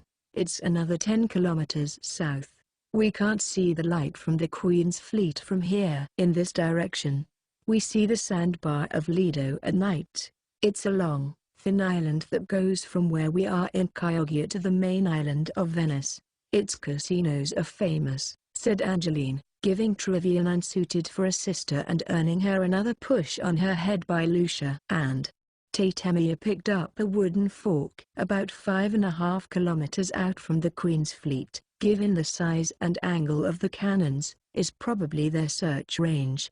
If we enter this circle, their cannons will start firing at us and won't stop." Scritch. Tatemia drew a circle in the wooden table centered on the container of salt. The edge of the circle was just about halfway between it and the sauce container. It was like a line of battle. "In reality, they're not gonna start firing as soon as we get into range. There's probably a good dead zone from around 4 to 5 kilometers out." Tatemia drew another ring inside the first. It was starting to look like the rings to mark age in a treat drunk. Then, with a pack, he tapped the fork's tip on the 5-kilometer line. "Simply speaking, we'll need to move this close to get into the Queen's fleet. Our ship will be gone as soon as they hit us once. They've got a little under 100, and each has 30 or 40 cannons to a side. They're all pretty close together, so they can't all fire at once. But the cannon fire will still pour down on us like rain." Scratch. Tatemia drew a straight line on the table from the salt to the sauce, then started tapping the fork on the inside of the circle marking their firing range. "So the question is, how do we charge in while avoiding that?" he asked. Then he continued, "Though if we did charge in, we'd have to fight even more enemies on the ships themselves." Everybody gulped. There was a term called fusillade. It referred to a wall made of incoming fire. He was asking how to slip past a thick, solid wall with no holes. It was an impractical proposition. 5 kilometers. I guess that's 3 minutes by train. "Man, your examples are hopelessly homely," Tatemia said, rolling his eyes. He explained, 5 kilometers on land is totally different than 5 kilometers at sea. Try putting a warship engine in a car. Might actually fly into the sky. Well, actually, the car would probably break just from the weight. Many thought of seafaring vessels as slower than cars or airplanes, but that was because the water put up a lot of resistance to being displaced. Going straight there was 5 kilometers, but it felt like many times that. It dragged out the distance, meaning they'd have to make their way in little by little while avoiding the incoming fire. The more he heard, the more depressing it got. It was enough to ruin his appetite. "Excuse me, why don't we dive underwater and travel there in secret, like you did before?" Ursula asked at length. When we broke out, we did sort of the same thing. We used the seafloor coaster to flee, but that's exactly why." Lucia put the nail in the coffin Angeline had set up. "The Queen's fleet's commander is no fool. He won't let it happen a third time. The leader is called by Agiobsini. He holds the rank of bishop, but many say his guile exceeds even that of cardinals. I believe he is rethinking his sea control systems to deal with underwater combat as we speak. By Agiobsini. I hear he is particularly good at moving several pieces rather than using his combat prowess on its own, but I'm sure he isn't simply sitting there being protected by the escorts. Creating a perfect defensive line like this proves he can almost physically feel the movements of his enemies. One doesn't gain the rank of bishop very easily. Wait, so how important is a bishop? A bishop can order around 1,000 of us nuns to act almost on a whim, said Angeline, not in a self-deprecating way but in an entirely normal voice. Tatemir clicked his tongue. So we're just lucky we don't have that many people after us, eh? Either way, back to the topic. The issue seems to be how versatile the Queen's fleet's combat strength is. They don't need to stop by a naval port to resupply, since the ships are all made of ice. They're a real pain. Man, Kamiju wasn't sure the religious group that just made a submersible out of pieces of paper had any room to talk, but facts were facts. The Great Fleet was originally made to avoid the entire Venetian navy. Maybe they weren't on the right track, thinking they could stand up to it with one or two little underwater vehicles. Lucia and Angeline clenched their teeth in frustration. An outsider giving an objective viewpoint on their combat potential must have made them realize again where they stood. But still. We must go, Lucia said, her face hard. Tatemir scratched his head. Hey, now. I will not ask you to come with us. Asking to borrow a ship would be insolent of us as well. We have a spell to create a seafloor coaster. We really don't have any choice but to use that to get inside. It isn't like we have no chance of winning, Angeline added timidly. Fear was clear in her eyes, and her shoulders were shaking. Still, she didn't stay quiet. If we string the seafloor coaster through the water like tree roots, we might be able to stop the fleet from moving. Or we could try to poke holes in their hulls and force them aground. Tatemir cut in. It only takes one of those rounds to sink our ship, but those ice ships are hitting one another with dozens of them, and they just heal up all the damage. I don't think breaking them's going to put a dent in their fleet. Lucia and Angeline fell silent for a moment. The only things Kamiju heard were their stifled breathing and the sound of waves. Finally, Lucia spoke. Then what would you have us do? Her teeth were clenched. Nobody desires the destruction of Venice. At this rate, Biagio's insensible commands will have Sister Agnes used and tossed away for this insensible Queen of the Adriatic. She'll be left an empty husk, wordless and emotionless. Are you telling us to sit by and watch quietly as it happens? She shut her eyes as she talked. Why do you think we follow her? Sister Agnes is the one nun who is so faithful in her service to the divine that it gives even me chills. The treasure a church needs is not money or riches, it is people like her. I will not think someone I have acknowledged is at all deserving of such an end. No matter what the case may be. For me. Faith doesn't decide my actions as much as it does for Sister Lucia. Angeline smiled a little and continued, not so anyone would agree with her, just to say what she thought. Everyone's reasons really depend on the person. Sister Agnes has saved me many times in the past. It wasn't just 1 or 2 times in my life when big things happened. She's constantly been saving me. I don't want to say goodbye to her without repaying her somehow, and if I'm going to repay her, now's the time. Kamiju fell silent for a moment. No. He was moved to silence. The words of Lucia and Angeline hadn't been compelling at all. In fact, they sounded more like a rejection of the others here, an attempt to place them farther away from the rest. But that was just it. Hey, Tatemir, why don't you give it a rest? Eh? Tatemir frowned. Kamiju continued. All this stuff about chances of winning, strategies, practical problems, getting 5 kilometers in, dying if we take one hit. We get all that, you know? That's not what this is about. Isn't whether we want to help Agnes really all we should be discussing right now? Lucia and Angeline looked at him in surprise. Index's shoulders fell as she breathed a heavy, tired sigh. Ursula lightly rubbed her back to comfort her. They both knew about this side of Kamiju, since they had been personally privy to it. Tatemir, he said, using his name as the one person representing all of Amakasa. As if aware of that, all of its young men and women looked at him, too.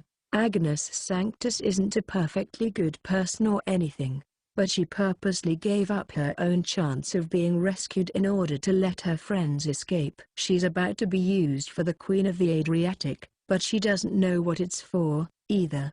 They're going to take advantage of her feelings, use them for their own purposes, and then destroy her.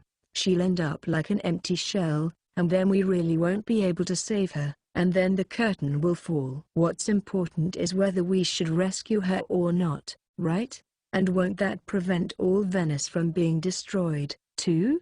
Isn't there only one thing to do now? Camiju didn't look away. His eyes remained fixed on Sagittaria as he spoke. If you don't want to save her, I'll go there alone if I have to. Ha! Tatamia laughed. Crick. He stabbed the wooden fork into the table. Seriously, now you're making me out to be the bad guy here. He clicked his tongue in frustration. Shit, that stings.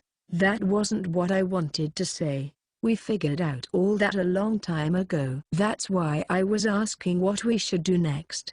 If being reckless hasn't been working up till now, then we have to find a way to force it to work. He shook his head, fed up with all this. We had a plan ready from the outset. Everyone present, Camiju included, was surprised. Whether or not you all agree to my proposed plan depends on whether you think it's a good idea. I won't hear any complaints if we mess it up. Well, if you're complaining, it's already too late, anyway. What I wanted to know was if you all had the balls to do it. And you came in and took my legs out from under me. Tatamia fired a really disappointed glance at Camiju, then looked around. His allies, those younger men and women, his treasured friends, were around him. The Vicar Pope spoke to them next. Well, that's what it adds up to for us. We're all living through this and coming back. If any of you are thinking you don't want to die today or that you'll carry out your own brand of justice even if you die, you should quietly leave now. No compromises. If we go to a battlefield, we're all coming back. Understand? There were no objections. Their silent affirmation represented their shared intent. Tatamia asked the next question quietly, like a teacher asking his idiot students a question. What's the teaching that our priestess taught us? All the members of the Amakusa-style Crosses Church responded with a shout.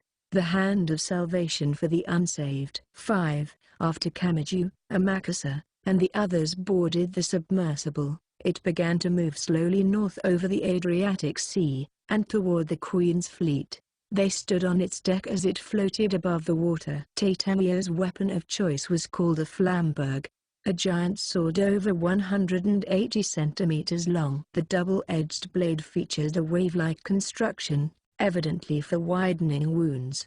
Unlike normal weapons, it wasn't made of metal. Camiju didn't know what the pure white blade was made of. This thing is better suited to muddy battlefields. Guess I'll just have to be resourceful, eh? Said Tatamia to himself, sticking the sword down into the ship. I guess weapons change based on the place and situation, thought Camiju. He couldn't imagine the reasons why. He used just his fist no matter where he was. Lucia was holding a giant wooden wheel, like one a horse-pulled cart might use. The weighty-looking object had been created using Amakusa's paper talismans. I do sense something of a unique scent to it. She gripped the wheel and slowly swung it, testing how it felt to her body. But I can use it. This should be more than enough to use the offensive techniques modeled after St. Catherine's Legend of the Wheel. By Camiju's memory, she was good at making the big wheel explode and using the rain of splinters to attack. On the other hand, Angeline had a small cloth bag filled with gold and silver coins. She had used the blunt weapon before as a flail, relying on its heavy strikes to attack. I can still put in more, but it'll hurt if I put in this much. Maybe just a few more. With particular attention, she put in another couple of coins, then crooked her head to the side and took them back out of the bag. Lucia approached, her face one of irritation. Sister Angeline, she said. Why are you being so stingy while making your weapon? Put in at least this much more. You have to give them what for? Wah. But if I hit them with this, it'll do more than hurt them. If you want to talk things out, then you must start by preparing an environment in which you must talk things out. If we could put our hands up, unarmed, and hold a conversation with them, nobody would be having a problem in the first place." As Kamiju watched from a distance the noisy argument between the two sisters, he sighed a little. "I feel like I've been misunderstanding the Roman Orthodox Church. Different strokes for different folks. In terms of Roman Orthodoxy, is not quite how it works," said Ursula quietly, standing next to him. "If someone is in the wrong, it is not the right thing to eliminate that one person. Everyone possesses many things. The negative side of the church that you witnessed is something I, too, possess. I, myself, once caused a lot of trouble for everyone from Amakusa by not trusting them completely." "Is that how it works?" Kamiju mused. "I find it hard to compare you to a bad person, though. Now, women have many sides to them. You know," said Ursula with a smile, her words sounding both somehow dangerous and somehow erotic. Whether it was her clothing or her words and actions, the sister was always, unconsciously, overemphasizing certain things. Then Index slid in between them. In her hands was a staff. "Here. I borrowed this from an Amakusa person, but I can't use soul arms that need you to temper mana, so I think it's better if you have it." "Oh," said Ursula, taking the staff. It was made of silver. A small carving of a crouched angel sat on its tip. The 6 wings extending from its back shrouded it like a birdcage of its own making. It was the weapon Agnes once used.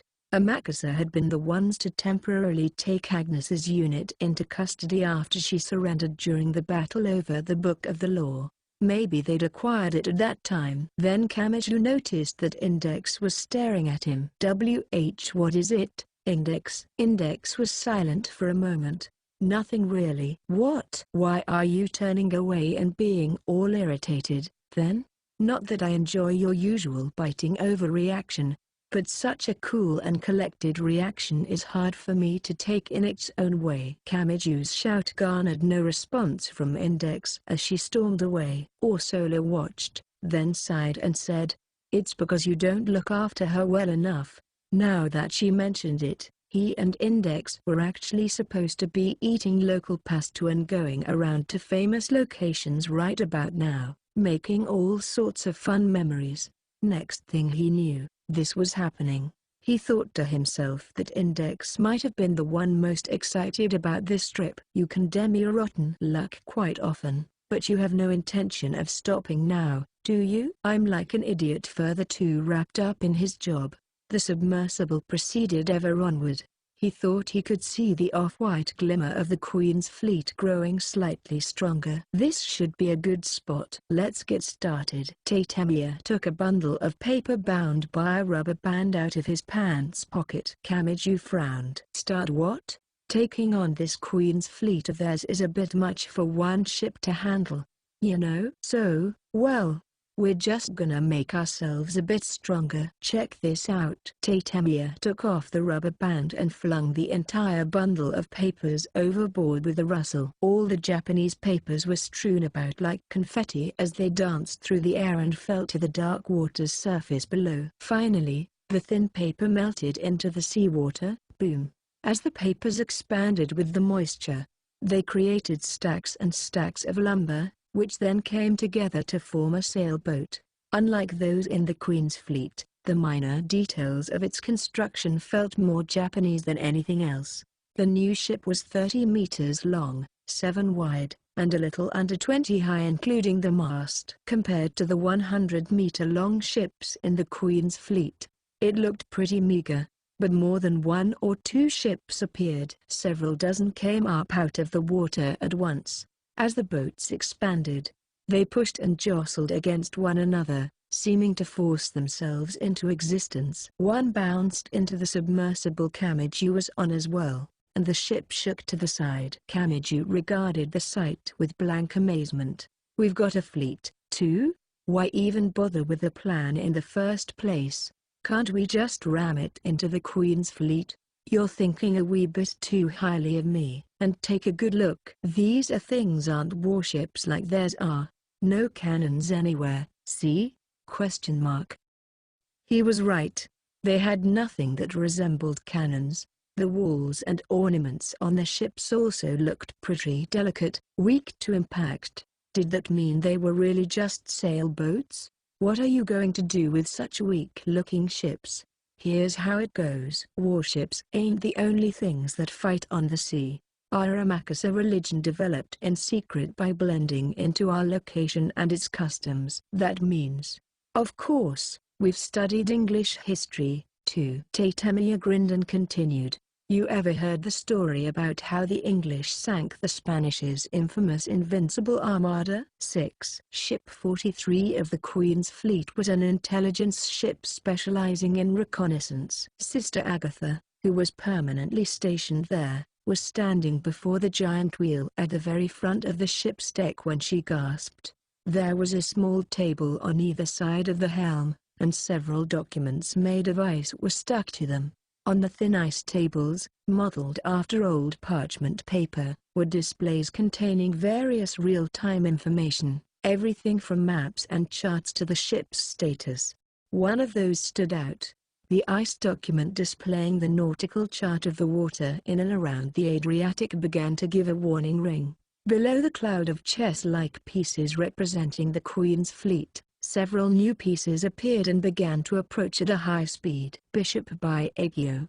She shouted. I see it, came a voice that seemed to vibrate the air itself. Give me the details. 30 to 40 ships detected approaching from the southern Venetian Bay on the Adriatic. Their speed is very high. They will arrive at the main ship's position in a little over 50 seconds. A little less than 5 kilometers remained between them and signs of the ships that had appeared. Calculating from the distance and time showed that they were moving at approximately 360 kilometers per hour. But the fundamental basis of speed on water was different than that on land, due to the big difference between air resistance and water resistance. The speed was, by all rights, absolutely impossible. Even the science faction's high-speed craft could reach only about 90 kilometers per hour. One would need a whole lot of power to move 360 kilometers per hour over water, and too much of it could cause seawater to force its way into the ship. Their enemy was forcing it to work in spite of that. Can you sink them? Ships 25 through 38, deployed south of the Queen of the Adriatic, were in position to fire. If other ships change position while those ones are intercepting, we may be able to prevent them from slipping by. Be quick about it. They're after the Queen of the Adriatic. Do not allow them to make contact. Understood, declared Agatha as she relayed the situation and targets to all the other ships. New ice documents floated up to the tables on either side of her, displaying things such as the Queen's fleet's positioning and firing lines. 4.5 kilometers to the new ships, the sighted group of ships will make contact with this fleet in 50 seconds. Sink them before they reach us. No sooner had she barked the order than one explosion after another began to pound on her eardrums. The Queen's fleet had just fired a whole slew of rounds. Agatha called up another ice document, watching as several thick columns of water arose on the night sea and projected on the paper's surface. A few of the enemy sailboats began to sink, one after the other, but they weren't stopping. They used their own allied ships as springboards to bounce across the water's surface, drawing even closer. Are they using the ships in front as a shield? Agatha began to feel doubt, but still, they didn't look like they were protected by special armor or defensive spells. The enemy boats were going down easily, not attempting to dodge the cannonballs as they approached, not even trying to take evasive maneuvers, even though more than 10 of them had already taken direct fire. The distance between them closed in the blink of an eye. It was only a few hundred meters now, and the enemy ships had yet to fire a single bullet. Wait. Agatha looked again at the enemy ships displayed on the ice document, and then she gave a surprised start. Those ships had no cannons, which means all ships, defensive maneuvers. The enemy, there. But before she could finish her command to all the ships, the wooden boats didn't slow down as they plunged toward them at an insane speed, mercilessly stabbing into the sides of the Queen's fleet's escort ships. But they didn't stop there. The wooden boats began to emit light from inside them, and all of a sudden, there was a big explosion. It was like the entire boat had been a giant bomb. Kaboom! Came the roar.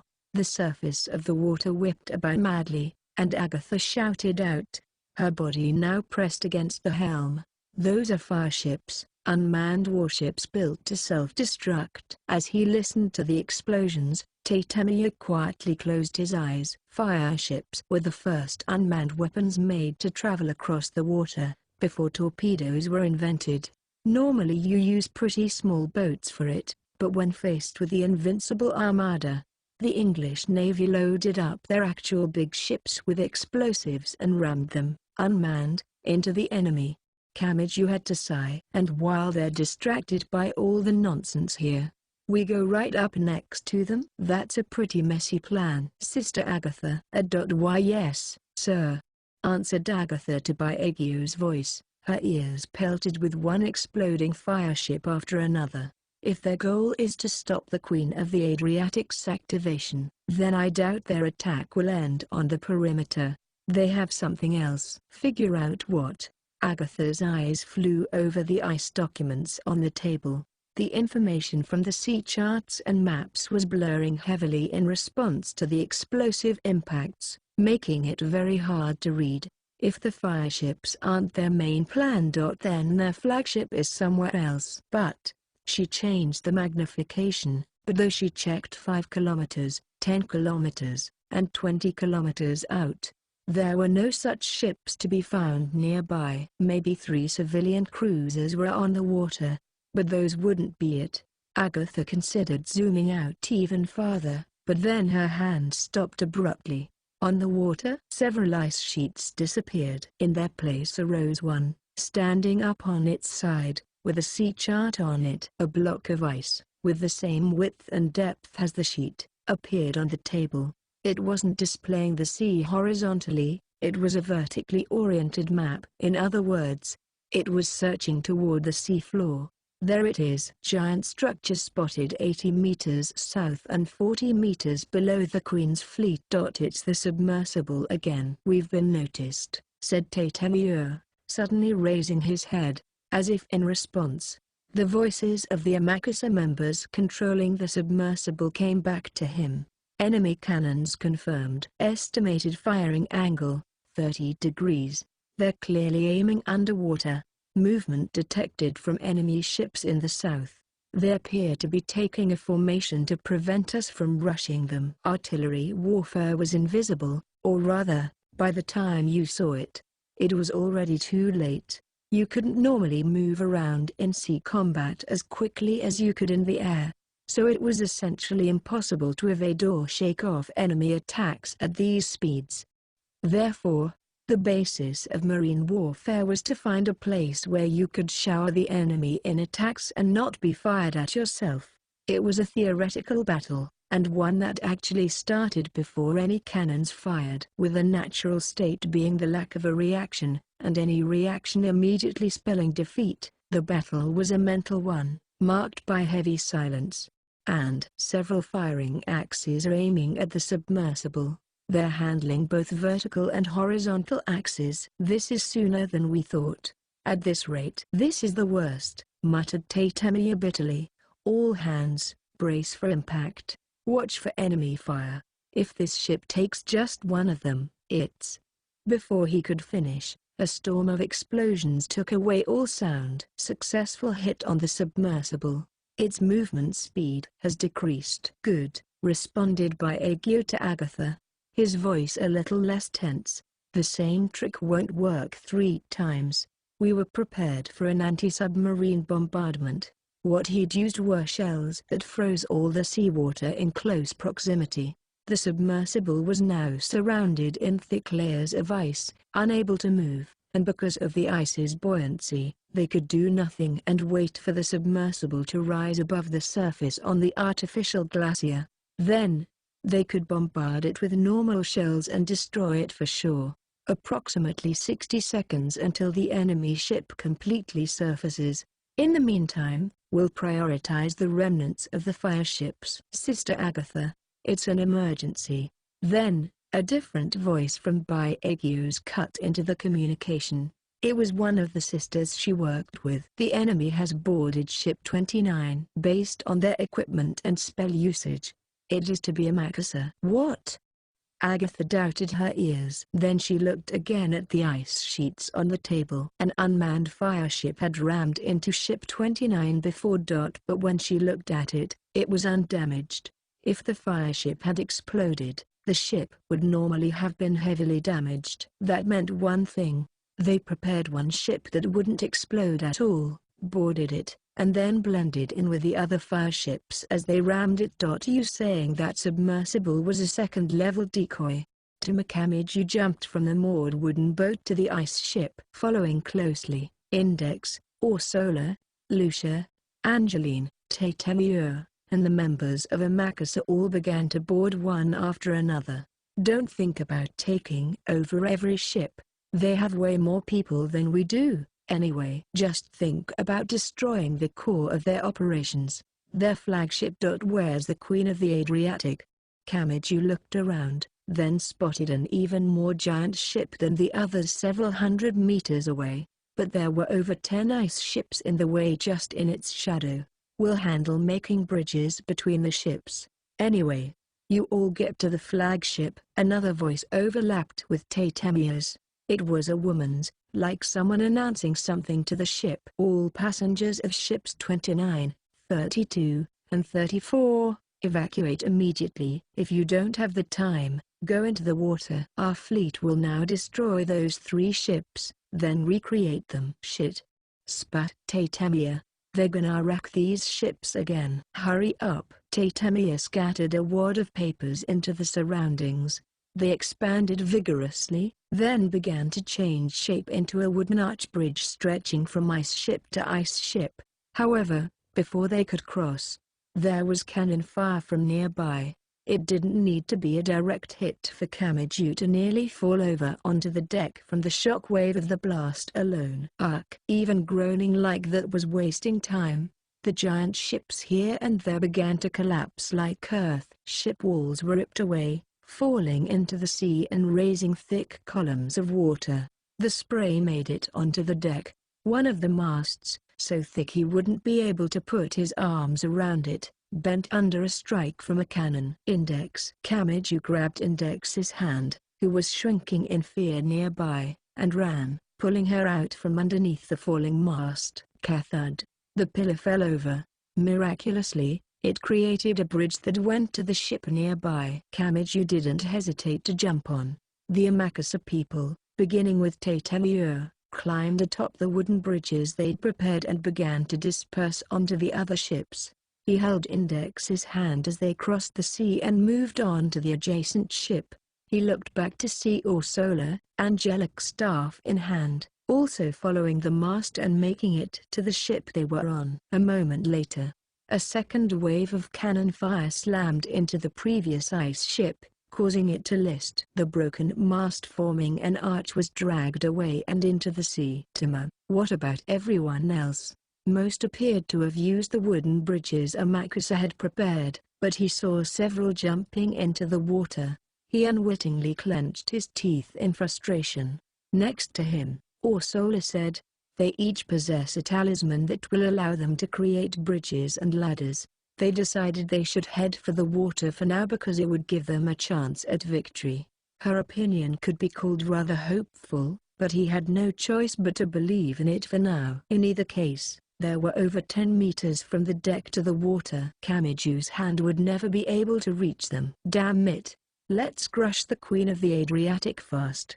But just as he was about to make for the Queen's fleet again, there was a thwomp as a new set of footsteps caused him to stop in his tracks. Standing on the big, stage-like deck were dozens of sisters. Like Lucia and Angeline, each wore a mainly black habit with yellow skirts and sleeves attached. They were the laborers of the fleet and part of Agnes's unit as well. The sisters more than likely knew why Kameju and the others had come here, but they didn't say a word to them before brandishing their weapons. Some looked like weapons and some didn't. They possessed everything from swords, axes, and staves to Bibles and torches. Those sisters were the only ones here. Overseers were supposedly on board as well, but they were nowhere to be found. Maybe it was their plan to leave combat to the workers and flee on their own to a safe place, considering their strategy was to sink entire enemy ships, though. That didn't seem to be working well for them. You know what'll happen to Agnes, right? And you're still not gonna take our side? Shouted Kameju. One of the sisters, however, shook her head. Unfortunately, we do not have time to let emotions get in the way of our jobs, she declared, representing all those present. I'm sure they don't actually think that, said Ursula to him, truly sounding pained. Even they probably have yet to realize it. However, they are certainly loyal to Miss Agnes and serve under her. She is their leader, and they believe she will overcome this for them. It must be painful. They're wishing, deep down, for her to turn things around. They were not allowed to express themselves with words, so they were sending out an SOS using a different method, a situation where they had to hurt each other, contrary to how they felt. When he thought about that, Kameju's fist naturally tightened, as if in response. The dozens of sisters all took a step forward. Only 7 meters separated him from the wall of enemies. And then it happened. Whoosh! A small shadow flew over Kameju's and the sisters' heads. He looked up. There, flying 10 meters in the air, was a thrown cartwheel. Sister Lucy. Before one of the enemy nuns could finish saying her name, bang! The wheel exploded with force. Its trajectory had been an odd one, avoiding only Kameju, Index, and Ursula as all the little wooden splinters shot straight down. It rained destruction. The sisters tried to use their weapons and spells to guard against it, but their entire front line still staggered. Over here, he turned to the shout and found Lucia and Angeline, who had crossed over to this ship by a different route. The edge of the deck was right behind them, and a bridge made of wood linked it to a nearby ship. A moment later, passengers of Ship 41, evacuate immediately. If impossible, to the water. The main fleet will sink that ship and recreate it afterward. Tension broke out around them. He didn't have to know the details on their ship numbering to know they meant here. Quickly, Lucia shouted, urging them toward the bridge. But it was then that the scared sisters all moved at once, not to flee, to make sure Kameju and the others couldn't do the same. All of you, idiots. If you have the gall to do this, then why don't you try to save Sister Agnes? With a wave of her hand, Lucia reverted the wooden fragments scattered nearby into the shape of a wheel. With that in hand, she dove toward the sisters. But before combat began, the roar of a cannon shot ripped through the air. Gwach! Cried Kameju as it slammed against his eardrums. With a thunderous roar, a cannonball from the escort ship right next to them stabbed into their ship. The entire decks began to sway heavily sideways. It had been a direct hit, and the second wave wasn't far behind. This time, the cannons creaked as they pointed farther up, as though targeting the deck this time. The cannons' bores pointed right at Kameju's group. The black holes stared at them like the eyes of monsters. Just then, Veni, una persona, dodici apostoli, lo siavo basso che rovan and magomenta equelli che raccolgono. Come, one of the 12 apostles, tax collector and humble slave who destroys sorcerers. The shout came from Angeline. The 4 coin bags she carried responded. Red, blue, yellow, and green. The heavy pouches sprouted wings in 4 colors, and each rammed into a nearby mast like an iron fist. The strike focused on one point, crushing the pillar of ice at its roots. The giant mast swayed and began to fall. 1 moment later, a barrage of cannon fire pelted the toppling mast. The bombardment aimed at Kameju's group had just barely been blocked by Angeline's quick reaction. The mast, its role as a shield over, burst apart from the impact before it hit the deck. Its fragments scattered in every direction and rained down on them. Fragments each as large as a refrigerator! Lucia lifted her giant wheel overhead and immediately caused it to explode. The wooden splinters collided with many of the mast's icy fragments, but it couldn't repel all of them. What chunks of ice made it through headed for the Roman Orthodox sisters, toward the group of nuns once called Agnes's unit. When Angeline saw that, she began to run for the sisters despite their being her enemies. Where are you going?" Lucia blasted a shout. Ignoring the amazed nun, Angeline called back her 4 coin pouches. Then she tried to drive away the giant masses of ice pouring down, but the coin pouches' cloth ripped, and the coins went flying everywhere. "Withdraw, Sister Angeline!" Lucia shouted to Angeline. There was nothing she could do anymore. Lucia looked around and saw the boy named Makamichu running toward her, most likely to tackle Angeline out of the way. However, Angeline didn't step back. Not that she couldn't. She took another step forward. She clenched her teeth and rammed into the chest of the sister closest to her. The girl, dumbstruck and unable to move, bounced backward and started to fall to the deck. After Angeline had seen her to safety, she tried to duck for cover, but the refrigerator-sized chunk of ice landed right next to her a moment before she could. Upon colliding with the deck, the ice sprayed another rain of boulder-sized fragments. Boom! With a dull noise, the girl's small body flew into the air. "See!" shouted Lucia, as if watching something unbelievable. "Sister Angeline!" The sisters nearby wavered for a moment as they saw Lucia about to run for the short, fallen sister. But then, perhaps remembering their mission, they brought their weapons up. When just then, "Man, this is the dumbest shit I've ever seen. I'm disappointed." Tatemiya and the members of Amakasa had made a wooden bridge from a nearby ship and jumped, moving between Angeline and the sisters to form a wall.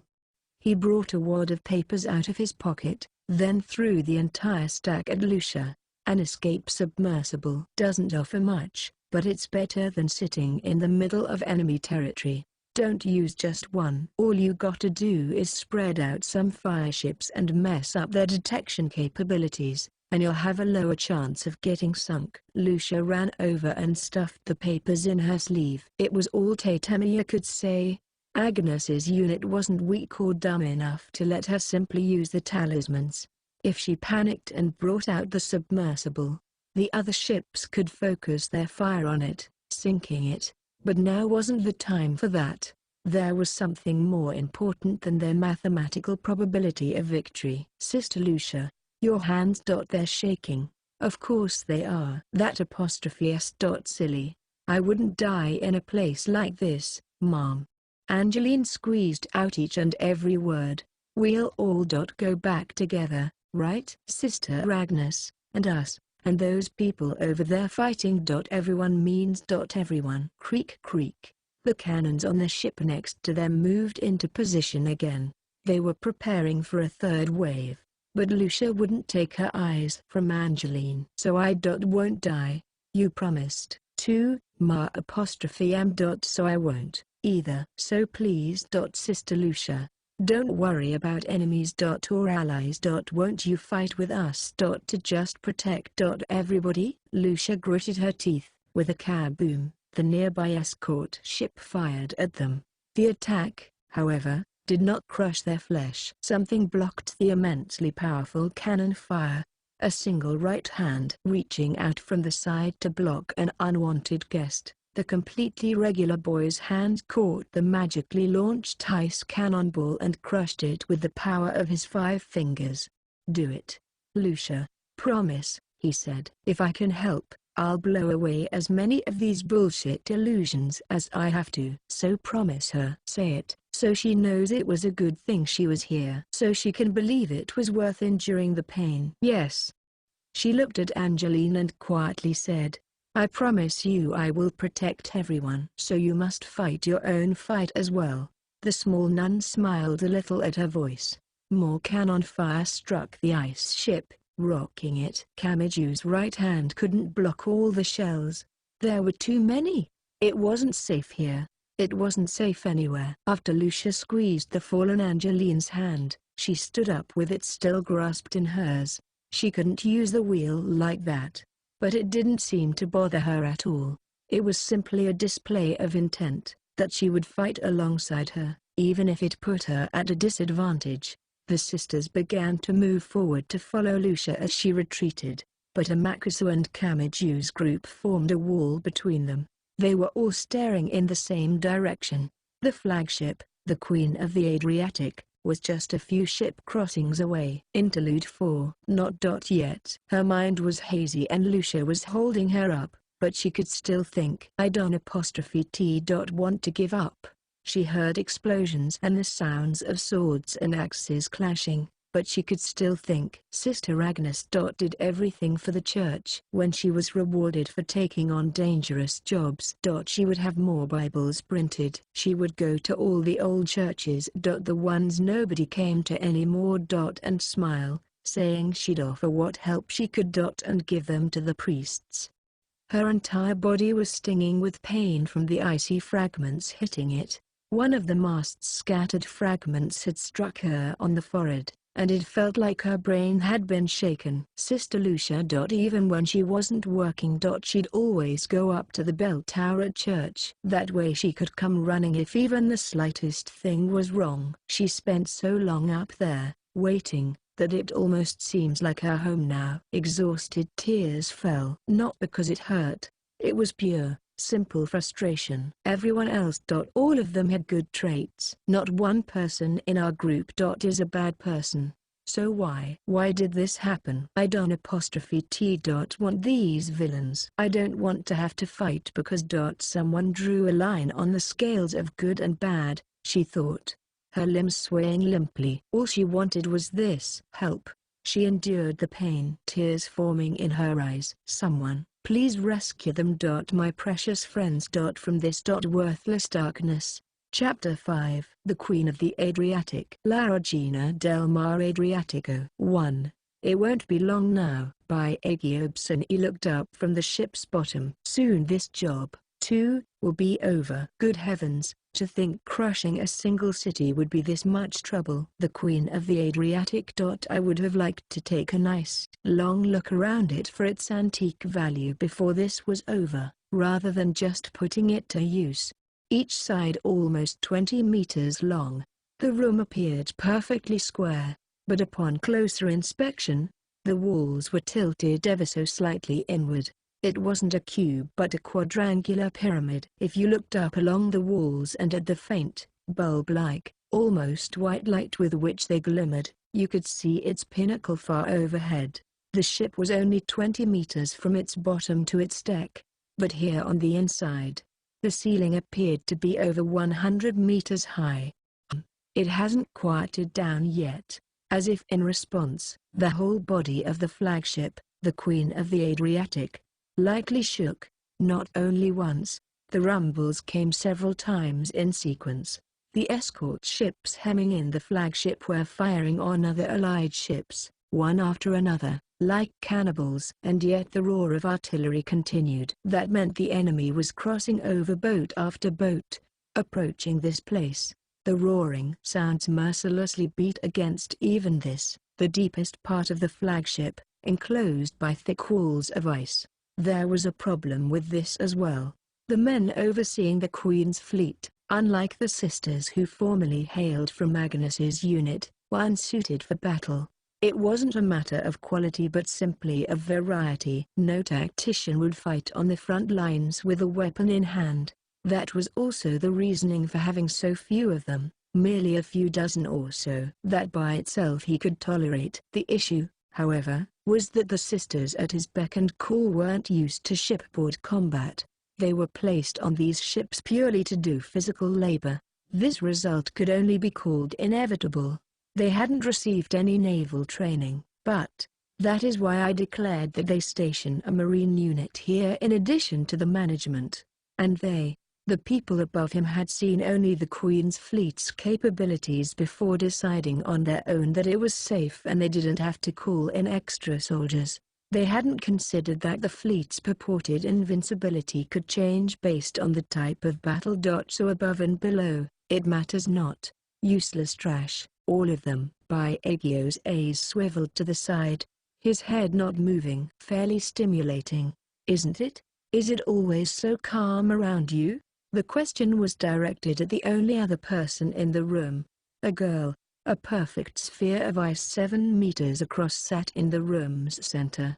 The middle was empty like a bubble, but when the rosary of the appointed time, the ignition key for the Queen of the Adriatic, activated, it would fill up with ice. It would freeze the compatible nun, and then he would use it to magically break her along with the sphere itself. Right now, she was resting against one of the sphere's outer curves, as if clinging to it. Her name was Agnes Sanctis, a girl made to wear a revealing habit that appeared torn. She didn't answer by Agio's words. Or perhaps she couldn't answer them. Why was there a battle happening?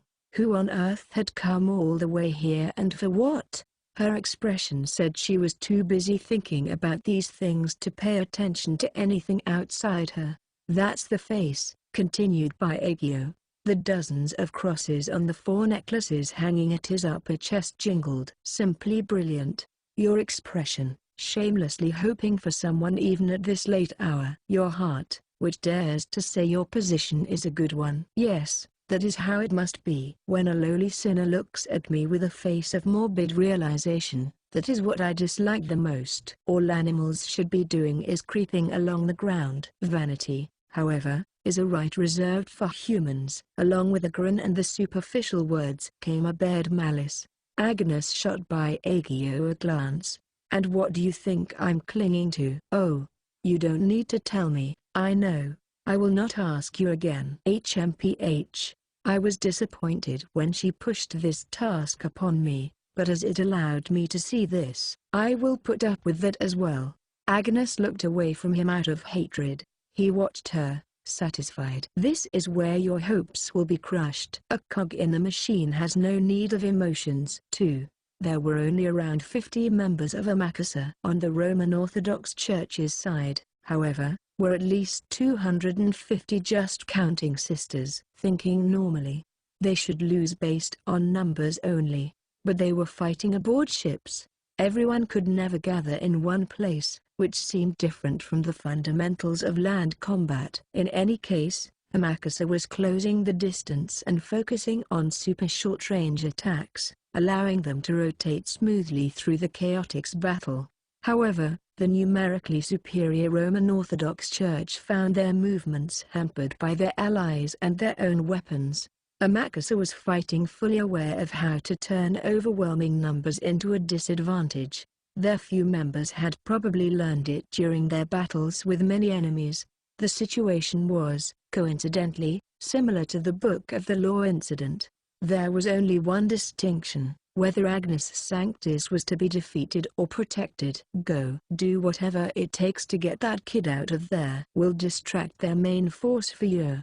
Kamiju ran, spurred on by Tatamiya's words. The flagship was already within 3 escort ship crossings. While Amakasa was holding back the sisters, Kamiju, Index, and Orsola jumped from ship to ship. Out of them, Orsola was the only one who could use the wooden bridge spell they needed. Each time, after chanting an incantation more clearly and carefully than normal magicians, she threw another bundle of Japanese paper.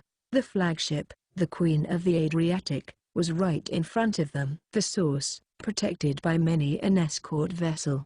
The sorcery device binding Agnes Sanctis and its spell to destroy Venice in one shot. If this ship was the central command location, would Agio, whom they hadn't yet seen, be here? Let's go. Index, Orsola, shouted Kamiju, running over a wooden bridge and stepping onto the flagship. The deck was enormous. The Queen's fleet already featured ships 100 meters long, but this one was gigantic, twice that size. The ice walls were shining brighter than the others, too. It was like the entire ship was made of silver awash with moonlight. And if the decorations spoke to the other ships' functions as vessels of war, this was like a resplendent palace. Even the railings and doorknobs seemed created by a craftsman, and various statues of angels and the Virgin Mary lined the ship's edge at regular intervals. He didn't feel like going to the ship's bow, but the statue attached to the end was probably a famous piece of artwork. "There doesn't appear to be anyone here," said Ursula, gripping her angelic staff and looking around. "This feels similar in construction to the pleasure boat that the Doge, the one in charge of Venetia, used. A ship used for the national event, the Marriage of the Sea. In other words, the boat has magical properties," said Index. "This ship also serves as the central control for the whole Queen's fleet. By endlessly changing this ice ship's decorations and their locations, it can control any of the specific boats directly." Kamiju took a careful look around as well, which is why the sisters don't come here and why they're not firing the cannons recklessly. "I bet this flagship is the only one they can't easily fix with seawater. If not, they wouldn't need to have all these escorts around it." Index reached for the nearest door to get inside the ship, but it wouldn't open for her. She looked to see the crevices between the door and the walls closed up tight with ice. It was essentially a wall. "Wait just a second. I'll try undoing the door's magical lock." Her words were interrupted in the middle, however, when Kamiji took a step forward. "You don't need to be so squeamish about it. All this thinking stuff is really starting to get to me," he shouted, seeming truly fed up with it, pounding on the middle of the ice door with his right hand as hard as he could. Bang! Not just the door but the walls around it were immediately blown away. His fist had left an open hole, a square 3 meters to a side, around where it hit. "Well, that was impressive," he said. "I believe it's because unlike the escort ships, the walls and floors here all have magical meaning." Which meant he didn't only unlock the door, he had totally busted up a bunch of other mechanisms, too. Beyond the destroyed entrance would probably be a beautifully adorned passage, like the outside of the flagship, but the space inside also came to a clean end. The passage stopping 3 meters away. He hadn't just punched through the square, he dug into a solid cube. There were statues of angels and wall lamps there, some still kind of hanging on the walls. "It's made of blocks," answered Index simply. "It's set up so that only the minimum required parts are cut away to prevent as much damage as possible. Even with your right hand, Timo, you can't destroy it all at once." This wasn't how it had gone when he'd touched parts of the escort ships. So then her theory is right. The whole ship is always changing shape, and that's how it controls the rest of the fleet, he thought. There was no time for questions, though. Shwa! Ice surged up like a mountain from under the deck to above it, to either side, in front and behind them, to surround them. It started to crack apart, revealing finer details. As the ice was shaved away, what lay in its place was a 3-meter-tall suit of Western-style armor made of ice. And not only 1 or 2, 20 or 30 of the ice armors had instantly surrounded Kamiju, Index, and Ursula. "Inside!" shouted Ursula. "Those exist to protect the ship. They should hesitate to attack and accidentally destroy its interior." The words had barely left her mouth before Index had grabbed Kamiju's hand and ran. He had been about to take the armor pieces on with his right hand, but in his surprise, he found himself dragged along, almost losing his balance. Dozens of them took in hand their swords and axes, all made of the same material, and moved. A whirlwind groaned, and the air split. With a deafening roar, multiple sword slashes intersected. They grazed Index's fluttering hair, stabbed right by Kamiju's face, and passed over the head of Ursula as she ran, crouched. Kamiju almost stopped breathing, but that didn't mean he could stop his feet. Before the next attack came, the 3 of them rolled inside the ship using the entrance of the bored-out cube. The interior was just as disgustingly intricate as the exterior. Angel statues lined either side of the passage, and each of the lamps hanging on the walls was changing its shape, little by little, separately from all the others. Everything from the doorknobs down to the screws looked like it had been created with the pride of a craftsman or an artist. Ships made only of ice didn't even need screws in the first place. This should be, before Ursula, still sitting on the floor, could say any more. A cluster of ice armors flooded into the entrance. Shit. Kamiju stood up off the floor, grabbed the hands of Index and Ursula, who had sunk to the ground, and less dragged and more swung them farther into the ship. Gaji. Came a sharp noise. Several of the giant armors had jumped into the entrance at once, so they got jammed in there. Many blades stabbed through the chests and guts of the armors that had stopped, and they shattered. Then, plodding over the completely broken ice sculptures, new armors made their way into the passage. They pressed toward them like the shock wave from an explosion where Kamij and the others had just been moments ago. "They're still coming," shouted Index. But now Kamiju managed to predict the ice armor's priority. "They want to get rid of my right hand at all costs." One of the walls of the entrance had already been destroyed. He didn't know exactly how it worked, but they seemed to have decided the imagined breaker was a threat. Which means, just as Kamiju came to an intersection in the passage, he clenched his right hand into a fist. "Index, Ursula, you two go on ahead," he shouted, flinging both the girls into a side passage and then running straight down this passage. Tima. Before Index could make her next move, all the armors ran after Kamiju. A few of them tried to go for Index and Ursula. Whoa! Kamiju dragged his right hand across them, destroying them and causing the rest of their gazes to focus on the young man. They hefted their weapons, and all the automatic ice guardians flooded toward him. Sister Angeline. "Are you all right?" Lucia cried behind her as she gathered the fragments of the burst wooden wheel to her hand. "Yes, Mom." Angeline had managed to prop herself up against one of the ice masts in a sitting position. Her coin pouches had been destroyed, so right now she was fighting with their hood, stuffed with coins like heavy rocks. She wasn't actually in any condition to fight. Even on a real battlefield, the correct decision would be to have her pull back from the front line for now. That was why Makasa's current leader had given them the submersible talisman, but the sisters wouldn't allow that. And to shake them off, Lucia was no longer even able to cradle the injured Angeline. Lucia stood her giant wheel in front of her, threatening them. The ring of sisters pulled back just a bit. There were about 30 of them here, but considering their formation's density compared to one enemy, this might have been the most heated battle site right now. Their strategy was to ensure their defeat of the weaker forces first. Lucia and Angeline were well aware of that, too. "How can we get through them?" These sisters knew the intensity of Lucia's attacks, so they didn't approach carelessly, but because they understood how her attack worked, they wouldn't back down fearing a bluff. "Passengers of ships 12, 17, and 19, evacuate immediately. Head for the water if you can't.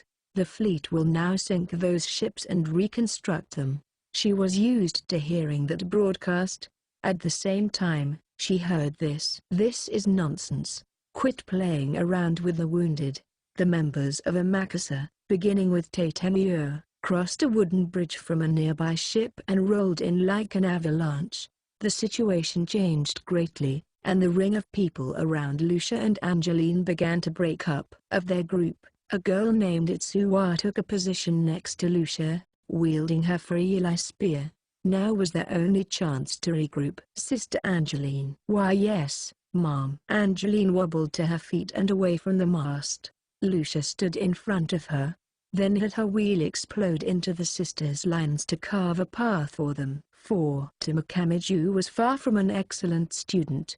He had a rough handle on his own abilities because he was rather used to nighttime street brawls. He felt like he had a real chance of victory only when it was one-on-one. One-on-two got dangerous, and in a one-on-three, he'd run straight away. This wasn't because he was especially weak, it was just because numbers were more important than individual strength in fights with no rules. Needless to say, His lone fist wasn't enough to cross the power gap when it was 1 on 20 or 30. Once the battle started, he would be sunk in 5 seconds. However, those were rules for when actual people were fighting one another. Ooh! Kamiju's breath split through the wind.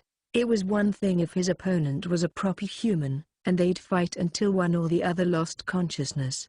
But if he only had to touch them to win, even Kamiju still had a chance. The armored horde charged down the narrow passage, scraping against one another as they went. Kamiju's right hand swung almost completely horizontally against the advancing enemies. He was ignoring power, it didn't matter how lightly. He just needed to get his hand on them. Their movements creaked to a halt, as though their gears had been jolted out of place. Before Kamiju could make sure they were down, the subsequent armors, now just lumps of ice, smashed into them with their spears and hammers, securing the passageway. Ark!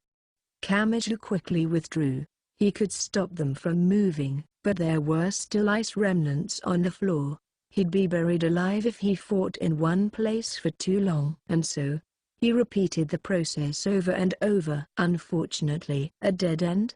As Kamiju continued to back away, he tossed a glance over his shoulder and finally noticed that there was a wall there. He glanced back. The armors, looking like several people balled up into one, were pressed against one another, filling the passage, as they came for him. He couldn't defend against that. He could block an attack, but he'd be open to the ones after that. Yuck! Kamiju immediately leapt to the side.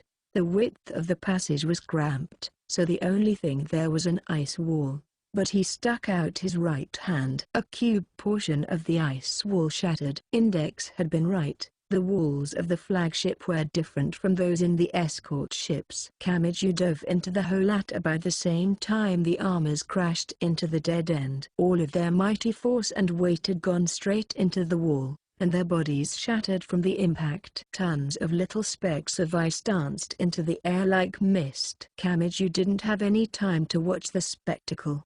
He looked around the room inside the wall, and after getting a handle on its layout, he stopped moving. It was like a second-floor seat in a theater, though the long rows of translucent seats extended several dozen meters each. It was only a few meters deep. If you went up to the elaborately designed railing, you could see the floor below. Like a splendid opera house, but instead of the stage and audience being far below, there were many chairs and desks lined up in a fan shape. Sort of like watching the Diet assembly on television. It was clearly not something one would think a warship would have. It wasn't needed for a battlefield with a clear chain of command. Maybe warships were out of the sorcery faction's element, or maybe it actually held symbolic, magical meaning and was used as a meeting place. In either case, Kamiju couldn't figure it out. Nor did he have the time to. Raw. An ice armor plunged into the big hole Kamiju had made. He grunted. He couldn't flee any farther. He was reminded of the railing behind him, and then he clenched his fists before instead jumping straight for the ice armor. It swung its equally icy greatsword horizontally. The thick 3-meter-plus lump of ice flew at him from his right to rend his flesh. Oh! Kamiju responded by trying to strike the sword with his right hand. Then, suddenly, the ice armor's legs broke apart on their own. It began to fall backward and diagonally across an axis on its thigh portions. The greatsword's mowing path changed to match. From a horizontal one aiming for his gut to one thrusting up toward his neck from below, as if to go around his right hand protecting his stomach. Shit! The burst of wind from the sword blew away the cold sweat on his cheeks. Yuck! He crouched with all his might. Several of his hairs touched the sword. They weren't severed without resistance. Instead, an intense pain shot through him as though the sword had pulled out a piece of his scalp with it. He heard a terrible tearing noise, but he had still dodged it, enduring the pain and continuing the motion of his crouch, as though letting himself fall. He swung out his right fist. He aimed for the armor's chest as it fell backward, its legs having broken by themselves, and his fist connected before it hit the ground. The piece of armor stopped moving and shattered the moment it hit the ground. Is it over? He stayed alert for more as he caught his breath. But that seemed to have been the last one. He crept slowly out of the hole, on guard for the possibility of an ambush. But he needn't have done so. He returned to the passage from the big hole he'd made. Damn it! I hope Index and Ursula are okay. The quickest way to meet up with them is probably to break the walls and floors. On the other hand, the enemy could be alerted to such destructive activity. The timing of the ice armor's appearance seemed to confirm that. From what the sisters had said, this flagship was slow to regenerate. Plus, it was used for controlling the rest of the fleet and other ceremonies, so they couldn't use the cannons or enemy sisters to eliminate Kamiju's group on the inside unless they were really careful. But that applied only to the current moment. If the flagship actually seemed like it was going to sink, they'd probably move some personnel here regardless of the risks. He thought for a moment. Whichever way, the important part is. If I get to Agnes, the enemy boss's first priority should be to deal with me. It's going to happen sooner or later. Not enough reason for me to hold my right hand back. After quickly coming to that conclusion, he went to punch a nearby wall with his right hand when suddenly a soft electronic tone sounded from his pants pocket. It was his cell phone's ringtone. Wait, my cell phone? Kamiju quickly checked his surroundings, and after making sure nobody was following him, he took it out. He was a little surprised it was even usable out here on the sea. How close were they to the shore? He took a look at the screen and saw that, unbelievably, it was from Index. He pushed the call button and put the phone to his ear. He held it in his left hand so his right was free.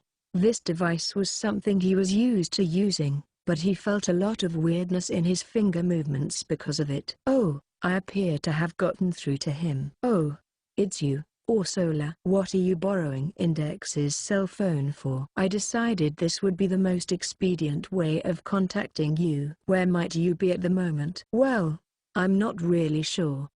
He glanced around, but there were no signs or markings to use. Well, it was the opposite.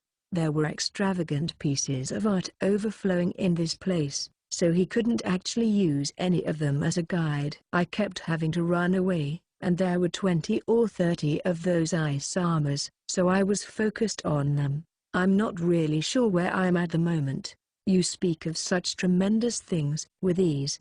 As usual, for my part. I am currently running away with Miss Index. It seems there were more of those guardian ice sculptures. Index and Ursula didn't have a power like Kamiju's Imagine Breaker. Neither of them seemed very familiar with magical combat, and if it came to a straight fight, they'd be in for a real tough time against those ice armors. Ursula, I'm at the intersection where we split up.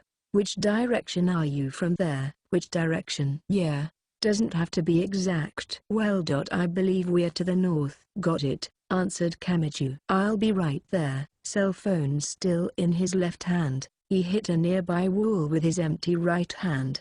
The wall and decorations vanished, a cube-shaped hole appearing in their wake. Kamiju went inside the wall he'd destroyed and kept on breaking through the extravagant cabin walls. He was completely ignoring where the hallways and walls actually led. Also, Miss Index says she has something to tell you. A familiar voice interrupted them, as though she'd gotten between Ursula and the phone. Give it to me. Here. Tima. Can you hear me? She called. Tima. I heard a little from Ursula, but is one of the Queen of the Adriatics triggers a different spell called the Rosary of the Appointed Time? Yeah. Apparently. Wait. Didn't we talk about that during the strategy meeting? I don't think we heard the details. Are you doubting my memory? He couldn't really say anything to that. The girl had memorized every last bit of 103,000 grimoires down to the letter, so she wasn't mistaken. Kamiju broke through another ice wall and jumped out into another passage. Yeah? I didn't hear much, either, he said. It doesn't seem like Lucia and Angeline had much information about it handed to them. Ursula replied. They did suggest that in order to use the Rosary of the Appointed Time, They would have to purposely destroy Miss Agnes's mind. Then he heard Index come back with a worried voice. Worry was highly unusual from her when they were speaking of sorcery. Tima, that extra spell isn't needed to activate the Queen of the Adriatic. Wait, what? Kamiju stopped in his tracks. He kept watch around him but still paid most of his attention to his cell phone. The Queen of the Adriatic is an antique class spell. Before I explained how it was made to suppress the maritime city-state of Venice in a single strike, right? Yeah, what about it? Think carefully. That means they would need to activate it without having to wait. If they wasted time finding someone suitable and making all these huge preparations, they wouldn't be able to stop Venice from invading. Oh, said Kamiju. She was right. Now that he thought about it, the fleet's size had fooled him. But this spell was fundamentally for countering an attack. If it didn't have the ease of use to be triggered when an enemy attacked, it would be pointless. The Queen of the Adriatic can be activated by itself. Then does this troublesome Rosary of the Appointed Time spell really exist? At the very least, not one of my 103,000 grimoires mentions that it's necessary. And I can't think of any reason the Roman Orthodox Church would want to attack Venice right now, either. Index paused for just a moment. When it was completed, the Queen of the Adriatic was so powerful that everyone said there was no place to use it. Venice had enormous influence. It was the doorstep of international trade. If they were too careless, they both could have ended up defeated. That's how people thought of it back when it was the most necessary. I can't think of any reason anyone would want it now. But it didn't look at all like Miss Lucia and Miss Angeline were telling a lie. She was right. Agnes did actually hold the key to the Roman Orthodox Church's plans. If they could have used the Queen of the Adriatic at any time, then the reason for their hesitation must have meant that the Rosary of the Appointed Time hadn't been fully prepared yet. The Rosary of the Appointed Time. Lucia and Angeline had no doubt it was the activation key, but even they didn't know the details behind the Queen of the Adriatic. Then the question is why they're using it with the Queen of the Adriatic. Index, do you know what kind of spell the Rosary of the Appointed Time is? I think it's not so much a spell name as the name of a project only used in the Roman Orthodox Church. It might be hard to figure out with just that, but the terms Rosary and Appointed Time both simply refer to the measurement of time. Kamiju stepped on a small piece of ice, then broke the next wall with his right hand. Rosaries are those things sisters wear on their necks, right? The string through it is actually crucial for more than just crossism. The act of putting 59 small beads on it is a Catholic tradition. Those who go on pilgrimages to holy places all over the world use these beads as a tool to tell them how many prayers they've offered. So a rosary, for an appointed time. They're counting down. That makes too much sense. Kamiju didn't know whether his words actually reached Index and Ursula because, bang, a sudden sharp sound accompanied the ceiling tumbling down. He grunted and immediately jumped back. That, however, wasn't enough to escape the rain of icy material. The surrounding pieces of the ceiling had been caught in a circle around the point of impact, creating an upside-down pyramid shape that turned into a giant blunt weapon. Shit. He didn't waste any time in thrusting his right hand out from his side. The ceiling he tried to destroy was gouged out in a cube shape. Then the rest of the ceiling collided with the floor, slipping right by Kamiju's body and sparing him. The shockwave hit his ears, and a small fragment hit him in the back. He forgot to take it easy with his left hand. His cell phone creaked in its grip. He didn't have enough time to press the buttons on it. He briskly shut the phone and shoved it in his pocket, taking a few more steps back. Fine particles of ice danced in the air, a fog like dust before him. At the center of it, where Kamiju had just been standing, now stood one man, the hammer who had broken the ceiling. It was a Caucasian in his 40s, clothed in magnificent garb. Though it was grand-looking, it didn't have any of the cleanliness Index's had. It was a pile of rich person interests that happened to be clinging to him. 4 necklaces were around his neck, forming concentric circles, each with dozens of crosses attached to it. The polished gold and silver of their make gave off a glare. It was like he'd painted them with grease from meat, as though his tenacity was being reflected into a slimy light. The man's movements appeared highly strung as he ran a finger over one of the crosses at his neck. His eyes were on Kamiju, but his irises were continually moving ever so slightly. That right hand. Surprisingly, he had spoken Japanese. "Ha! Jealous?" responded Kamiju for lack of anything else to say. The man's face wrinkled up in a silent display of slight repulsion and irritation. "I find it difficult to accept, not only its nature, which rejects the grace of our Lord, but the fact that you are also wielding it as a weapon. If you had but heard the word of God a single time, the natural reaction would be to immediately strive to gain His grace, even if it meant cutting off your arm." His words were chilling. Not the meaning of the words, but the sheer density of the emotion in them, like yellow fat, pulled out and crushed. "Do the words of man not mean anything to you? I suppose you are merely a heretic ape. I've gone through the trouble of speaking the same language, and I receive only words of poor character. Then I, by Agiobsani, will say the last rites of this enemy of the Lord. I simply cannot stand to see an ape pretending to be a human." "So you're by Agio, huh?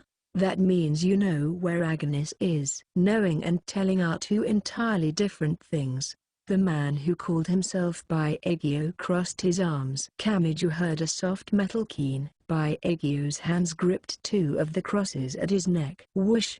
He then tossed both to Kamiju. "These crosses indicate rejection of immorality." Boom! The 2 crosses expanded. Their rate of expansion was equal to a flying cannonball. In the blink of an eye, the crosses had turned gigantic, 3 meters long and 40 centimeters thick, before they attacked him. It was like a metal blast of steel bars. "Oak!" Kamiju punched away a cross walling him. But he could get only the one. Meanwhile, the tip of the other cross hit him like a boulder, sending him hurtling back. Whump! The sound of impact echoed. He was immediately slammed down and slid a few meters away. He scrambled to quickly put his hand on the ground, but the ice floor reacted to the movement. Bargan! It carved out a cube, and Kamiju fell down to the passage on the level below. The entire ship's interior was made of ice, so nothing was there to cushion his fall. He clenched his teeth, enduring the pain from his entire body, and then, more carefully this time, he pushed himself up with his left hand and got to his feet. By Agio's voice drifted to him from the hole above. "When the evil dragon swallowed Saint Margaret, she, too, is said to have caused her cross to grow and rend its body from the inside." The crosses standing atop church roofs also have the role of annulling enemies without and creating a safe space within. Something like this. From the hole in the ceiling came a few more crosses, thrown in like grenades. Gabba! They instantly expanded in midair. They looked less like crosses than laser weapons springing out in 4 directions. Kamiju hastily rolled down onto the floor before the 4 tips of the crosses, now metal beams, scraped right past his nose and got stuck in the walls and floor. There was no semblance of organization in the pattern. They randomly divided the passage with straight lines. "Crap! I need to get out of here before I can't move anymore." Kamiju went to use his right hand a moment later, and the voice came to him from above again. "On the other hand, the cross's weight is able to cure people of their pridefulness." Saint Lucy, Maiden of Light, though 1,000 men and 2 cows pulled her with a rope, moved not a step. The young Saint Christopher, known for his fantastic strength, nearly buckled under the weight of the Son of God whom he shouldered. Something like this, once again. Graga! A rift opened in the ceiling. From the broken ceiling came raining down small crosses, mere centimeters long. However, their speed was equivalent to a cannonball. No, they were heavier, like their rate of gravitational acceleration had been increased 1,000-fold. Kamiju rushed the giant cross blocking the passage and basically rammed into it with his right hand. He rolled forward, not stopping to see if the obstacle had shattered or not, but one of the super heavy crosses scraped past his shoulder. Gshhhh. Pain tore through him, like his joint would have dislocated from just that. Gar. Nevertheless, he used his right hand to destroy the nearby wall, diving out of the passage and into a cabin. He would have to move at random now, in an attempt to evade Baekgyo's aim as much as possible. Please don't destroy too much. It takes time to repair. The ceiling broke apart again, and another handful of crosses rained down toward Kamiju. Despite their small size, they had incredible weight, and it was like iron nails breaking the cabin to bits. Rather than jump, Kamiju pressed his back to the wall, managing to barely evade them. Baekgyo jumped down from the opened hole. Thud. He stomped on the floor, sending ice particles flying up like mist. Kamiju, his back still to the ice wall, said, "You tell me not to destroy anything, but you don't seem to have a problem going all out. I believe I know which things I can break and which things I can't. You, however, are acting haphazardly." "Yes, like an ignorant amateur made to take care of antiques." "I understand you're taking it seriously, but first, you must learn." Baekgyo's face betrayed a hint of irritation behind his relaxed demeanor. According to Index, this flagship controlled all the escort ships. The ice ornaments were continually changing tiny parts of their shapes, which all seemed to be interlocking signs. Was Kamiju's right hand doing damage to the fleet's control system? HMPH. Guess it's true that this junker doesn't recover as fast as the other ones. I thought I'd finally slipped into the boss room. Kinda disappointed that it's weaker. The Queen of the Adriatic's original potential outweighs the other escorts by over 200 times. However, if I divert power to its recovery, it will affect the other's completeness. The other? The Rosary of the Appointed Time. I cannot imagine you don't know about it at this point. The Rosary of the Appointed Time again. Index had said it was an additional spell not related to the anti-Venice suppression spell the Queen of the Adriatic was triggering. Baekgyo might not have been telling the complete truth, but he was attached to it despite the disadvantages. It must have meant enough for him to do that. Whatever. I'll beat you and drag out of you where Agnes is, and then it's over. Not gonna think too hard about it, so I'll just finish this. Poor words, ones that run contrary to the will of the Lord. Baekgyo removed 7 crosses from his neck. Like a parting gift, he hurled them up into the air. Then my crosses shall reject your immorality. 5. They couldn't stay on one boat for longer than a minute. From an ice escort ship on the verge of sinking, Seiji Tatemiya used a wooden bridge he had made to cross to the adjacent ship. In front of him he could see a new escort appear up through the water in place of the ship that had just sunk. Damn it all. There's no end to this, he shouted as he took down a few attacking former Agnes unit sisters with the flat surface of his Flamberg's abnormally long blade. Then he used a bundle of papers to call from thin air a surfboard. Like plank, he started strapping the unconscious sisters by their stomachs and backs to the multi-person board. The ship would be taken down by cannon fire in a moment. Still, just from the problem of how many he had to deal with, it seemed impossible to get all the fallen sisters on there and move them. So Amakasa had prepared these life preservers, able only to prevent the downed nuns from drowning. If they were rash and called in a giant wooden ship, it would just end up fodder for the cannons. I know we'll pick them up later, but it still doesn't feel good leaving the sinking ships behind. He swore under his breath and listened to the next broadcast, which essentially said this ship was also going to be fired upon. Most of the fleet seemed to be on autopilot. Therefore, no matter how many people he defeated, it wouldn't affect the fleet itself from moving in the slightest. 200 sisters strong was scary as a simple fighting force, but the biggest threat was still all that cannon fire. Until they did something about that, they'd never overturn the battle situation in any significant way. Amakasa had no choice but to hang on and endure until everything was over. Damn. If I could, I'd rather bust up as much of that flagship as I can. He didn't, though. If Amakasa's main force headed for the flagship, the big army of sisters would move the same way. If their principal battlefield changed, Kamiju and those with him would be the ones caught up in it. Well, not expecting any credit is the basis of our foundation, anyway. Tatamiya waggled his wavy-bladed sword. Nothing else for it. We'll tighten things up here and make it easier for you. With a shout, he jumped into a part of the deck where a bunch of sisters were clustered. 6. Then my crosses shall reject your immorality. Roar. The 7 crosses each expanded explosively. They fell to Kamiju like a raging metal inferno dancing all over the place in the direction the crosses pointed. He slammed his right hand into the wall he was backed against.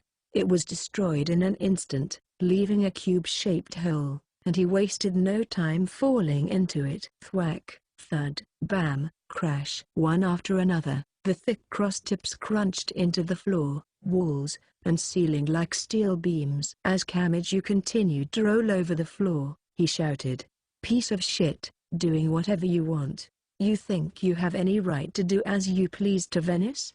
Unfortunately, your conjecture is mistaken. My aim lies elsewhere." Baekgyo laughed quietly beyond the barrage. "What? I won't tell you without cost. What benefit would that bring me? But, well, at the very least, it's far more interesting than what you're thinking." Kamiju groaned and clenched his teeth, springing back to his feet using the momentum of his roll. He made his right hand into a fist. Then, going back along his escape route, he ran toward Baekgyo, trying to close the distance in one stroke. But before he could, Baekgyo continued his discourse. "Now, crosses have many meanings, but most of them were added only after the Son of God was put to death. Crosses themselves existed before that, but their roles from those previous ages were mostly wiped out by crossism. After all, they were the traditions of immoral heretics."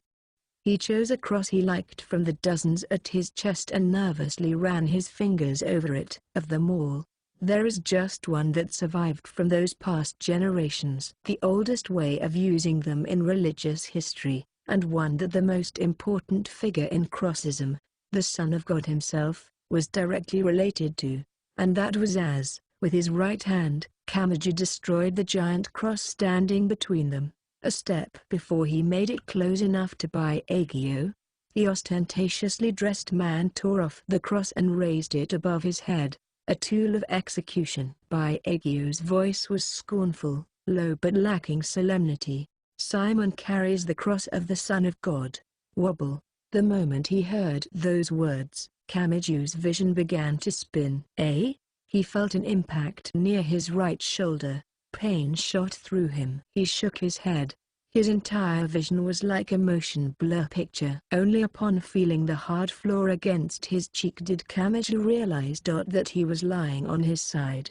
It took a few moments for his brain to catch up with the phenomenon that had just occurred. What there? Had something attacked him? But he couldn't understand what had been done to him in the first place. Until now, he'd been able to defend and dodge because he at least knew he was being attacked.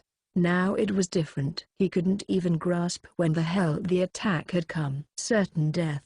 The words stuck to the back of his lurching mind. He tried to get up, but his arms had no real strength. He tried to roll onto his stomach and push himself up, but he just collapsed with a thud. There was a blank in his mind. As if to redirect his attention outside, a faint metallic sound began to ring. The sound came from dozens of crosses colliding with one another in midair. These crosses indicate rejection of immorality. With a low voice came the continuous sounds of pounding flesh and the crushing of the ice floor. 7. Index and Orsola ran down a passage of the flagship, the Queen of the Adriatic. It appeared on the outside to be close to twice the size of its escorts, but the passages were about the same width. No, that wasn't it. Statues of angels carved out of the walls line each side of the passage. In place of the normal pillars, with an elaborate carving of a scene from the Bible on entire doors, as well. All the artwork was compressing the otherwise wide passage. A magnificent palace, a majestic castle. These terms no longer did much to describe what they were seeing. Only extreme metaphors from mythology, like a shrine built of gold or a pyramid constructed of diamond alone, fit this place. And just being shown something like this in reality seemed like enough to cause heartburn. As Ursula ran down the straight passage, Silver Angel staff in both hands, looking around, she said to the nearby Index, "It is eerily silent in here." "The ship has its role," answered Index softly. "I think they didn't expect enemies to get inside the flagship. They probably made the flagship specialize in smoothly controlling the escort ships, since they should have eliminated all enemies in the first place. Which means," continued Ursula, her footsteps echoing down the passage, "the other nuns aren't following us because even they, despite being allies, haven't received permission to board the flagship to prevent them from snitching.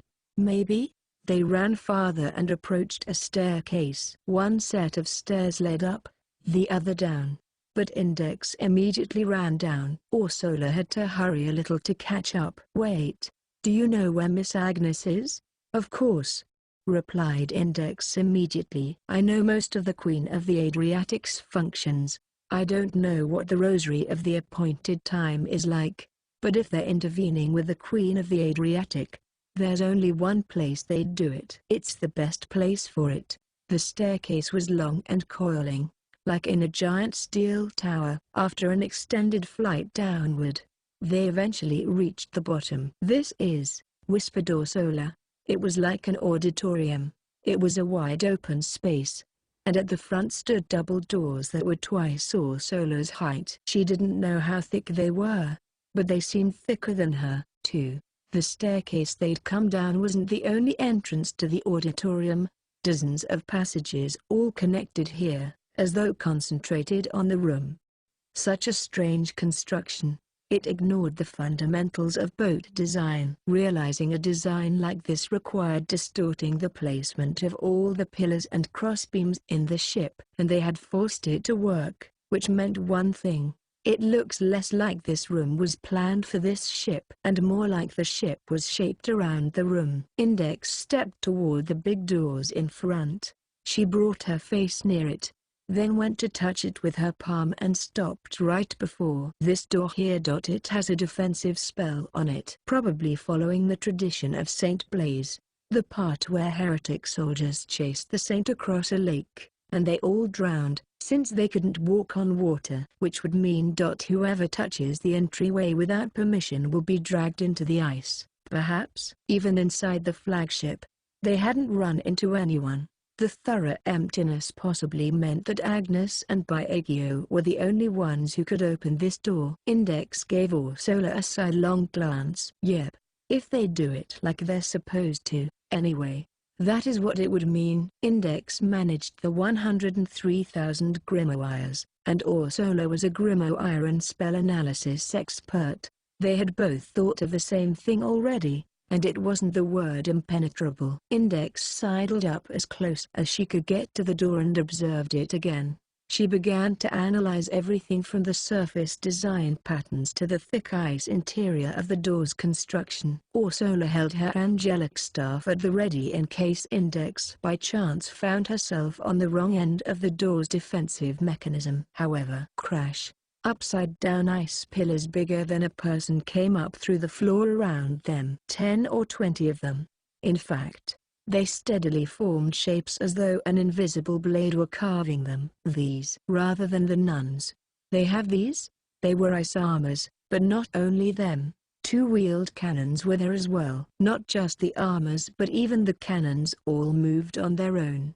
The cannons' wheels shifting and creaking into place as they took aim. Ursula grunted and reflexively readied her angelic staff. Combat wasn't her specialty, but Index didn't have any weapons at all. Nor could she use magic. It would necessarily fall to Ursula to fight these, but gather your aim here. Before she could, Index shouted something and threw herself to the side. The armors and cannons realigned their aim toward her. It wasn't their defensive capabilities. It was like a strong magnet was drawing them to her. Index kept going, jumping into one of the nearby passages. "You get Agnes. I'll draw them away. I'll be okay. I can sense human intent in these guardians' thoughts. My spell interception can interrupt it." Index had speculated that these ice sculptures had been created by the overseers of the Queen's fleet. However, they hadn't completely taken their hands off the wheel. They probably had information reports and intervention points programmed into them once every few minutes to determine whether they needed a course correction. They were reminiscent of the Golem Sherry Cromwell controlled, Ellis. If they weren't fully autonomous, there was room for her to slip inside, because no matter how advanced the sorcery, there was a person controlling it. Wait. Before Ursula could argue, there was a gust of wind. All of the Guardians had shot past Ursula on their way to follow Index, who had disappeared down the path, like a dump truck passing at a high speed. The Guardians pushed on the air and turned it into wind. There was a loud roar, and Ursula shut her eyes out of reflex. When she opened them again, neither Index nor the armors nor the cannons were anywhere in sight. "Miss Index!" shouted Ursula, her angelic staff in one hand. She waited but never got a reply. 8. Agnes Sanctus, nestling up against the ice sphere, listened to the sounds outside. The sounds of artillery, the clashing of swords, the explosions of fireships, the shouting of people, and the noise of brawling she'd just heard right outside the door. All of it was happening with her at the center. The battle raged on, its only purpose to see whether Agnes would be taken or protected. She thought it was ridiculous. It was as though everyone was worried about her. That clearly wasn't possible. But that was the sort of misunderstanding it offered. She had thought this was the highest she could reach. She had thought if she went out there, she could only go down. But, was it still all right for her to depend on someone else? Was it still all right for her to hold on to hope? Agnes Sanctus, her mind hazy, thought, and then, she shook her head. She heard a slam. It was the sound of the double doors made of ice crashing open. The ones that had closed in this unnaturally perfect pyramid room. Agnes looked there. It wasn't the boy she'd met on the escort ship that time earlier. However, it also wasn't someone she'd never seen in the Queen's fleet before. Ursula Aquinas? It was a sister wearing a jet black habit. It was still the same one as when she'd been driven out of the Roman Orthodox Church, and by some joke, she was gripping Agnes's staff, the one they'd confiscated, in both hands. Breaking the magical defenses placed on those double doors was no small feat, and she was slightly frazzled and out of breath. Maybe she'd pushed her concentration to the limit to do so, and yet she showed no sign of tiredness in her expression. Moreover, upon seeing Agnes's face as she leaned against the sphere, her expression lit up a little. Said Ursula. Agnes's ears heard the voice of a saint herself. "I'm glad you're safe." Saying such a thing, maybe it meant Ursula knew the situation Agnes was in at least as much as Agnes did herself. Maybe that was why, after seeing Agnes safe, she looked so relieved. After all Agnes had done to her, because of all she'd done to her. "Why?" asked Agnes, dazed. "You know all about what's going on here, right? You wanted so badly to get out of the Queen's fleet. You didn't want to stay somewhere so dangerous. You learned how unreasonable this facility is. That's why you took me up on my plan, isn't it? So why the heck are you, of all people, back here, and with that face? You think too highly of me," said Ursula, smiling painfully. "I couldn't know everything just at a glance." The mechanism behind the Queen of the Adriatic was something Miss Index told me, and I'm still processing it, and I still know next to nothing of the Rosary of the Appointed Time. She gripped the silver staff in both hands. "If we had, nobody would have suggested to flee, alone, leaving you here after you kept silent to save everyone else." "Yes, that's why," Agnes answered softly. noting just how remarkably out of the ordinary this person standing before her was. "That's why I'm saying it's strange. Yeah, I made myself the bait to save Sister Lucia and Sister Angeline. But that's all I did. There's no way everything will be fine after this is over. Is there? Are you satisfied with that?" Each and every word that came out of her mouth made her more miserable, but she continued anyway. "You remember what happened with the Book of the Law? I was the one who chased you all the way to Japan, captured you, and beat you to a pulp. Normal people would have just left me here. Are you seriously saying, after all that you want to let it be water under the bridge? Is it necessary for me to spell out the answer to that?" asked Ursula quietly. "Did you not remain silent about everything, directing us to Miss Lucia and Miss Angeline, because you knew everything? You thought that if we knew, we would necessarily come to stop you. If you still want to hear my answer in clear terms, then I will give it to you." She looked at Agnes. "In the end, I don't know the answer. I am still in training. After all, what is right, and what is wrong? I certainly don't have the confidence to decide that myself, nor do I have the knowledge or good sense required to influence another person's life. However," she continued, "at the very least, Miss Lucia and Miss Angeline stated that they wanted to save you." Agnes fell silent. Miss Lucia said that after they retreated to a safe place, they would still come back to save you. Miss Angeline said she was scared of one of her own being hurt and even hesitated making her weapon. I do not believe there was any falsehood in their words. They were more perfect people than anyone in that place. I cannot hold a candle to them. Her slowly spoken words didn't have any compelling power behind them. But despite that, Agnes caught her breath. "Do you have a complaint against what Miss Lucia and Miss Angeline said?" asked Ursula to the small nun. "Do you think their words are not enough, even though they said, faced with a hopeless situation, threatened by countless blades, that they wanted everyone to be together and happy again?" Agnes returned Ursula's look for a moment. Her lips trembling, she opened her mouth to say something, but then a man's voice interrupted them. "Impossible. Can you innocently believe the Roman Orthodox Church is keeping quiet about that?" said the voice. "This is a problem for us as well." "Sister Agnes, do not flee from your duty so easily. Yes, the Roman Orthodox Church has 2 billion members. Even if you die here, the plan will not be interrupted. I will just need to search for another compatible person. However, do you have any idea how difficult it will be to wade through 2 billion people? It would be annoying." "Yes, and I do so hate annoyances." They were shallow words that brought everything to nothing. Ursula turned around to where the voice came from.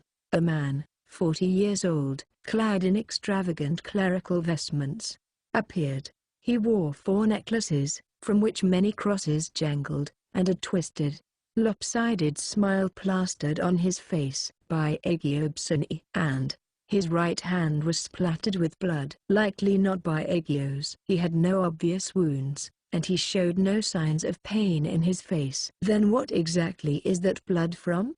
How cold?" "Can't spare any worry for me, eh?" "And I've already answered that question. I hate annoyances, remember?" "So, well, I swiftly took care of that one." Ursula tightened her grip on the angelic staff she was holding, but even Agnes, watching from afar, could clearly tell she wasn't used to combat. She was the sort of nun who did battle on desks and paper, fundamentally different from Agnes and Biagio. It wasn't a question of strength or weakness but an entirely different premise to start with, like trying to cross the South Pole the way you'd walk across a desert.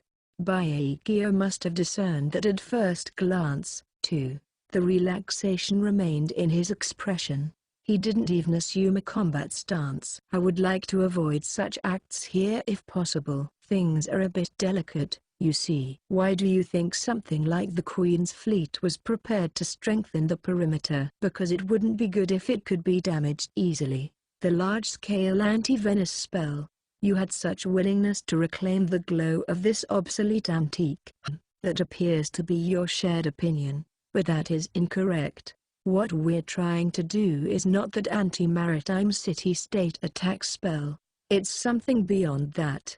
You seem quite relaxed about it, said Ursula. She's not very good, thought Agnes. The usual play was to gauge the distance while distracting by Agio with conversation. Well, yes. Nothing will come of talking about it. I can at least be relaxed about that. And it is my style to treat those about to lose their lives with the utmost courtesy. As much as possible, anyway. Oh, yes. I said the same thing to the boy before. Or should I say I explained it? He was difficult after he became more resistant, but it was still tolerable for me. I would ask the same degree of selfishness from you. Ursula reflexively took a step forward. By Agio, however, didn't move. It was like he was saying he didn't need to pay attention to his enemy's motions. Right, but where were we? Yes, the Queen of the Adriatic. As I'm sure both of you already know, the spell was created specifically against Venice. It destroys the city with one strike but cannot be used in any other way. The reason is simple. Its creators were scared of it being pointed back at them if it was to fall into enemy hands. Agio ran a finger along one of the crosses around his neck. The Queen of the Adriatic was completed in the 9th century. About the time the remains of Saint Mark, one of the 12 apostles, were smuggled into Venice, the Vatican, then the Roman Papal States, protected the remains of Saint Peter, and the spell was created by the Roman Orthodox Church now that Venice had created an equivalent religious environment. Ursula suddenly frowned. She was growing more aware that this wasn't the time to be talking about it, but she asked a question anyway. Are you lying to me? The development of Venice began around that 9th century. If the Queen of the Adriatic had been functional since then. That's right. The most prosperous time for Venice was yet to come. In history, we can see that it conquered all the nearby city-states, like Padua, Vicenza, Mestre, and Chioggia. You know that, right? Are you suggesting you can guide my thoughts with commonplace knowledge? There are actually many reasons for those invasions, but one of them appears to have been the Queen of the Adriatic. At the time, the Venetian government couldn't discern where the facility for the large-scale spell was. They had no choice but to keep crushing everywhere that seemed suspicious. After they'd gone that far, you would think the current Roman Orthodox Church would have used the Queen of the Adriatic. But they were probably too afraid in the end. Venice was incredibly powerful. If it was lost, they could incur significant blows, especially to their economy. However, as a result, Venice amassed many war expenditures from their invasions. In the end, it's said the city-state faced economic hardships and was nearly driven to ruin, which was unamusing. Of course, the invasions were not only to find the Queen of the Adriatic. But they did accomplish that objective. A large-scale destructive magic that they didn't use, letting fear of it destroy a nation. But, said Ursula. Agio smiled. Yes, the Queen of the Adriatic could only be used against Venice. No matter how attractive the strength it boasted, it had no meaning as long as they couldn't unlock the target restriction. Right now, Venice is a healthy tourist destination. The Roman Orthodox Church has no reason to disfavor the city of water. Ursula was about to ask why, and then froze. What Agio had just said had a hypothetical, hopeful part buried in it. Yes, I see you've realized it, declared Agio obscenely. To remove the targeting restriction on the Queen of the Adriatic. That is what the Rosary of the Appointed Time is for. Ursula caught her breath. Agnes, too, opened her eyes wide. Apparently, she hadn't been told about this, either. The bishop went on anyway, a hint of a smile creeping onto his face. What a long road. Well, I did not create the Rosary of the Appointed Time, but she did. We certainly had a time of it. The Queen of the Adriatic, this magnificent weapon, was sitting in front of us. To think it would take so long to use it properly. Because of that, it was left alone for centuries. No. Ursula said despite herself. Are you saying you will use the Queen of the Adriatic to destroy the city you've found to be a problem, waving around a large-scale weapon that could destroy in one strike the city of Venice, known as a strong maritime city-state, a cultural melting pot, and a powerful nation of sorcery? City? No, you misunderstand. It would be more accurate to call it the world, said Biagio, amused, as though even now he was performing in a children's musical. Ha ha! The Queen of the Adriatic isn't just for a city. It destroys everything related to that city. If it were to destroy Venice, every painting and sculpture from it would be destroyed as well. Even the School of Academia of Venice might disappear as well. But wait, what do you think would happen if we unleashed it on a city representing the world hostile to us, the world hostile to them, the city representing it? Orsola put the two together and realized what Biagio was saying. You mean Academy City? That's it exactly, Sister Orsola. The Queen of the Adriatic will eliminate all the effects that city has created. All of the world's scientific technology has been affected by Academy City. Even if only by small things, if all that is destroyed, the half of the world of that detestable science, the entire science side, would be eradicated. She shuddered. The way Biagio spoke was as though he believed there was no humanity except in the places he saw, the ones living in the places he wasn't present in. They looked to him like only vaguely human shapes in a picture. The destruction of the science side, that wasn't simply cutting away one half of the world map. People would actually die. Are you saying that if you destroy Academy City, it will make everyone happy? No, I don't think that. There will be those on the sorcery side hurt by this as well. The Puritans of England, the Catholics of Russia, and perhaps even other religions such as Buddhism and European mythology. But we must only go forward. We must only eliminate all those in the way. Eventually the impurities will be cleansed, and the Roman Orthodox Church will be the last one standing. You are a Orsola started. The Queen of the Adriatic, created to stop Venice if it went out of control, had no need for a reload function to fire a second time. But judging by the way Biagio spoke, it was possible they had overcome even that. Or perhaps the odd work Miss Lucia and the others were being made to do in this fleet. That might have been them preparing to eliminate the issue of reloading. But Orsola kept that to herself.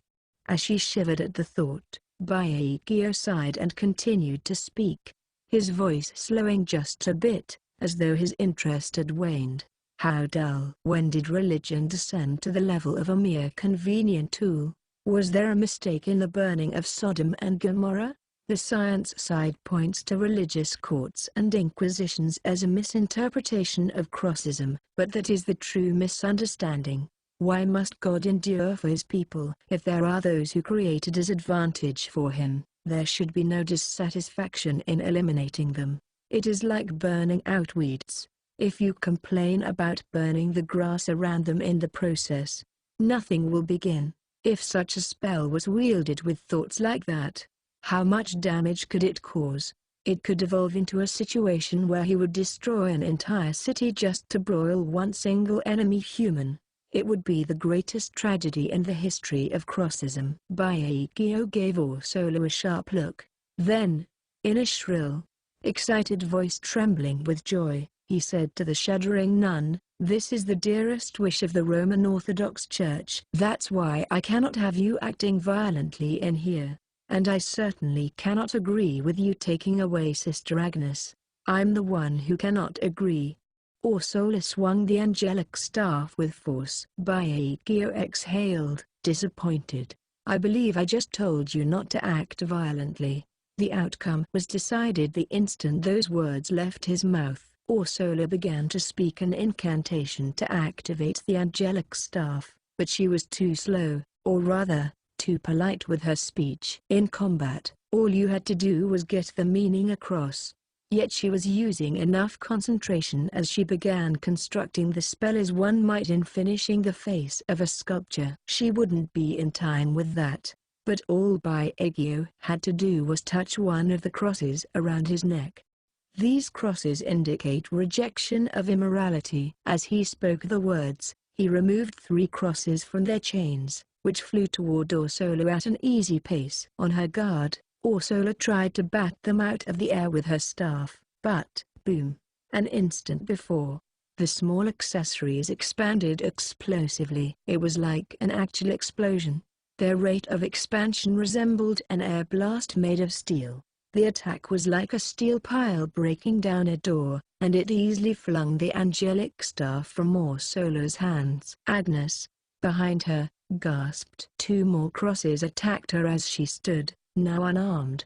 The second cross expanded at a position above her shoulders, flying down vertically to dislocate her joints. As her upper body bent over at the impact, the third cross exploded toward her curled back. There was a sound like a sledgehammer hitting a wall, and strength deserted Ursula's legs, sending her slamming down on the icy floor. And still, she tried to stagger back to her feet. "Ha ha! Stop this, Sister Ursula." Baekgyo hadn't taken a single step.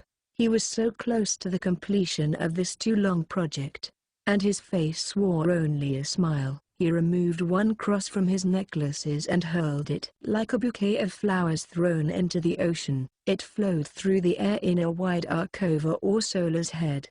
The weight of the cross cures pridefulness. Brrrr, came a noise like the mid-air cross vibrating. Instantly, the cross gained thousands of times more gravitational acceleration and shot straight past Ursula's neck. The ice floor lost out to the impact and exploded. Lifting upward, her face-down body, right next to where it happened, began to slide even farther to the side. And still, without a weapon, her entire body beaten, Ursula's fingers twitched. In rebellion. "Cuckoo! I did tell you to stop. The title of bishop is no mere honorific. We are able to wield many powers by unlocking the myriad of meanings behind the cross. If you would kill me, then come with the intent to demolish an entire cathedral.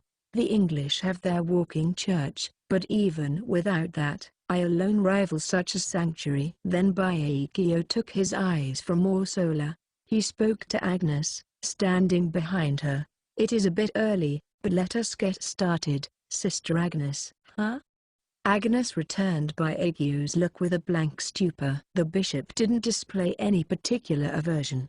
"A Makasa is up on deck. They and Sister Ursula here are eyesores, but not enough to decisively affect the Rosary of the Appointed Time's unlocking of the Queen of the Adriatic's restriction. Hoo-hoo! I've had enough of this craving. Did it want to make me die of patience? We will start this now and leave our names in history, Sister Agnes."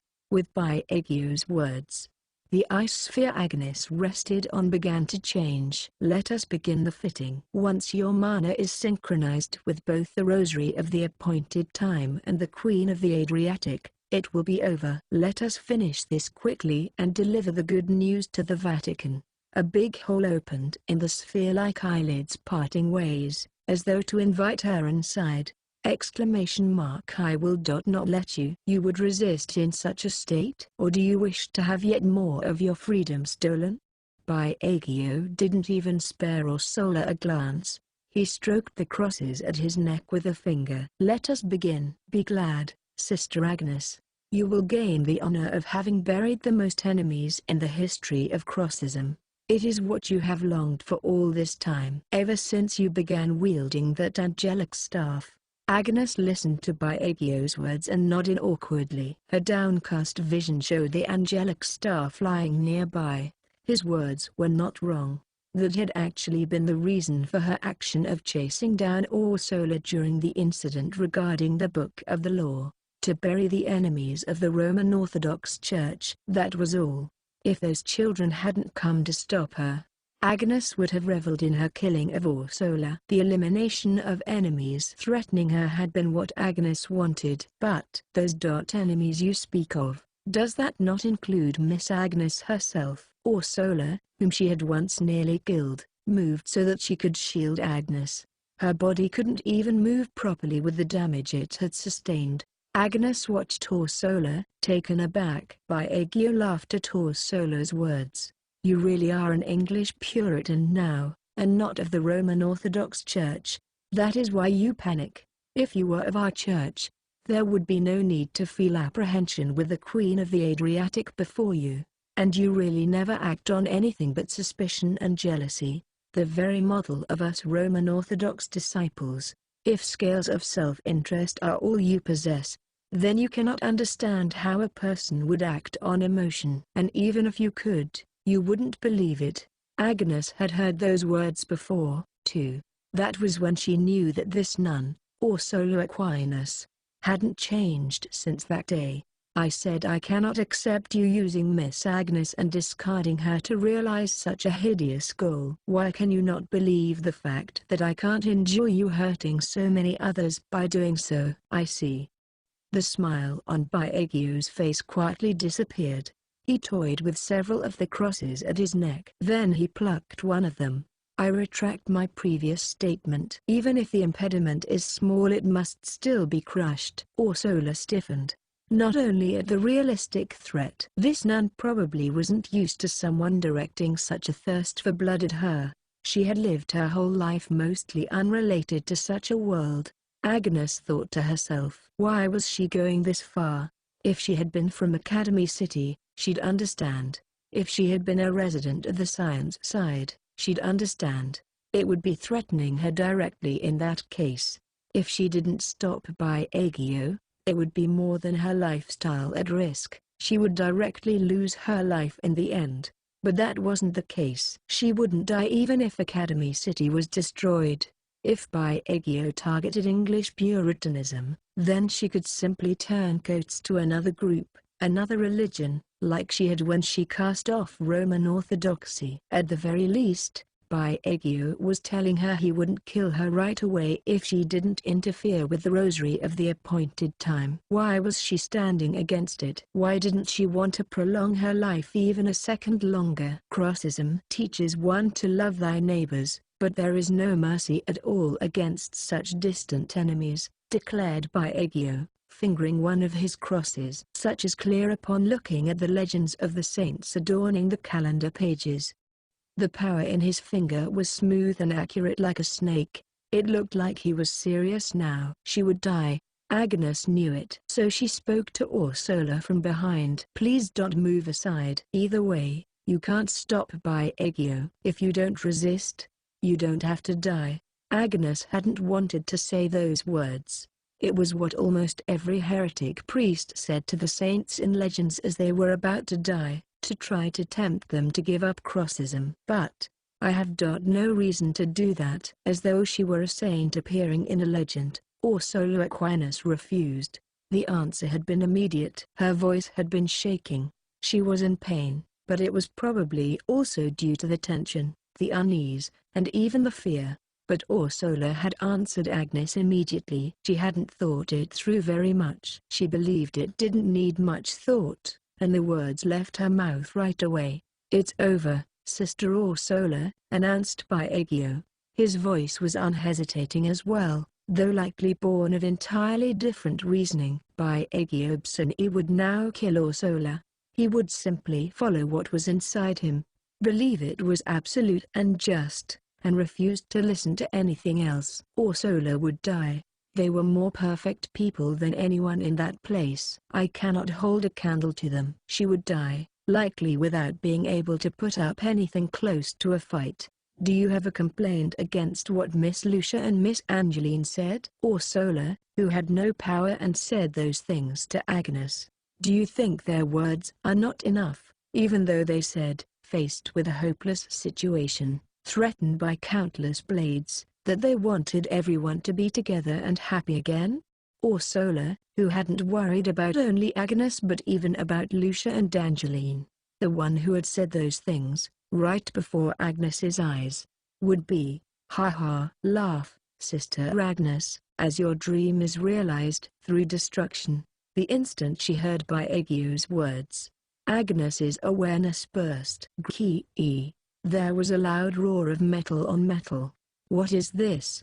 Asked Biagio, but Agnes didn't answer. The angelic staff, which had been on the floor a moment ago, was now in her hands. She reached her arms in front of Ursula and, by plunging the lower tip of the staff into the floor an inch in front of the nun, stopped her from moving. The cross from Biagio, which had explosively expanded, its tip like a metal beam, collided with the angelic staff. It had been aimed right between Ursula's eyes. If it had been on target, her entire head might have just vanished. Agnes, gripping the staff, clenched her teeth against the force of the impact. Agnes spat on the floor. Then she came around Ursula and violently swung the angelic staff before leveling it. The action had none of the politeness Ursula's had. Tutto il paragon. Il quinto de cinque elementi. Ordina l'arcanice mostra pace ed ordine. All creation in harmony. The fifth of the five elements. Deploy the Gracia, symbol of peace and order. It was as though that rough treatment was actually a sign of her faith in the staff. It was as though she was implying that she believed it would take more than that to break it. Prima, segui la leg di Dio ed una croce, ducos diverse sunsquus. First icon, obey God and the laws of the cross. Connect foreign objects and people. Biagio, however, wasn't even watching the weapon being aimed at him. There was a bigger problem. When she had ignored his question, his face had quickly reddened. Sister Agnes, I asked you what you are doing. It's just what you think it is. Agnes spat ever so weakly upon seeing the enraged Biagio, smiling. Yes, like a villain. This is all wrong. Can't believe I actually still want to look after Sister Lucia, Sister Angeline, and all those other sisters. And thinking about your shitty orders making them fight pisses me off so much. Even as she shouted, she didn't withdraw a single step. Biagio's temple twitched unnaturally. You impudent. He clenched his teeth before tearing off one of the many crosses at his chest and thrusting the hand gripping it into the air. Watch your mouth, you goddamned sinner. Bgui, came a strange noise. A moment later. Agnes heard a cry from behind her. She whipped around to see Ursula collapsing to the ground. She was sitting now, face covered in greasy sweat, but as soon as she shook her head to clear it, the act appeared to defeat her, and she fell over onto her side. Apes, every single one of you, screaming in the words of man. The bishop's mouth split sideways. Simon carries the cross of the Son of God. The words came out like an explosion. Before Agnes could realize what happened, her vision started to spin. By the time she suppressed the incredible urge to vomit, she had already lost her balance and dropped to her knees. She tried to rise but almost collapsed to the floor like Ursula had. And then, Biagio approached her and delivered a firm kick to the kneeling Agnes's jaw. The tip of his hard shoes digging into her jawbone caused an explosive pain. Her small body bent over and began to fall backward. She got the hand with her staff to the floor, but it had no strength. It was like she was exhausted from doing push-ups. She couldn't lift herself up. Not even the angelic staff, which she'd used so much it had her finger marks on it, would help here. Attack. But Agnes still didn't give up. She moved her head, starting to get a handle on the situation she'd been placed in. Most likely, judging by the words in the incantations, Biagio had just used sorcery based on the legend of the time the Son of God was hung on the cross. But the Son of God had been killed with his hands and feet nailed to it, and neither Agnes nor Ursula had any such wounds. Which meant one thing. There are legends regarding the Son of God and crosses from before his execution, when he was burdened with the heavy wooden cross that would crucify him and made to walk the hill of Calvary. But I thought the Son of God didn't have the strength left to carry the cross. Instead of him, a man named Simon carried the cross to the site of the crucifixion. Is that wrong? Biagio's eyebrow twitched. Then he grinned. So you realized it to have one shoulder the weight of all that equipment. That is what you attacked us with. This can't be your weight alone. It's probably the weight of all the equipment worn by those on the Queen's fleet. Concentrated into one place. And converted into attack power. One would think the combined weight of at least 250 people would crush a human, but it was only the weight pressing down on her. There was no acceleration. There was a torture method where the torturer placed a heavy weight on the person's gut region, and surprisingly enough, the recorded limit for doing so was over 400 kilograms. Humans were more resistant the slower the weight was applied. Ursula fell faster than I did because the attack is aimed from high to low. It's like a knockout punch. Since normally the highest part of the body is the head. Splendid. You certainly are different from a certain other heretical ape. Baekgyo, though, sounded all too easy about his tricks being exposed. But just because you know about it doesn't mean you can block it. He tore off another one of the crosses on his chest before lifting it over him. At that moment, the weight concentrated on Agnes's body came at her. She thought she was going to black out. If she did, it was all over. Agnes was a crucial part of the plan, so he wouldn't just kill her. Ursula, on the other hand, if Agnes stopped her resistance now, he'd deliver the finishing blow to the unnecessary nun. And yet, despite knowing that, even though she knew that, the highest part of her body was being targeted, so she raised her staff overhead, but the attack sent waves of intense pain through her fingers, nearly breaking their bones. The angelic staff clattered to the ground. She couldn't help but pull her hand away, and then the impact pushed down on her head once again. Baekgyo laughed scornfully at the meager display of resistance. "Ha ha! What are you doing, Sister Agnes? You think your frail little hand can block my attack? You should have brought more muscle with you." She was almost out of strength, and yet Agnes still endured it, clenching her teeth, as if ashamed at her powerlessness. Baekgyo plucked off another cross at his chest to apply additional pressure to Agnes's head, but she still reached out for the angelic staff on the floor, and... "That right? You think this right hand will do the trick, then?" Bgui. Came the sound of something breaking. It came from behind Baekgyo, from the double doors leading into this giant pyramid room. A square of it. No, a cube, was blasted away, and someone stepped into the room. He raised his right hand over his head, and drove away the weight attack approaching from above. Baekgyo turned around, then yelled at the intruder, you heretical monkey. Yeah, you should have checked the body, stupid. My right hand's a little tougher than you seem to think." The young man didn't say a word about Agnes. Why was she protecting Ursula? What was she thinking, doing something so out of place? But thankfully, he didn't ask any of those things. He probably didn't have the time to, given that Baekgyo loomed right in front of him, and it was only natural to think his own strike had been more to save Ursula than Agnes. And yet, Agnes couldn't help but feel like she'd been saved. She couldn't help but feel like Makamizu had come to save her. "Oh woo!" he shouted, running straight for Baekgyo. Baekgyo plucked off a cross and, with a somewhat impatient look, clicked his tongue and stepped back. And then he unleashed another weight attack. It had likely been a snap judgment based on his faith in his trump card and his surprise at Kamizu having crawled back to him. His ability to come up with a method of attack so quickly based on the threat level showed that he was very used to real combat. But there was an exception for everything. Too slow. "I won't fall for that again." The boy instantly brought up his right hand and repelled the weight attack with a single swing before stepping right up close to Baekgyo. "No!" Baekgyo hastily reached for the next cross. But before he could, Kamiju's fist buried itself in the middle of Baekgyo's face. Crack!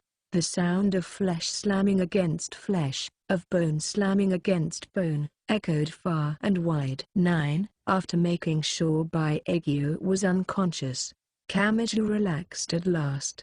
He turned back to Ursula and Agnes. "Great. While Baekgyo's out cold, let's tie him up and take his crosses. I'm worried the battle might still be going on up on the decks." "Oh, and Agnes?" "Why yes," stammered the short sister, appearing to think she was in for a scolding now. "Thanks. If you hadn't protected Ursula, things would have been real bad." Though she was being thanked, Agnes's face was one of disbelief. Then she turned her cheek away with UHMPH and fell silent. Kamiju's eyes narrowed in frustration. Damn it, what a waste of a compliment.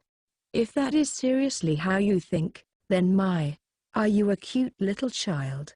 Ah, what? Ow, hey, what had you hit me for? Ursula, keeping one hand pressed to her cheek, was hitting him over and over with her other. Kamiju, as he desperately fended off the blows, said, "Oh right, the Queen's fleet, even bigger, the Queen of the Adriatic. What should we do to break the whole thing?" Agnes, you were the one they were going to use for the Rosary of the Appointed Time, right? I want to get rid of that value. I want to totally destroy the Rosary of the Appointed Time and the Queen of the Adriatic so they can never be used again. Is there, like, a core or something? Agnes paused for a moment, then looked over at whereby Aegyo lay. The Queen of the Adriatic. Or rather, strictly speaking, just this pyramid room we're in now. I don't think it could be replaced. I don't think modern technology could make this anymore, so if we wreck all its functions, they shouldn't ever be able to repair it again.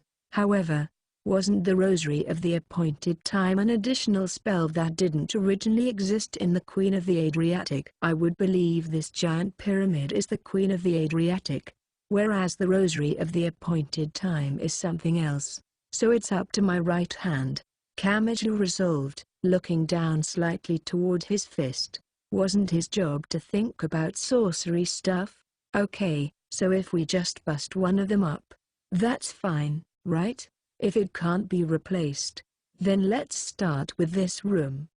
He faced Agnes and Ursula again. For now, once we destroy the Queen of the Adriatic, it'll be over. The ship will sink. The ice will turn into seawater again, though, so I guess we'll just have to find a Makasa and get out of here. Agnes groaned and cringed a little. So a Makasa is here, too. Ursula gave her a glance, then continued. The main problem, though, is what to do once we've alighted from this ship. I cannot show the proper path to everyone. We will need to think on our own about what to do after. Her words never reached the end. Rattle. Suddenly, Agnes's knees gave out. Agnes? Kamiju reached out his hand in haste, but he was a moment too late. She collapsed to the floor, his hand passing right over her. The angelic staff in her hands clattered to the floor with a strangely reverberating sound. Gah! Agnes fell on her side, then curled up into a fetal position. Gah! She screamed, gnashing her teeth.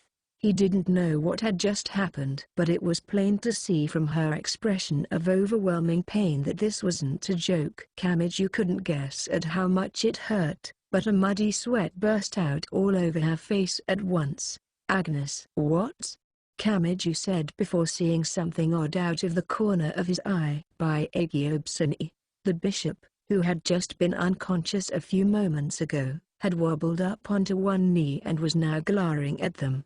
His bloodshot eyes rolled around frantically, casting doubt as to whether they were actually focused on anything. Highly viscous drool dripped from the corners of his mouth, and his right hand, as if about to tear open his chest, grabbed every one of the crosses attached to his 4 necklaces. His hand trembled unnaturally. Ursula stooped down to cradle the fallen Agnes. The Rosary of the Appointed Time. Was that what it was? Have you done something to Miss Agnes through a solarm? Had the Rosary of the Appointed Time been fully prepared already? But if that was true, why had Agnes been left alone this whole time? Kamiju had no knowledge of sorcery, so he couldn't fathom a guess, but just from the situation, he naturally believed the preparations were incomplete. But Aegyo grinned, with excitement and tension. Heaving hot clouds of air, he said, "Ha! The Rosary of the Appointed Time? Can't use that without adjusting it first. Right now, I can still only use the Queen of the Adriatic for its true purpose." His eyes wavered, then locked onto Kamiju. "But its power is all here already. Did you never use your head?" The Roman Orthodox Church feared this being stolen and pointed back at them, so they added all sorts of tricks to the targeting system and the Queen's fleet. So if it actually was turned over to the enemy, what do you think they had in store as a final, last resort? The Roman Orthodox bishop then told them, amused, even though it would affect him as well. A self-destruct mechanism. By Agio. Camiju screamed suddenly. He didn't give a damn about how it worked. This guy was trying to bring everything down because his plan had failed by turning Agnes's mind into an empty shell. At that, he grunted. The nearby illumination slowly dimmed like a movie theater right before the movie started. With nearly all of the pyramid room's light gone, they heard a shrill, grating sound. It was coming from right above them, and it was the sound of several of the equilateral triangular panels making up the walls slowly popping out. A single ray of light shone down from the pinnacle of the pyramid far overhead. It bounced off dozens of the prisms jutting out of the walls, and after reflecting, refracting, diffusing, and converging, it created an enormous pattern in midair. It had not created a simple flat plane but a dome-shaped canopy. It was like a planetarium, a glittering night sky created by man and for his convenience. Don't think you're getting away. Baekgyo looked up to the ceiling and laughed in scorn. This is the large-scale magic device the 250 sinners on board this fleet have been reinforcing through alchemical methods. Simply destroying bits and pieces of the walls and floor will not stop this. As if to answer his voice, the distorted canopy began to shine more brightly, as if to indicate with absolute calm to a human that the tool was now in standby mode. Ursula frowned. This isn't good. If an attack spell with the power to blow away an entire city-state runs out of control, simply the explosive force, barring any magical effects, will travel no less than 10 kilometers out. 10 kilometers. That was a distance his imagination could keep up with. Ursula supplemented her explanation. I do not know exactly where in the Adriatic Sea we are, but if we traveled north from Chioggia, we are near Venice. And it will likely be caught up in it. Other neighboring cities such as Adria and Padua could be in danger as well.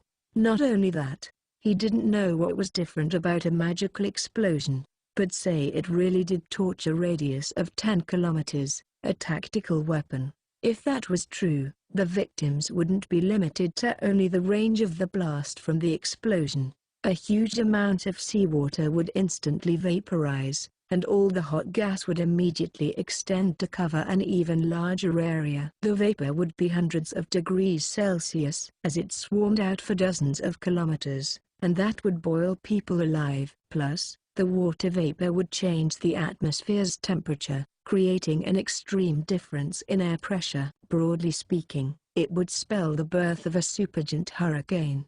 Then, to drive the nail into the coffin of the towns already torched by the siroccos of water vapor, the violent winds would uplift buildings. It would be a massive chain of destruction. Camiju swore to himself, Queen of the Adriatic, who needed that when this was all it took to blow Venice out of existence. R.J. He heard Agnes's cries. The cold, star-like light made her complexion look worse than it was. Camiju rubbed his right hand over the writhing Agnes's back, but it didn't seem to undo the effects. It probably wouldn't stop until the crosses in Baekgyo's hand were destroyed. Then he heard a creaking noise. It wasn't from Agnes. The entire ship was beginning to creak.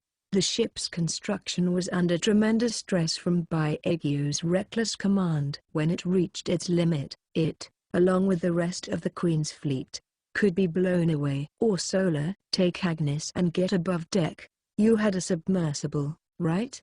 Get a Makasa to retreat into it, too. And try to convince the Roman Orthodox people if you can. Why yes, but what about you? Asked Ursula, wobbling awkwardly yet still cradling the trembling Agnes in both hands. She politely held the angelic staff, too. Camiju moved his eyes from Ursula to Baekgyo. Someone's gotta stop him, right? I'll meet up with you later. So go, Ursula. But that's... Ursula cried out of reflex, but Agnes's moans cut her off. On top of that, Baekgyo was slowly bringing his fingers to the crosses around his neck. They had no time. Promise. Promise me you will." That was all Ursula said before running for the exit. Maybe she decided she couldn't do anything here, or she was thinking about how to give Agnes some sort of first aid. Only Kamiju and Baegyo were left in the giant pyramid room. Inside the creaking ship, the bishop spoke. "This is why I didn't want to do this." His eyes bloodshot, he slowly rose from his kneeling position. The damage from where his solar plexus had been rammed into shouldn't have gone away yet, but still, with twisted determination alone, Baegyo began to support his own body weight with his legs. Beneath the planetarium of his own making, he said this: "Damn that woman. A great cause. Leaving my name in Roman Orthodox history?" I told him it was too soon for this immediately after hearing the plan. "I'm already done for. Now I can only wait to be erased as a sinner. The Church's pride, the Queen of the Adriatic. One of the 10 rights of the Holy Spirit along with the Croce di Pietro. If I lose something so important, I will never be given a chance to redeem myself.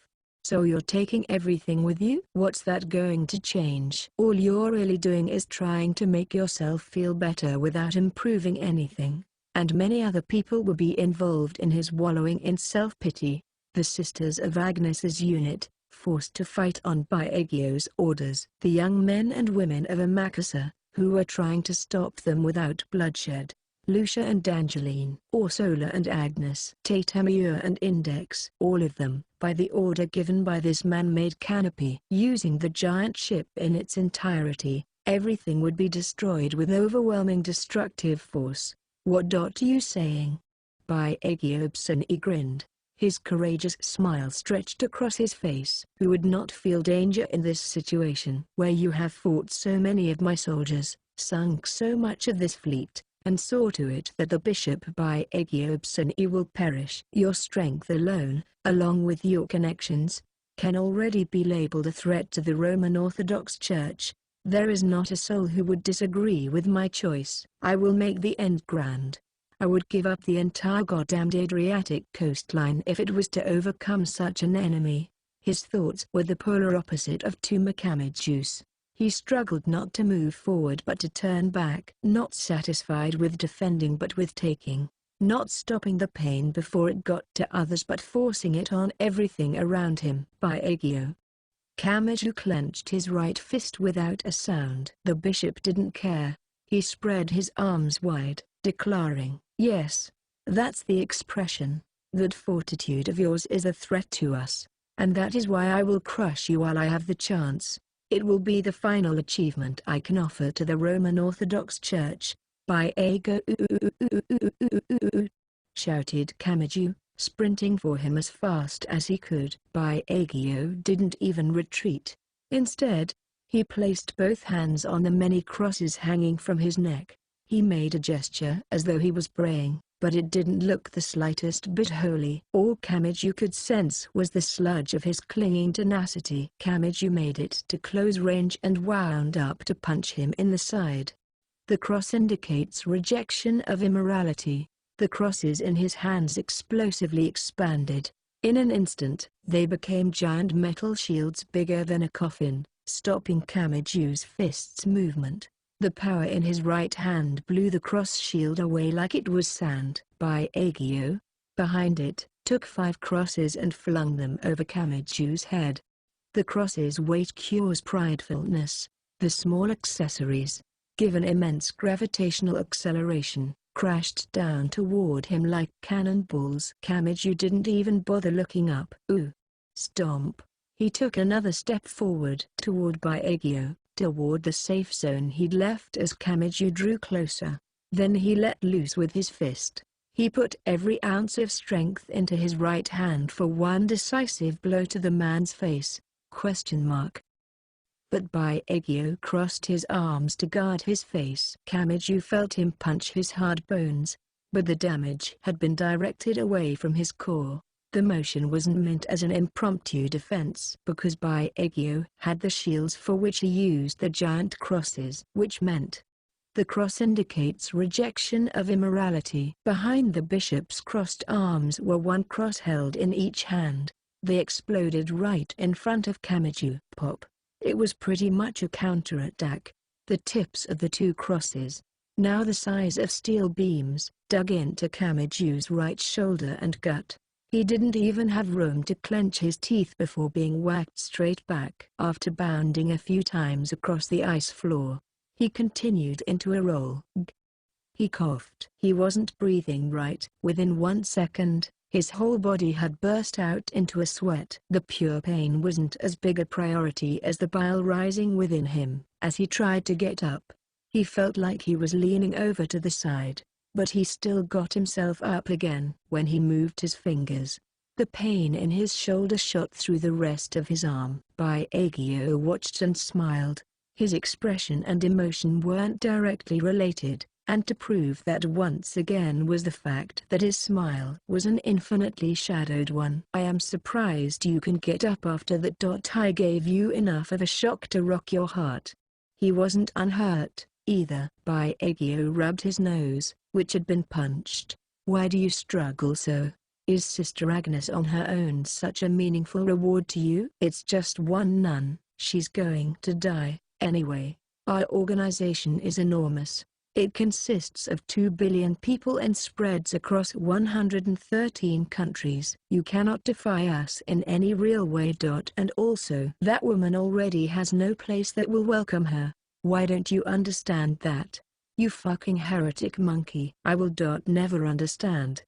Kamiju clenched his teeth. She threw away her only chance at being saved to protect Lucia and Angeline and the rest. He didn't know exactly what was happening, but she had stood up to Baekgyo with angelic staff in hand to defend Ursula, and she'd been right to do that for her. 2 billion people, 113 countries, enormous organizations. They meant less to him than the leaves on the trees. This guy was already about to ignore even the Roman Orthodox Church's ideas and strike one final time in desperation. Agnes's mind would be broken, and everyone who came to the Queen's fleet would die in the explosion. It was the worst possible outcome, and Kamiju wasn't going to have any of it. Baekgyo's words were shallow. If they were enough to get him to give up, nobody would have come here in the first place. "You piece of shit. Nothing you say's gonna convince me." And so, that was all he shouted. He didn't get into an endless dispute. Both Kamiju and Baekgyo were unwilling to continue the relay race of this conversation. Now Kamiju would punch him and end things. That was it. Kamiju ignored his aching shoulder, spat on the floor, and tightened his right fist. Baekgyo brought his hand to the many crosses hanging around his neck. The first breath they took was the signal to start. Bam! Both of them began to run at the same time, trying to close the distance. Within 3 seconds, Kamiju would plunge into his fist's attack range. Baekgyo removed one of the crosses at his chest. The cross indicates rejection of immorality. His palm was raised right in front of Kamiju. In addition, his free hand was already on the next cross. Even if he let the first one be blown away, Baekgyo's attacks would continue. Blow for blow, the crosses were more powerful than Kamiju's fist. If Baekgyo tried to overwhelm him with numbers, Kamiju would be pushed back for certain. "I can't get in close the normal way." At point-blank range, Kamiju turned his attention to his tightened fist. "It's not just this attack. I need to stop his entire flow of attacks." There was no time now that he thought of it. Even if he tried to prepare something, in the end, he had to bet it all on his one fist. The cross in the palm held in front of him popped and began its expansion. Baekgyo. At the very same time, he sent his fist flying at the accessory. Not his right, but his left. Even an amateur could tell his non-dominant hand's strike was much weaker compared to his right fist, which he always used to punch. Its speed was overshadowed, but his left fist was different in one other respect. It didn't have the Imagine Breaker's power in it! The cross Baekgyo was gripping bounced a little from Kamiju's left fist. With a soft tink, the accessory in his hand had simply changed its direction slightly. However, the cross, facing in a different direction than Baekgyo had planned, expanded very quickly. Boom. The tip of the cross that had been in his hand now stabbed his jaw. Baekgyo's body sprang straight up. This little dot, he used my own attack. He could think, but he had no room to speak. The whole inside of his mouth stung with pain. Kamiju took another step toward him. Another step into the deepest range. This time, he rallied all his energy into his weapon. His right fist. With a roar, he unleashed all his force. Gag-rag. Came the sound of metal breaking. He hadn't aimed for Baekgyo's face but lower, for the middle of his chest. Because Baekgyo's body had sprung upward, Kamiju's straight fist had made contact with the bishop's chest. His fist dug deeply into the 4 necklaces there and the many crosses hanging from them, as though trying to plant itself in Baekgyo's sternal plate behind them. The chains of the 4 necklaces came apart and fell to the floor, and the pile of accessories shattered apart with the sound of a chandelier breaking. Boom. Its power gone, the bishop's body was mowed down. Leveling his gaze on Baekgyo as he lay on the floor, Kamiju caught his breath. "Don't worry, I'll fight it," he said anyway. "I don't care if you have 2 billion followers or 113 countries. If you come after Agnes and the others again, I'll stand against you, no matter how many times it takes." He looked above him. In his widening range of vision, the planetarium supported by countless prisms began to fade. Like an unplugged appliance, all it left in its wake was a cold, dead hunk of metal. In the now lightless room, a splitting sound cracked through the air. The Queen's fleet was beginning to crumble. The crosses at their core had been destroyed. At the same time, he was sure he'd prevented the giant explosion that would have caught everything in it. The pyramid room began to break, the flagship began to tear apart, and the young man once again began to fall toward the Adriatic. Epilogue. Return to Academy City, Linizio Nuovo, an Italian hospital. That was new. Many people go overseas on vacation. But Kamiju thought sightseers who unexpectedly ended up in the hospital were a rare breed. At the moment, he was on a rickety stretcher moving through a dark passage. No matter what the doctors and nurses tried to say to him, he was clueless. At any rate, his right shoulder and left hand were bandaged, and gauze stuck to his face. Or maybe that was antiseptic, because his eyes were a little blurry. It must be antiseptic. That's the only reason possible. Damn it. All the other Amakasa people were taking a bath spell until their skin practically glowed, too. The Adriatic Sea was less cold than I thought. Huh? Why are you so happy about it, Index? The 2 of us fell into the Gulf of Venice with the rest of the ship. Wait, maybe you're in a good mood because I didn't leave you by yourself this time. Before Kamiju could finish speaking, Index got her legs tangled up and fell on the floor. "I am not in a good mood. I got it, but are you okay?" "Sheesh. Don't go crazy over something dumb, Index." "Look, you're causing problems for the nice nurse lady, too." The moment he mentioned the newly hired blonde nurse, Index bit him. "Are you still Tama even when you're on a stretcher? I don't even understand what that means." The doctor subdued the nun struggling around on the stretcher and peeled her away. The nurse crooked her head to the side, not understanding what they were saying. "Breathe in, breathe out." "Tama, Tama. The doctor's saying to hold on to this," said Index. Kamiju looked at the doctor, who was holding a cordless phone for some reason. He wondered if it was okay to have that in a hospital. But when he thought about it more logically, it seemed more normal to have a phone somewhere in here. He took the phone tentatively. It was already connected, and when he put it to his ear, a familiar voice greeted him. "You go through the same things on vacations, don't you?" It was the frog-faced doctor, the one who was always fixing him up in Academy City. Kamiju's life was one of getting recklessly injured, then going back to the starting point. Or, rather, the hospital, so he had already assumed that doctor was extremely good at his job, among other things. "What? This is rather sudden." "Wait. Are you one of those nutso doctors who gives checkups to patients over the phone? If I could do that, the hospital would have already made a phone application, I'm sure. But, well, I can't, so I have to put in a request with you. You need to come back to Academy City right away. Huh?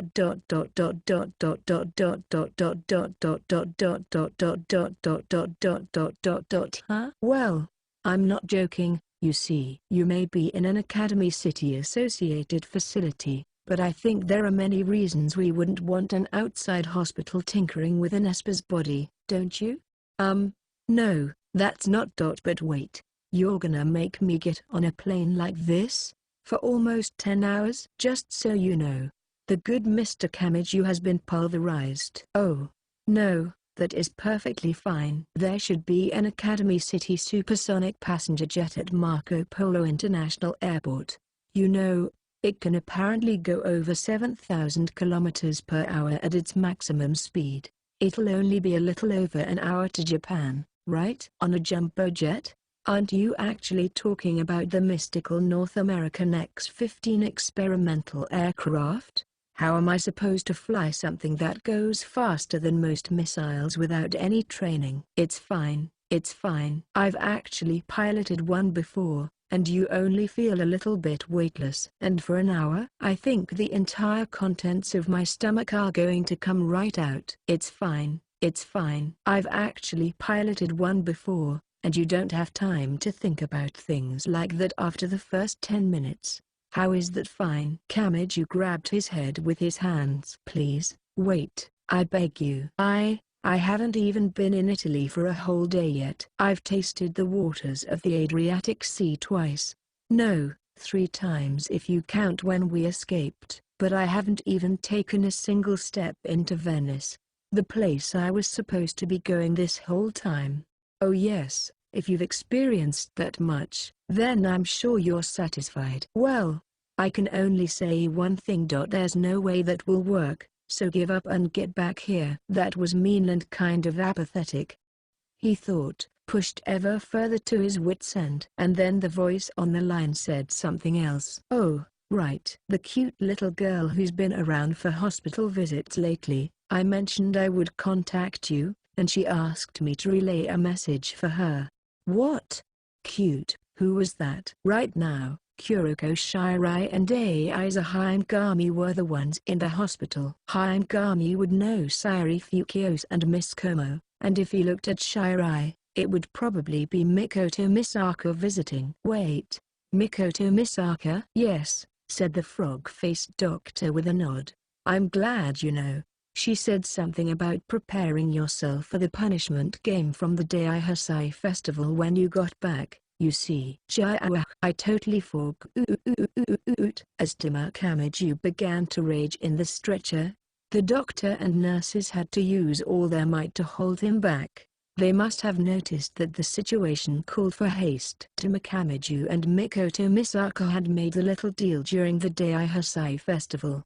Now, having lost, he would be forced to do whatever Mikoto wanted. If she knew he'd not only stood her up but was off in Italy for a relaxing vacation, then I'll be in for hell when I get back. Now I really don't want to go. Wait. No, let me go, please. Come on, seriously, don't lock me down with professional-looking tools like that. The stretcher clattered along on its way. The phone spoke to the wailing Kamiju. Well, I suppose. Welcome home, Tama Kamiju. Before the calendar date changed, during the time referred to as late night, in a pocket of Lambeth, London, was a dormitory-like building for English Puritan believers. Those who used it most of all were not those without money but those who didn't want civilians to be caught up in sudden attacks. If everyone nearby was a professional, if it came to combat, they would get through with minimal casualties. Is that so? Good work. Speaking in one of those rooms was Kuri Kanzaki. She had an Asian face, and her black hair, though tied into a ponytail, was long enough to reach her hips. Her clothing consisted of a short-sleeved t-shirt tied around the waist and jeans with one leg cut off. She also regularly wore a large katana at her waist, close to 2 meters long, called the Seven Heavens Sword, but right now it was leaning against the wall.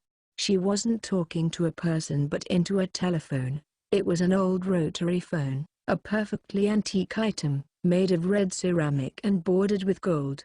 For the record, the person on the other end was Motoharu Tsuchimikado. Naya, but if you wanted a report, you should have asked someone else from Amakusa.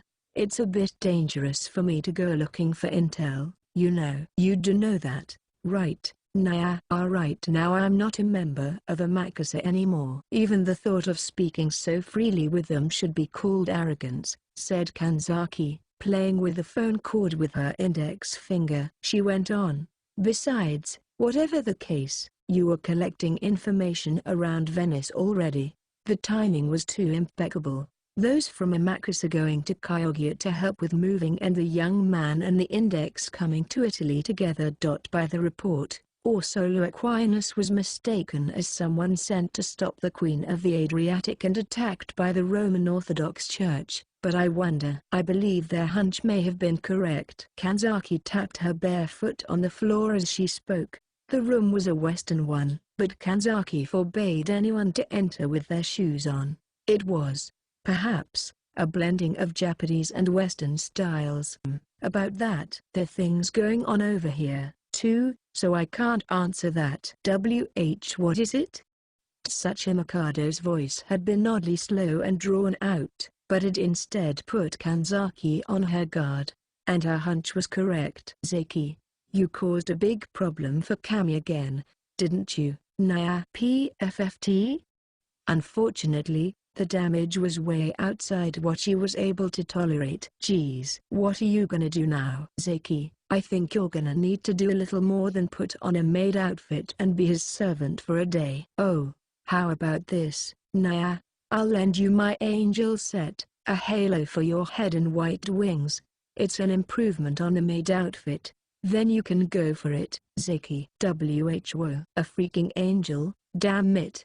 If such a cute fallen angel arrives at his front door, what'll happen to Kami? Why must you insist on this absurdity? And why would you even have something like that? Oh, well, actually.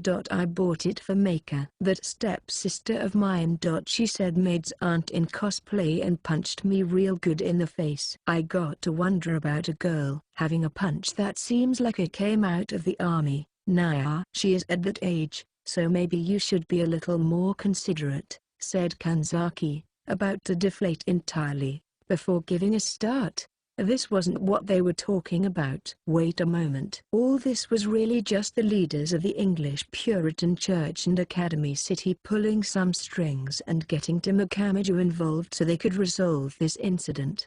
Wasn't it? Why am I at all related to this?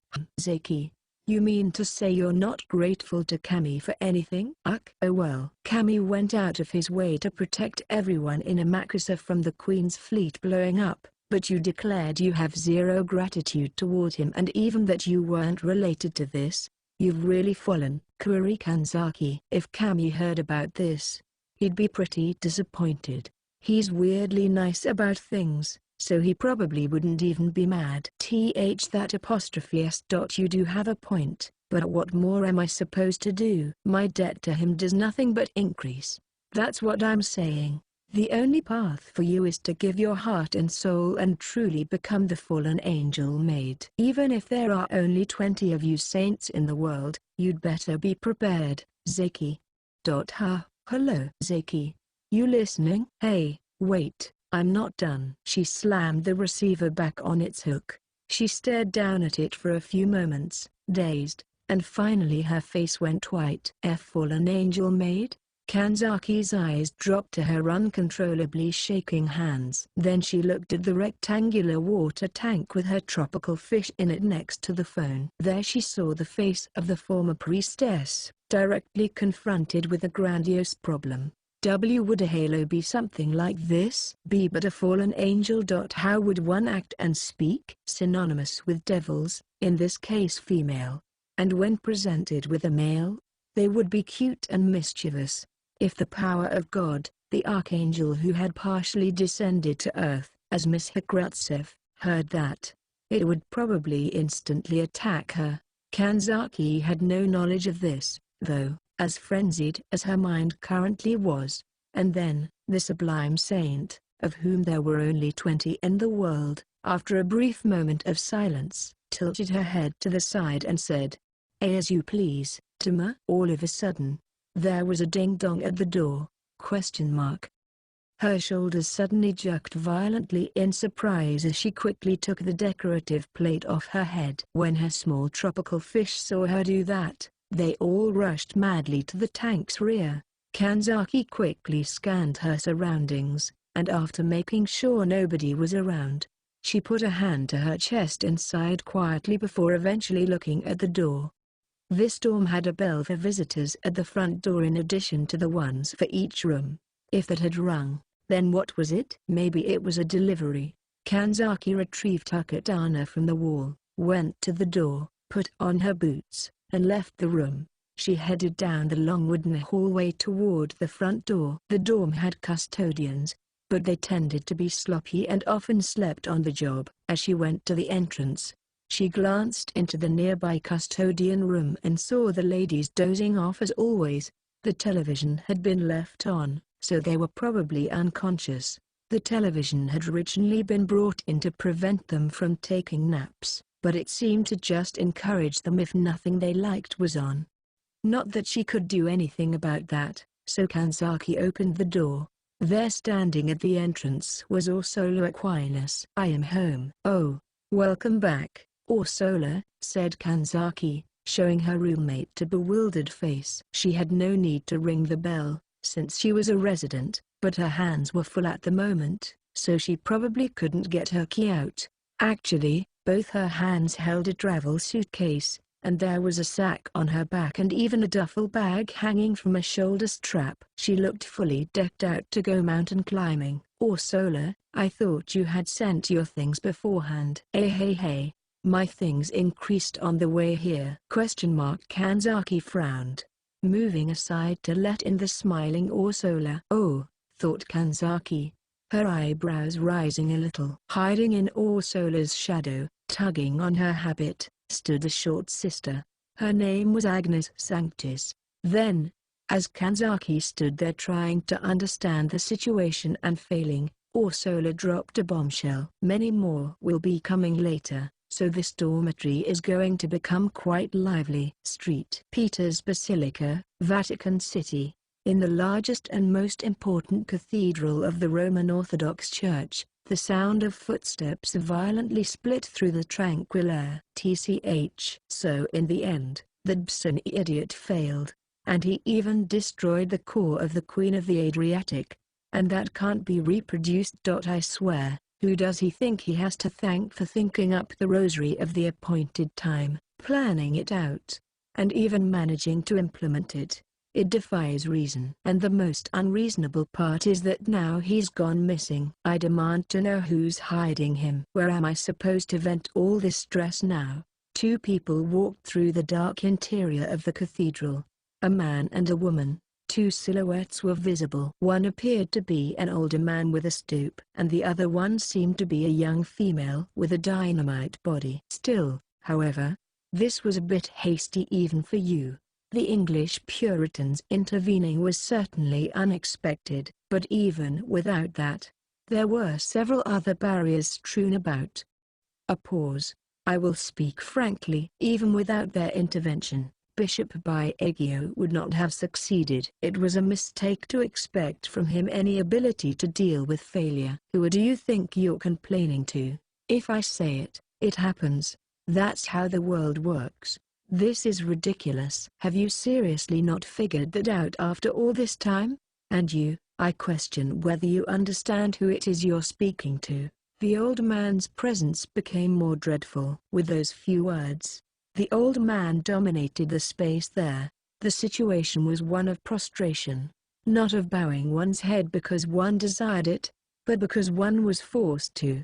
Those who heard his voice would find their heads grabbed with an unseen hand and pushed down. That was the sort of dreadfulness he emanated. And yet the female silhouette remained unchanged. The Pope of Rome, right? What does that matter? the female silhouette answered in a casual, uncaring voice. The space, which had initially been dominating, was now so light, as though it had been broken to pieces. The old man, whom she had called Pope, fell silent. She didn't seem to mind. "Would you quit that? You know as well as I do who's really pulling the strings in the church. You could vanish right now and we'd just find a new pope to sit in your chair. But if I go away, you won't find a replacement." "Is that so hard to understand? You want to test it out?" "Absurd," he interrupted, uninterested. "Saint Peter is the only one to whom the Lord directly entrusted the future of Crossism. Though later popes succeeded at many things, their main role was still the preservation and administration of his remains. The people, not the Lord, have chosen me. I am also fully aware of this. Therefore, do not say such things. It will irritate me if you repeat something already known." "Yeah. And that's why you want it, too. The proof that you alone were chosen, not just by popular vote. Plus, you want to return Roman Orthodoxy to its original form, to when our paths were guided by a single teaching, not by a rule of the majority. I believe I told you not to repeat." Sorry, but the way I see it, you're still not ready. You're not enough. That's why you can't come to us." "Oh, and all this talk about popes being voted in.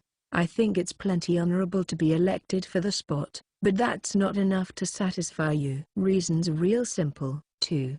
In the age of the Son of God and his disciples' Acts, Crossism itself was a majority decision by a minority group, and even though they were a minority, their strength never faltered against superior numbers.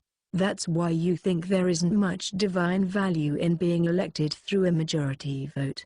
And that's why you glare at people like me, who have that kind of value, while being completely unchained by the majority. And yet you only amass more and more votes. It seems to be less like an ordeal and more a worry of luxury!" Exclamation mark.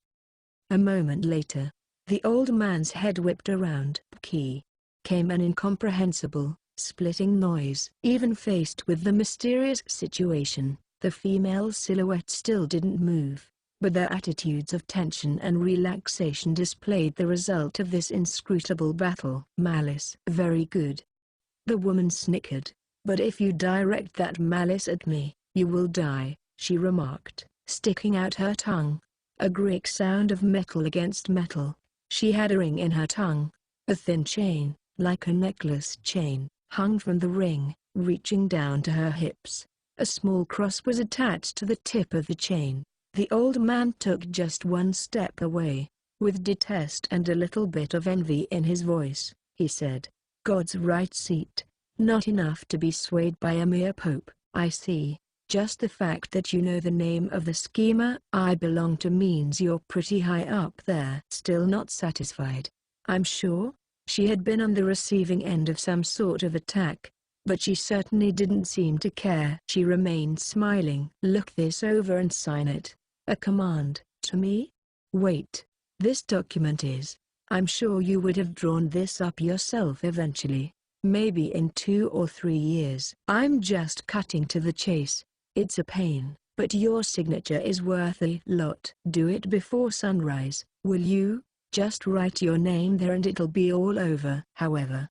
The old man seemed to hesitate for a moment. "I still cannot accept it." If he was deeply involved with sorcery, that would be one thing, but he is simply ignorant of our Lord. Faith in false idols is a sin. But if born of mere ignorance, there is still salvation. I will have to deny that we go this far. There is no negative form with me," the female silhouette said, cutting him off flatly. "Passive, imperative, conjunctive, attributive, imperfective, perfective, predicative, conditional. What else was there?" "Well, it doesn't really matter, but the negative form is the one thing I will not acknowledge.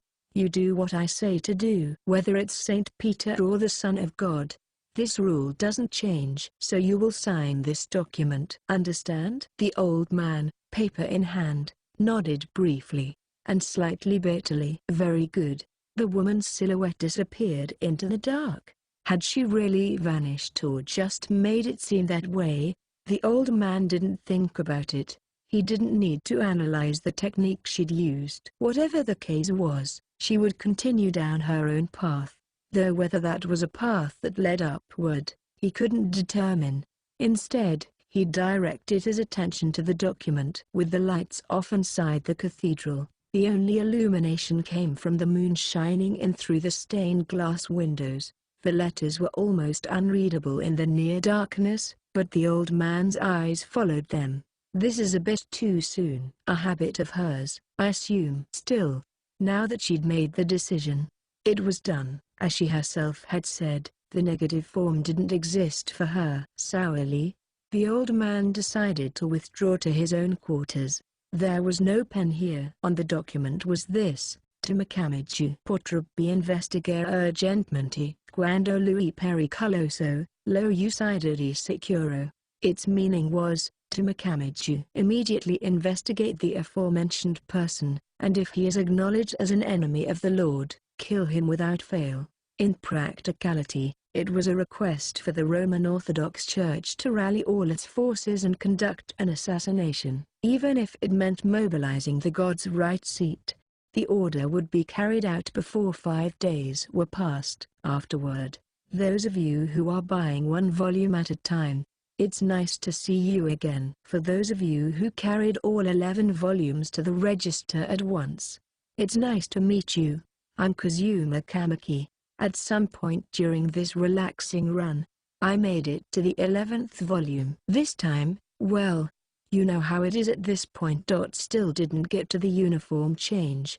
The punishment game was postponed as well. This is the overseas trip arc. It was a curveball, and I took the chance to stray from the beaten path, having not Kurikanzaki but the rest of Amakasa, depicting a fleet battle not with cannons but with the exchange of fireships and things of that nature.